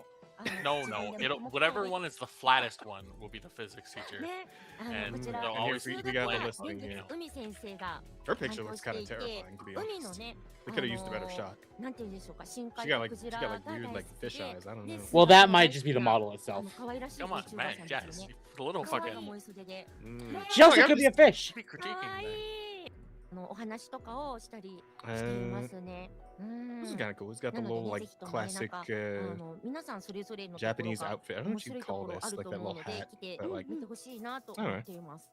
Cute. で so is this there are three? Do we have the で next? なんか Is そ it の just 6 of them, or there are more? 時代だったのねってあるん Well, です looks けど like apparently there are pretty more. 幼女さんなので Azahara Okay. early mentioned earlier that there could be a pink There we one. go. たりするところにも So these two, and then coming soon. They're adding more to the roster. もしかしたら文字を読むの The が school is growing. There will be a new genmate. 生徒さんは先取り授業がしたいとか A new 一緒 teacher. に学んでみたいと Sorry, いう方 new いらっしゃい faculty. ましたら私たちが待っていますので一緒に楽しく授業をいたしましょう。 Is this よろし intro くお stream 願いい just た these し three, ます。 or do we see the others as well? それがいいんです。 Looks like いやメガネのこの Just クイッ those てしてる three. ポーズめちゃめちゃ可愛いもん。 Okay. 張り切っあ9時 And です then ね。 the other three. President. Hang on, because like if we look at this on YouTube, Can we actually see like the channel? Yeah, okay, here we go. Here's The channel. promo had a pink-haired one with a small hat, and she had big knockers. Well, it's for high school students. I guess that makes sense. Well, also, Yeah. if you pay attention to the wording, they specifically are doing this to make sure that these students are actually paying attention to their lessons and not, Yeah. off Yeah. doing their own thing. Also, So, it looks like there's a lot more of them than there were in that promo art. Like, I'm Oh, yeah. seeing all kinds of different people here. Yeah, like some of these weren't even on there, but previously. oh, Oh, this is the one we saw on the Twitter post. Okay. Yeah, I can't. yeah, read no, it. this is probably the one Azahara was talking about. Okay.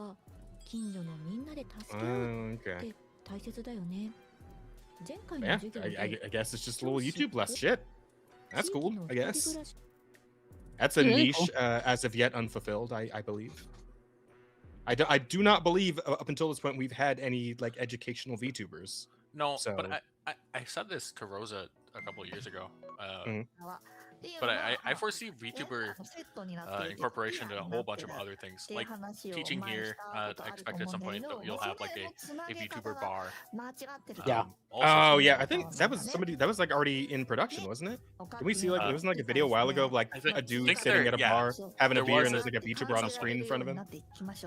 But yeah, I think VTuber integration will be kind of a big thing progressing forward. Yeah. Mhm. Yeah. At least until we get like fucking full mind dive VR, right? Then we're just gonna go full on, sword art with it. So Well, that's a dystopia potential, yeah. listen, whenever that happens, I'm telling you, my plan is to give it a year before I ever touch it, right? I need to make sure like we don't actually get sword arted, right? I'm gonna make sure people aren't getting locked in that fucking game. And if it's clear for a year, then we'll give it a shot and see what happens. Azahara, no. No! Oh, Shazar's in chat right now. Hard to change the lessons when you're gripping it. Oh my god. Well, Well, you know, I mean, the, to be the, fair, the, that's a cle- the positive cleavage from that association at character. least. Yeah, well. Oh no. Well, now we're just doing the fucking what was his name? Happy Gilmore approach. Yeah, exactly.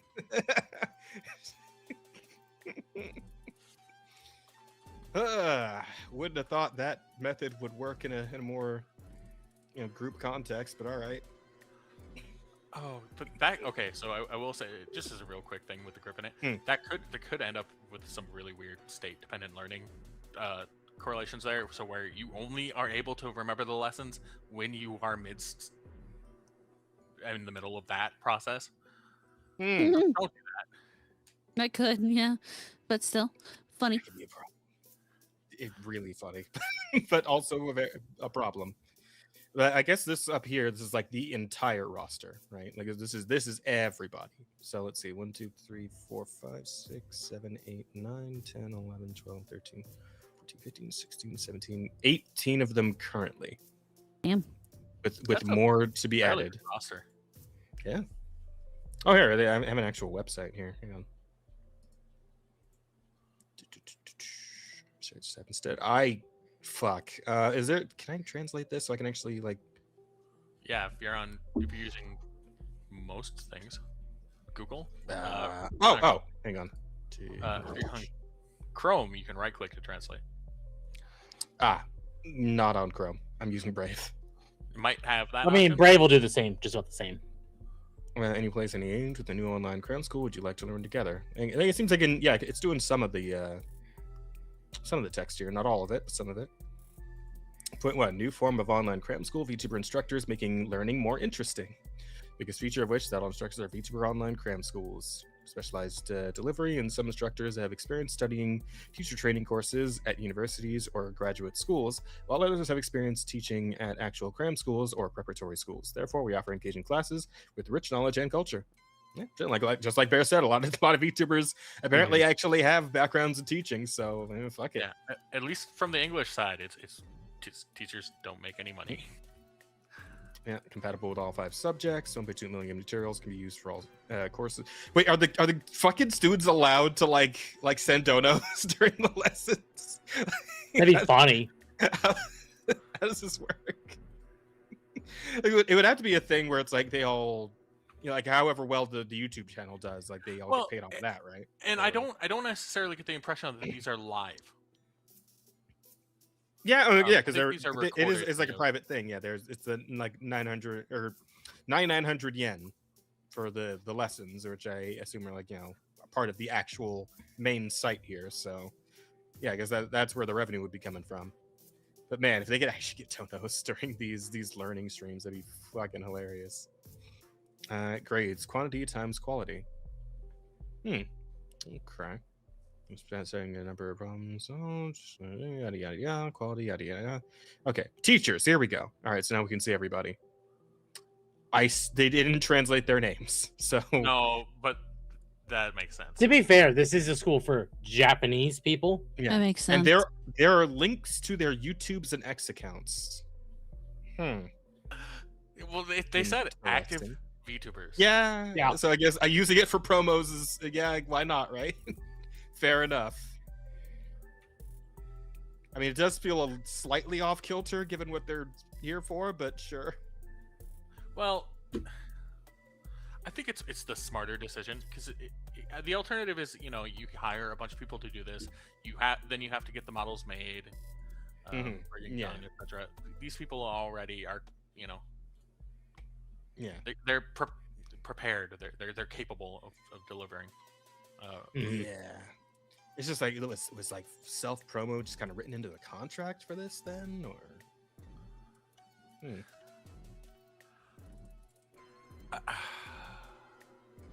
I've never been on like Japanese YouTube. Hold on, can you link whatever page you're on into the topics or something?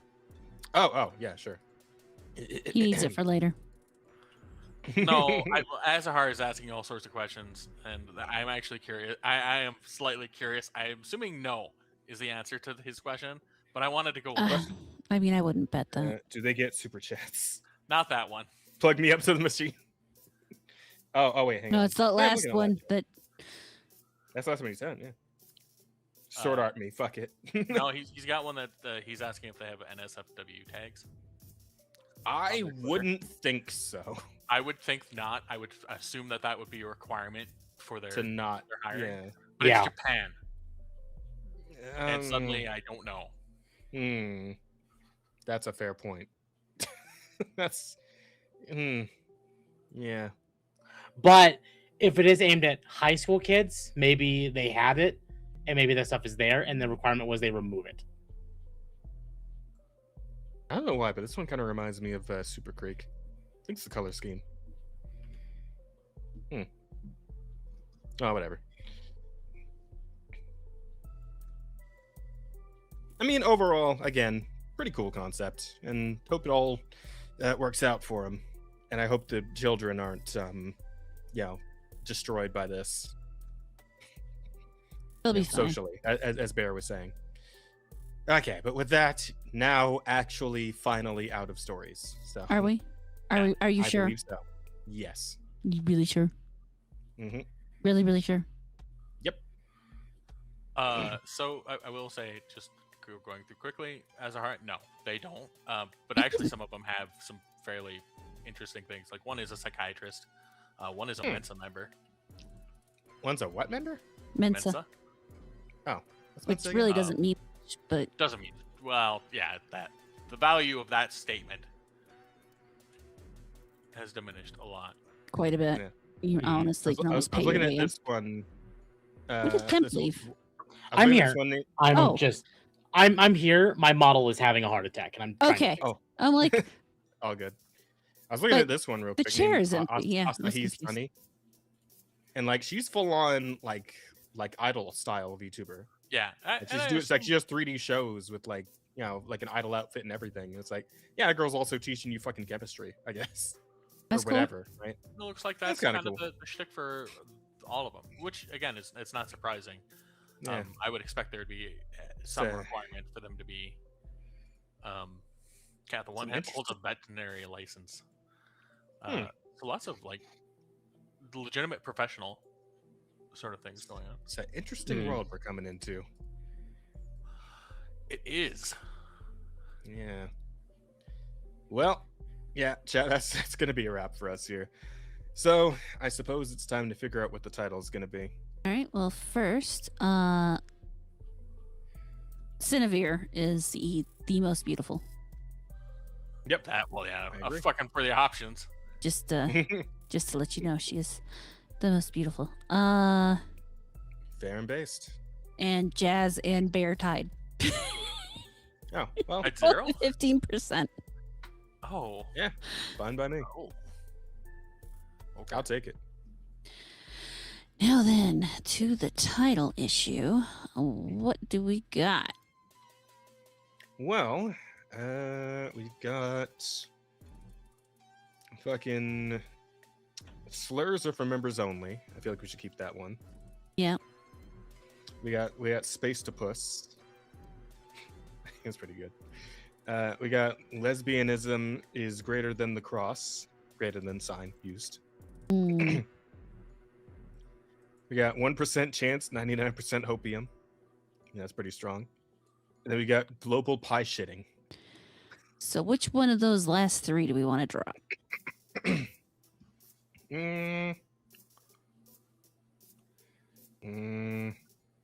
What do you think, Bear? Bear. Maybe probably the hopium one. I'm Huh? thinking the 1% chance and 99% hopium. I think is the weakest. Okay. Yeah, probably. All right, we'll drop that one then. Okay, with those four, once you're ready, Rada, we can go to the questions. Get that. All right, that poll is active. If we could get 10 votes for our title, I would be a thrilled little girl. That sounds weird. Ugh. Anyway. Coming from a 40-something-year-old woman, that's certainly a statement. Well, it's she's a VTuber. That's actually kind of on par. I have my little girl moments.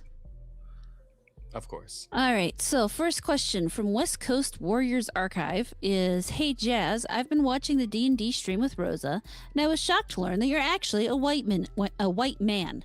That's a very effective filter you're using.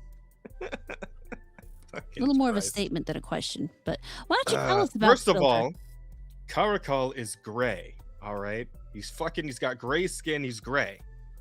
All right. Carcall. Gray. Carcall? Yes, Like but you're white. Karakal, like named for the wildcat, Karakal. Yeah, I figured more of that was. Karakal, yeah. But yeah, he's gray. He's a fucking hexblood. So about your filters. Oh my god. There are no fucking filters. All right. I put on a different voice when I'm playing the character. What do you want from me? Your filters. Yeah, I thought that was pretty apparent from. That was the question I asked. How do I step on the same rake like 3 times in a row? Christ. I keep sliding in under your feet. That's how. You're not moving your foot. No. Is the more appropriate answer. No. All right. Okay. Well. Apparently, other he's watching the questions? old D&D campaign. Oh, wait. Oh, so you're talking about Tanner? Tanner's black. Well, I mean, it's purple now because he got turned into a devil, but he started black. He's just, Apparently but he's he's got a Texan accent because I made him a cowboy because I was not taking shit serious when I first started that campaign. I made a fucking cowboy knight with a cowboy knight fighter bard whose bard instrument was a fucking baby grand piano that he just walked around strapped to his back. All right, I was not taking shit serious. But to say, what were you smoking? I was just fucking around, honestly, because it was my first time playing D&D like ever. Fair. So I was like, just do whatever the fuck and have fun with it. But like the fact that character became so much more serious over time, like that's just got to be studied, man. Because like I went from clown to like full on like Terminator serious type shit over the course of that campaign. That is actually not an uncommon path for new players. No, not really. Yeah. Anyway, I think of that one. I saw this one like YouTube short like a long time ago. Not long ago. It was like a year ago or so. But it's like when you try to make like a goofy ass character in D&D and then you have to like interact with the really serious one. It was just some guy who was like, yeah, all my character says is his name, and it's like Grimgoth or some shit. and it's like he sits down at the campfire with the other guy. It's like, Parents abandoned me when I was 5 years old. Had to live in the streets, surviving on eating rats, and like it's just a tragic, horrible shit. And the guy just sitting there going like, Grim crop. Like, it's like yeah, it's kind of where what happened for the most. Like I wasn't that fucking goofy, but like it was a pretty goofy ass character, and yeah, shit got serious because we're playing Curse of Strat. So yeah. That's how that tends to go. All right. And so for the next question, Lord Bruticus asks a question for the whole cast. Who is your favorite 40k faction, and why is it the Tyranids? It is not the Tyranids, it is the Orcs. And I think that they're just fucking so stupid and hilarious. And I love the way that their gameplay works, because like Arch explained it to me once, like way back. And apparently it's just like it's dice rolling, right? Because like every time an orc does anything, there's like half a chance that it'll be like almost entirely ineffective, and then there's another half of a chance where it'll be like 4 times as effective. So and it just sounds like that'd be really fun to actually play that army against someone in on the proper tabletop setting, which I've never touched. But who knows? Maybe one day. I'll get older, I'll just get into fucking 40k. Perhaps. I have no clue about any of 40k. So I guess that my favorite one's the Tyranids, and I don't know why. Bugs. Okay, that works. I mean, that's all they are. They're life force eating bugs. Cool. Oh my god, I actually found the fucking short I was talking about. Let's finish the question first, and then I want to show you guys this. This shit's hilarious. Oh yeah, I'm in. The Necrons, because robots. Yeah. Cool. Necrons Yeah, are fair. really good. I would think personally, Apparently they are probably terrifying. Nids. So, which ones? Tyranids are pretty good. Hmm. But that's coming from someone that played StarCraft Hmm. and was a Zerg player, and the Nids are pretty much just Zerg. Makes sense. Yeah. I do think it's weird that their guns are just other Tyranids, and the bullets are also Tyranids that they're shooting I into, see and- no problem with this. That's the best That part of actually that. sounds great. That is, yeah. That sounds hilarious. It's kind of gross, but yeah, I mean, if you guys have no issue with it, then fair. Oh, is this just now happened? Did KK Station just now and their viewers Yeah, stop by to say hi? Kendra just rated. Oh, well, Oh, hello. shit, hello. Hello. Hi, friends. Oh, you came at the end. This happens occasionally, but welcome. It's good to see you. We appreciate you stopping by. Mhm, We'll thank be you so here much for next the week. raid. We will. But wait, was that the last question? That was the last question. We had 2. Oh, okay. I really need to start reminding people as the stream goes on that they should ask questions, because that might help. Well, we get caught up in the conversation. It's understandable. But yeah, no, this hang on, so good. 2 and 4, which means Zach and Tyler have first watch on the long rest. So what does that look like? How does that role play? Garbunk will look at Cadian and say, Garbunk. We've been traveling for some time, haven't we, Garbunk? Garbunk. I've always wanted to know, what made you come out here and become an adventurer? Garbunk. For me, I think it's something my wife would have wanted me to do. Garbunk? I lost her in a bandit raid years ago. I wasn't even there to stop it. Garbunk. Time moved on. The world still revolves. And I'm stuck at the same dinner table looking at an empty chair. And I see her there. And she's always smiling. My reflection in her eyes. Garbunk. And she loves me. Burnt sage in my eyes. Garbunk. I look at the stars unchanged where the vines won't grow and the dust can't collect. And I know everyone everywhere is looking at the same light whether they realize it or not. And if I were gone and she were here, she'd be thinking the same thing. So I want to know, when you look at the stars or books on the bookshelf, do you feel everyone else gazing back? Or have you just not noticed yet? Garbunk. So I rolled. And like the funny bit is that like that whole fucking dramatic soliloquy, that's kind of like that's where Tanner's like at currently. Like that's what my fucking stupid cowboy bard night turned into pretty much. Like shit got tragic very quickly. And since we did just watch one of his whole shorts here on Oh, stream, yeah. you should make sure to go sub to Follow that guy, Zach the- 'cause I'm he not actually does subbed a to him. lot of He's- amusing yes, this guy's D&D great. things. Zach the Bold. Yeah.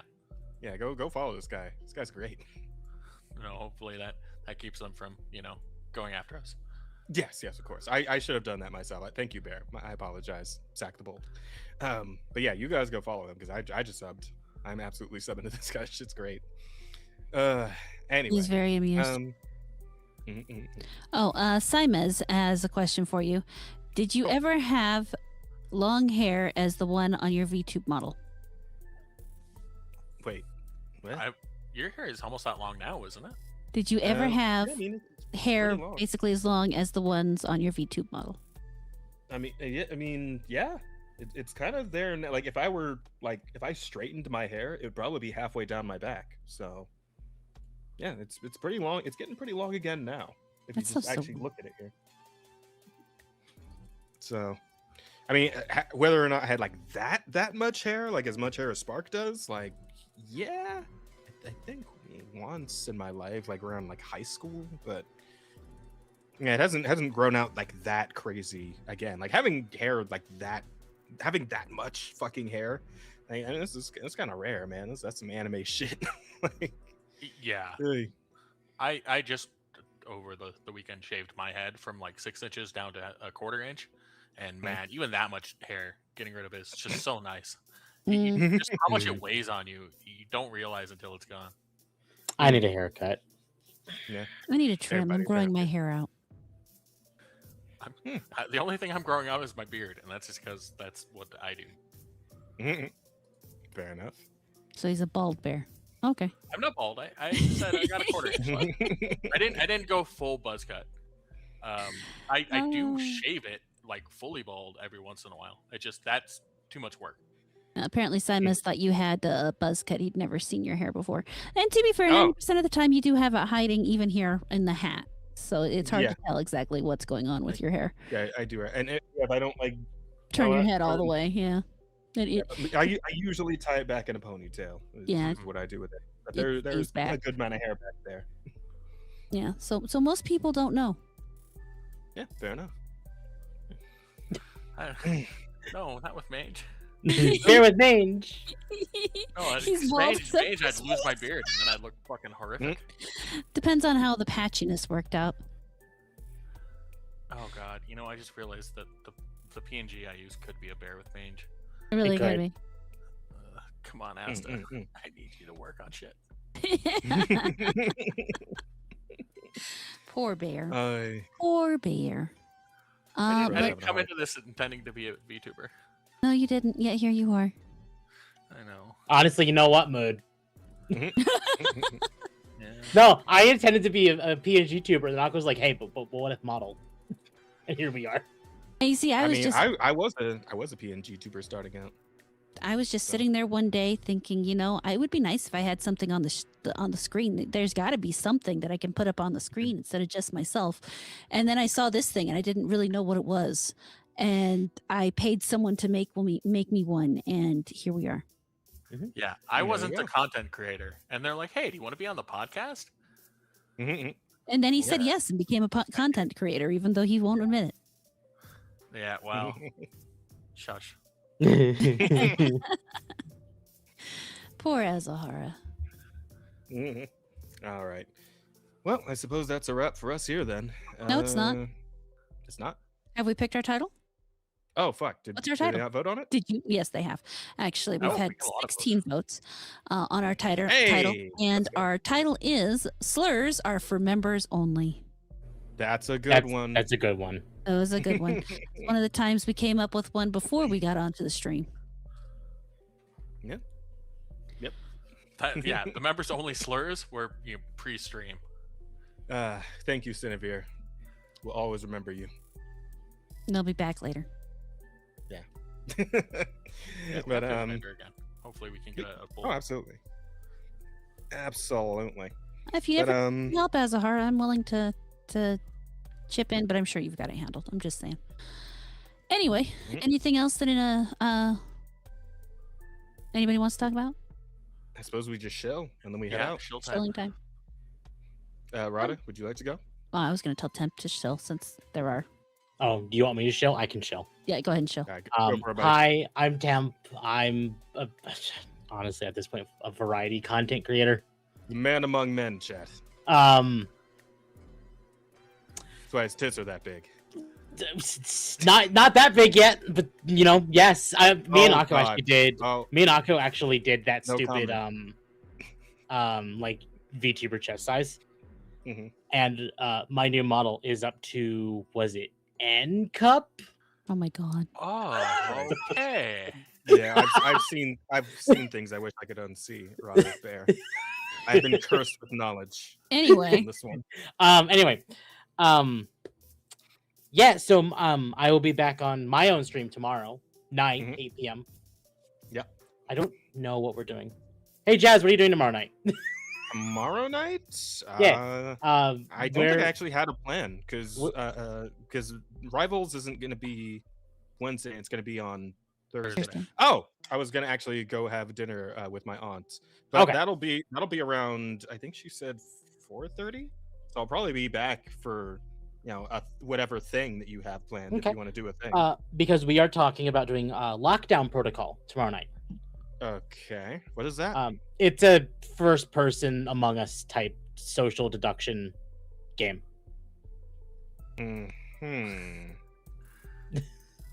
I mean, it's not the kind of thing I usually go for, but fuck it, I could probably hang out for a game or two. Why not? I mean, it's up to you. If you don't want to, it's $10 on Steam. So up to you. You're a social deducer. Yeah, go ahead. the fuck does that mean? Take it however you want to. Taking it as an insult. Sounds good. Okay. Otherwise, Friday I will be playing Resident Evil Requiem. Cool. And then Saturday is more Resident Evil 5 with Amalgamite. Oh, that's been nice. That's been something. I'm sure. What's your black kill count up to? It's so far pretty high, and she is simped for Wesker.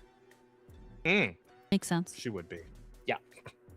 And then of course Sunday is my own podcast, Dogway with Mama Akko. Awesome. Awesome. Yeah, you guys should bring on Rada sometime. Yeah, we should. Unfortunately, Saturdays are rough.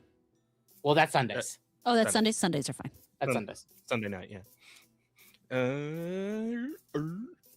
All right then. But yeah, that's it. I'm done. Okay. Okay, Rada, go ahead. Go ahead and chill. So I think this that. week on Thursday, I will be playing some Neo 3 unless I don't feel up to it. So, because right now, the every other Thursday is kind of up in the air. The other Thursday is Bloodborne with Jazz, but I will probably feel good enough to play Neo 3 because I like Neo 3. So I expect You don't like Neo 3 at Bloodborne? about 10 p.m. Eastern time. What'd you say? You don't like Bloodborne? No, I like Bloodborne. I just don't play it alone. Oh, okay, fair enough. Friday. So you do need to grind for your fucking level up materials for your weapon, though. Technically, I should. Don't forget. Technically, I should. Yes. You need to do that. Technically, I should. Yeah. Friday. Friday, I will be playing It Takes Two with Sheepsidian. We're doing Solid. like co-op things on Fridays together because we're a married couple and we might as well do couple things, you know? Plus, we find it entertaining to watch people listen to us bicker.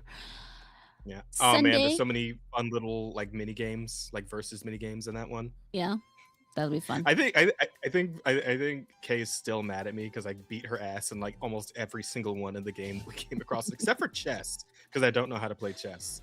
Well, we did the entirety of Split Fiction in 17 hours straight for our pre-wedding fundraiser.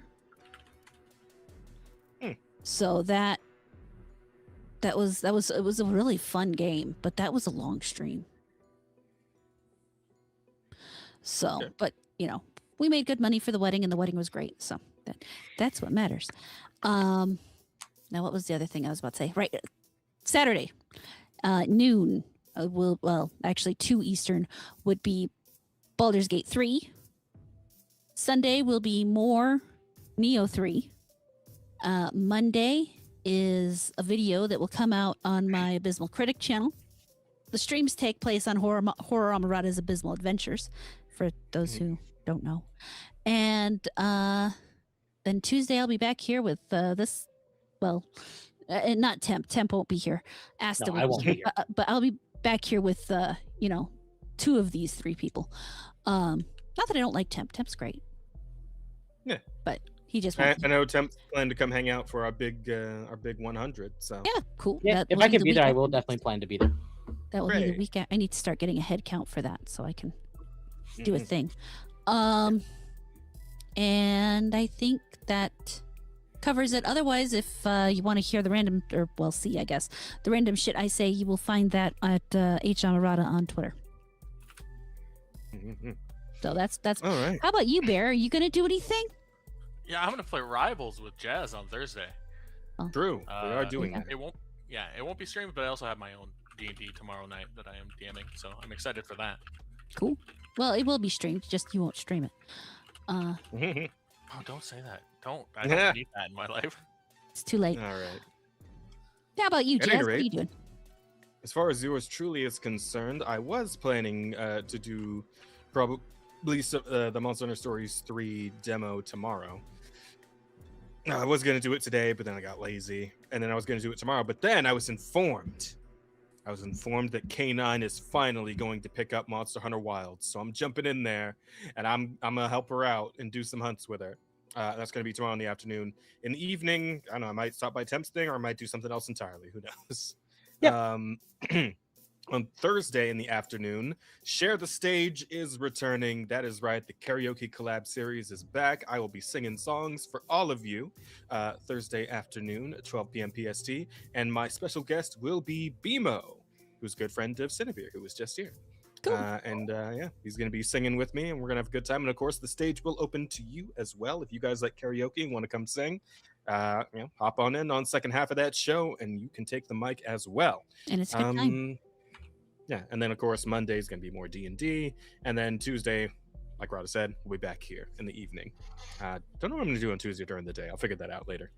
But with all that said and done, guys, that is a wrap for episode 98 of the Offensive Charm podcast. I hope you guys Yay. all enjoyed. Big thanks, of course, to Siniviere and to Tem for being here to join us for the evening. And big thanks to both Leon and Shiroi, and I believe there was a third one you rated.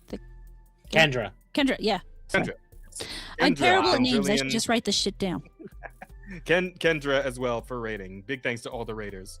And everybody who's new here, if you haven't subscribed, go ahead and hit that subscribe button. Also hit the like button before we go, because that really helps things out. And you can catch us next week if you do the same things. It's true. Yeah, we would love to keep you like guys seeing around. the number go up. It's fun. Indeed. Numbers go Very up. much It's good. And yeah, we will see you guys this same day and this same time next week to talk about anything and everything that's been going on in pop culture. But I mean, hey, how much can happen in 1 week, right? God damn it. Stop that shit. No more. Bye. Bye-bye. Bye, chat. Have a good one, everybody.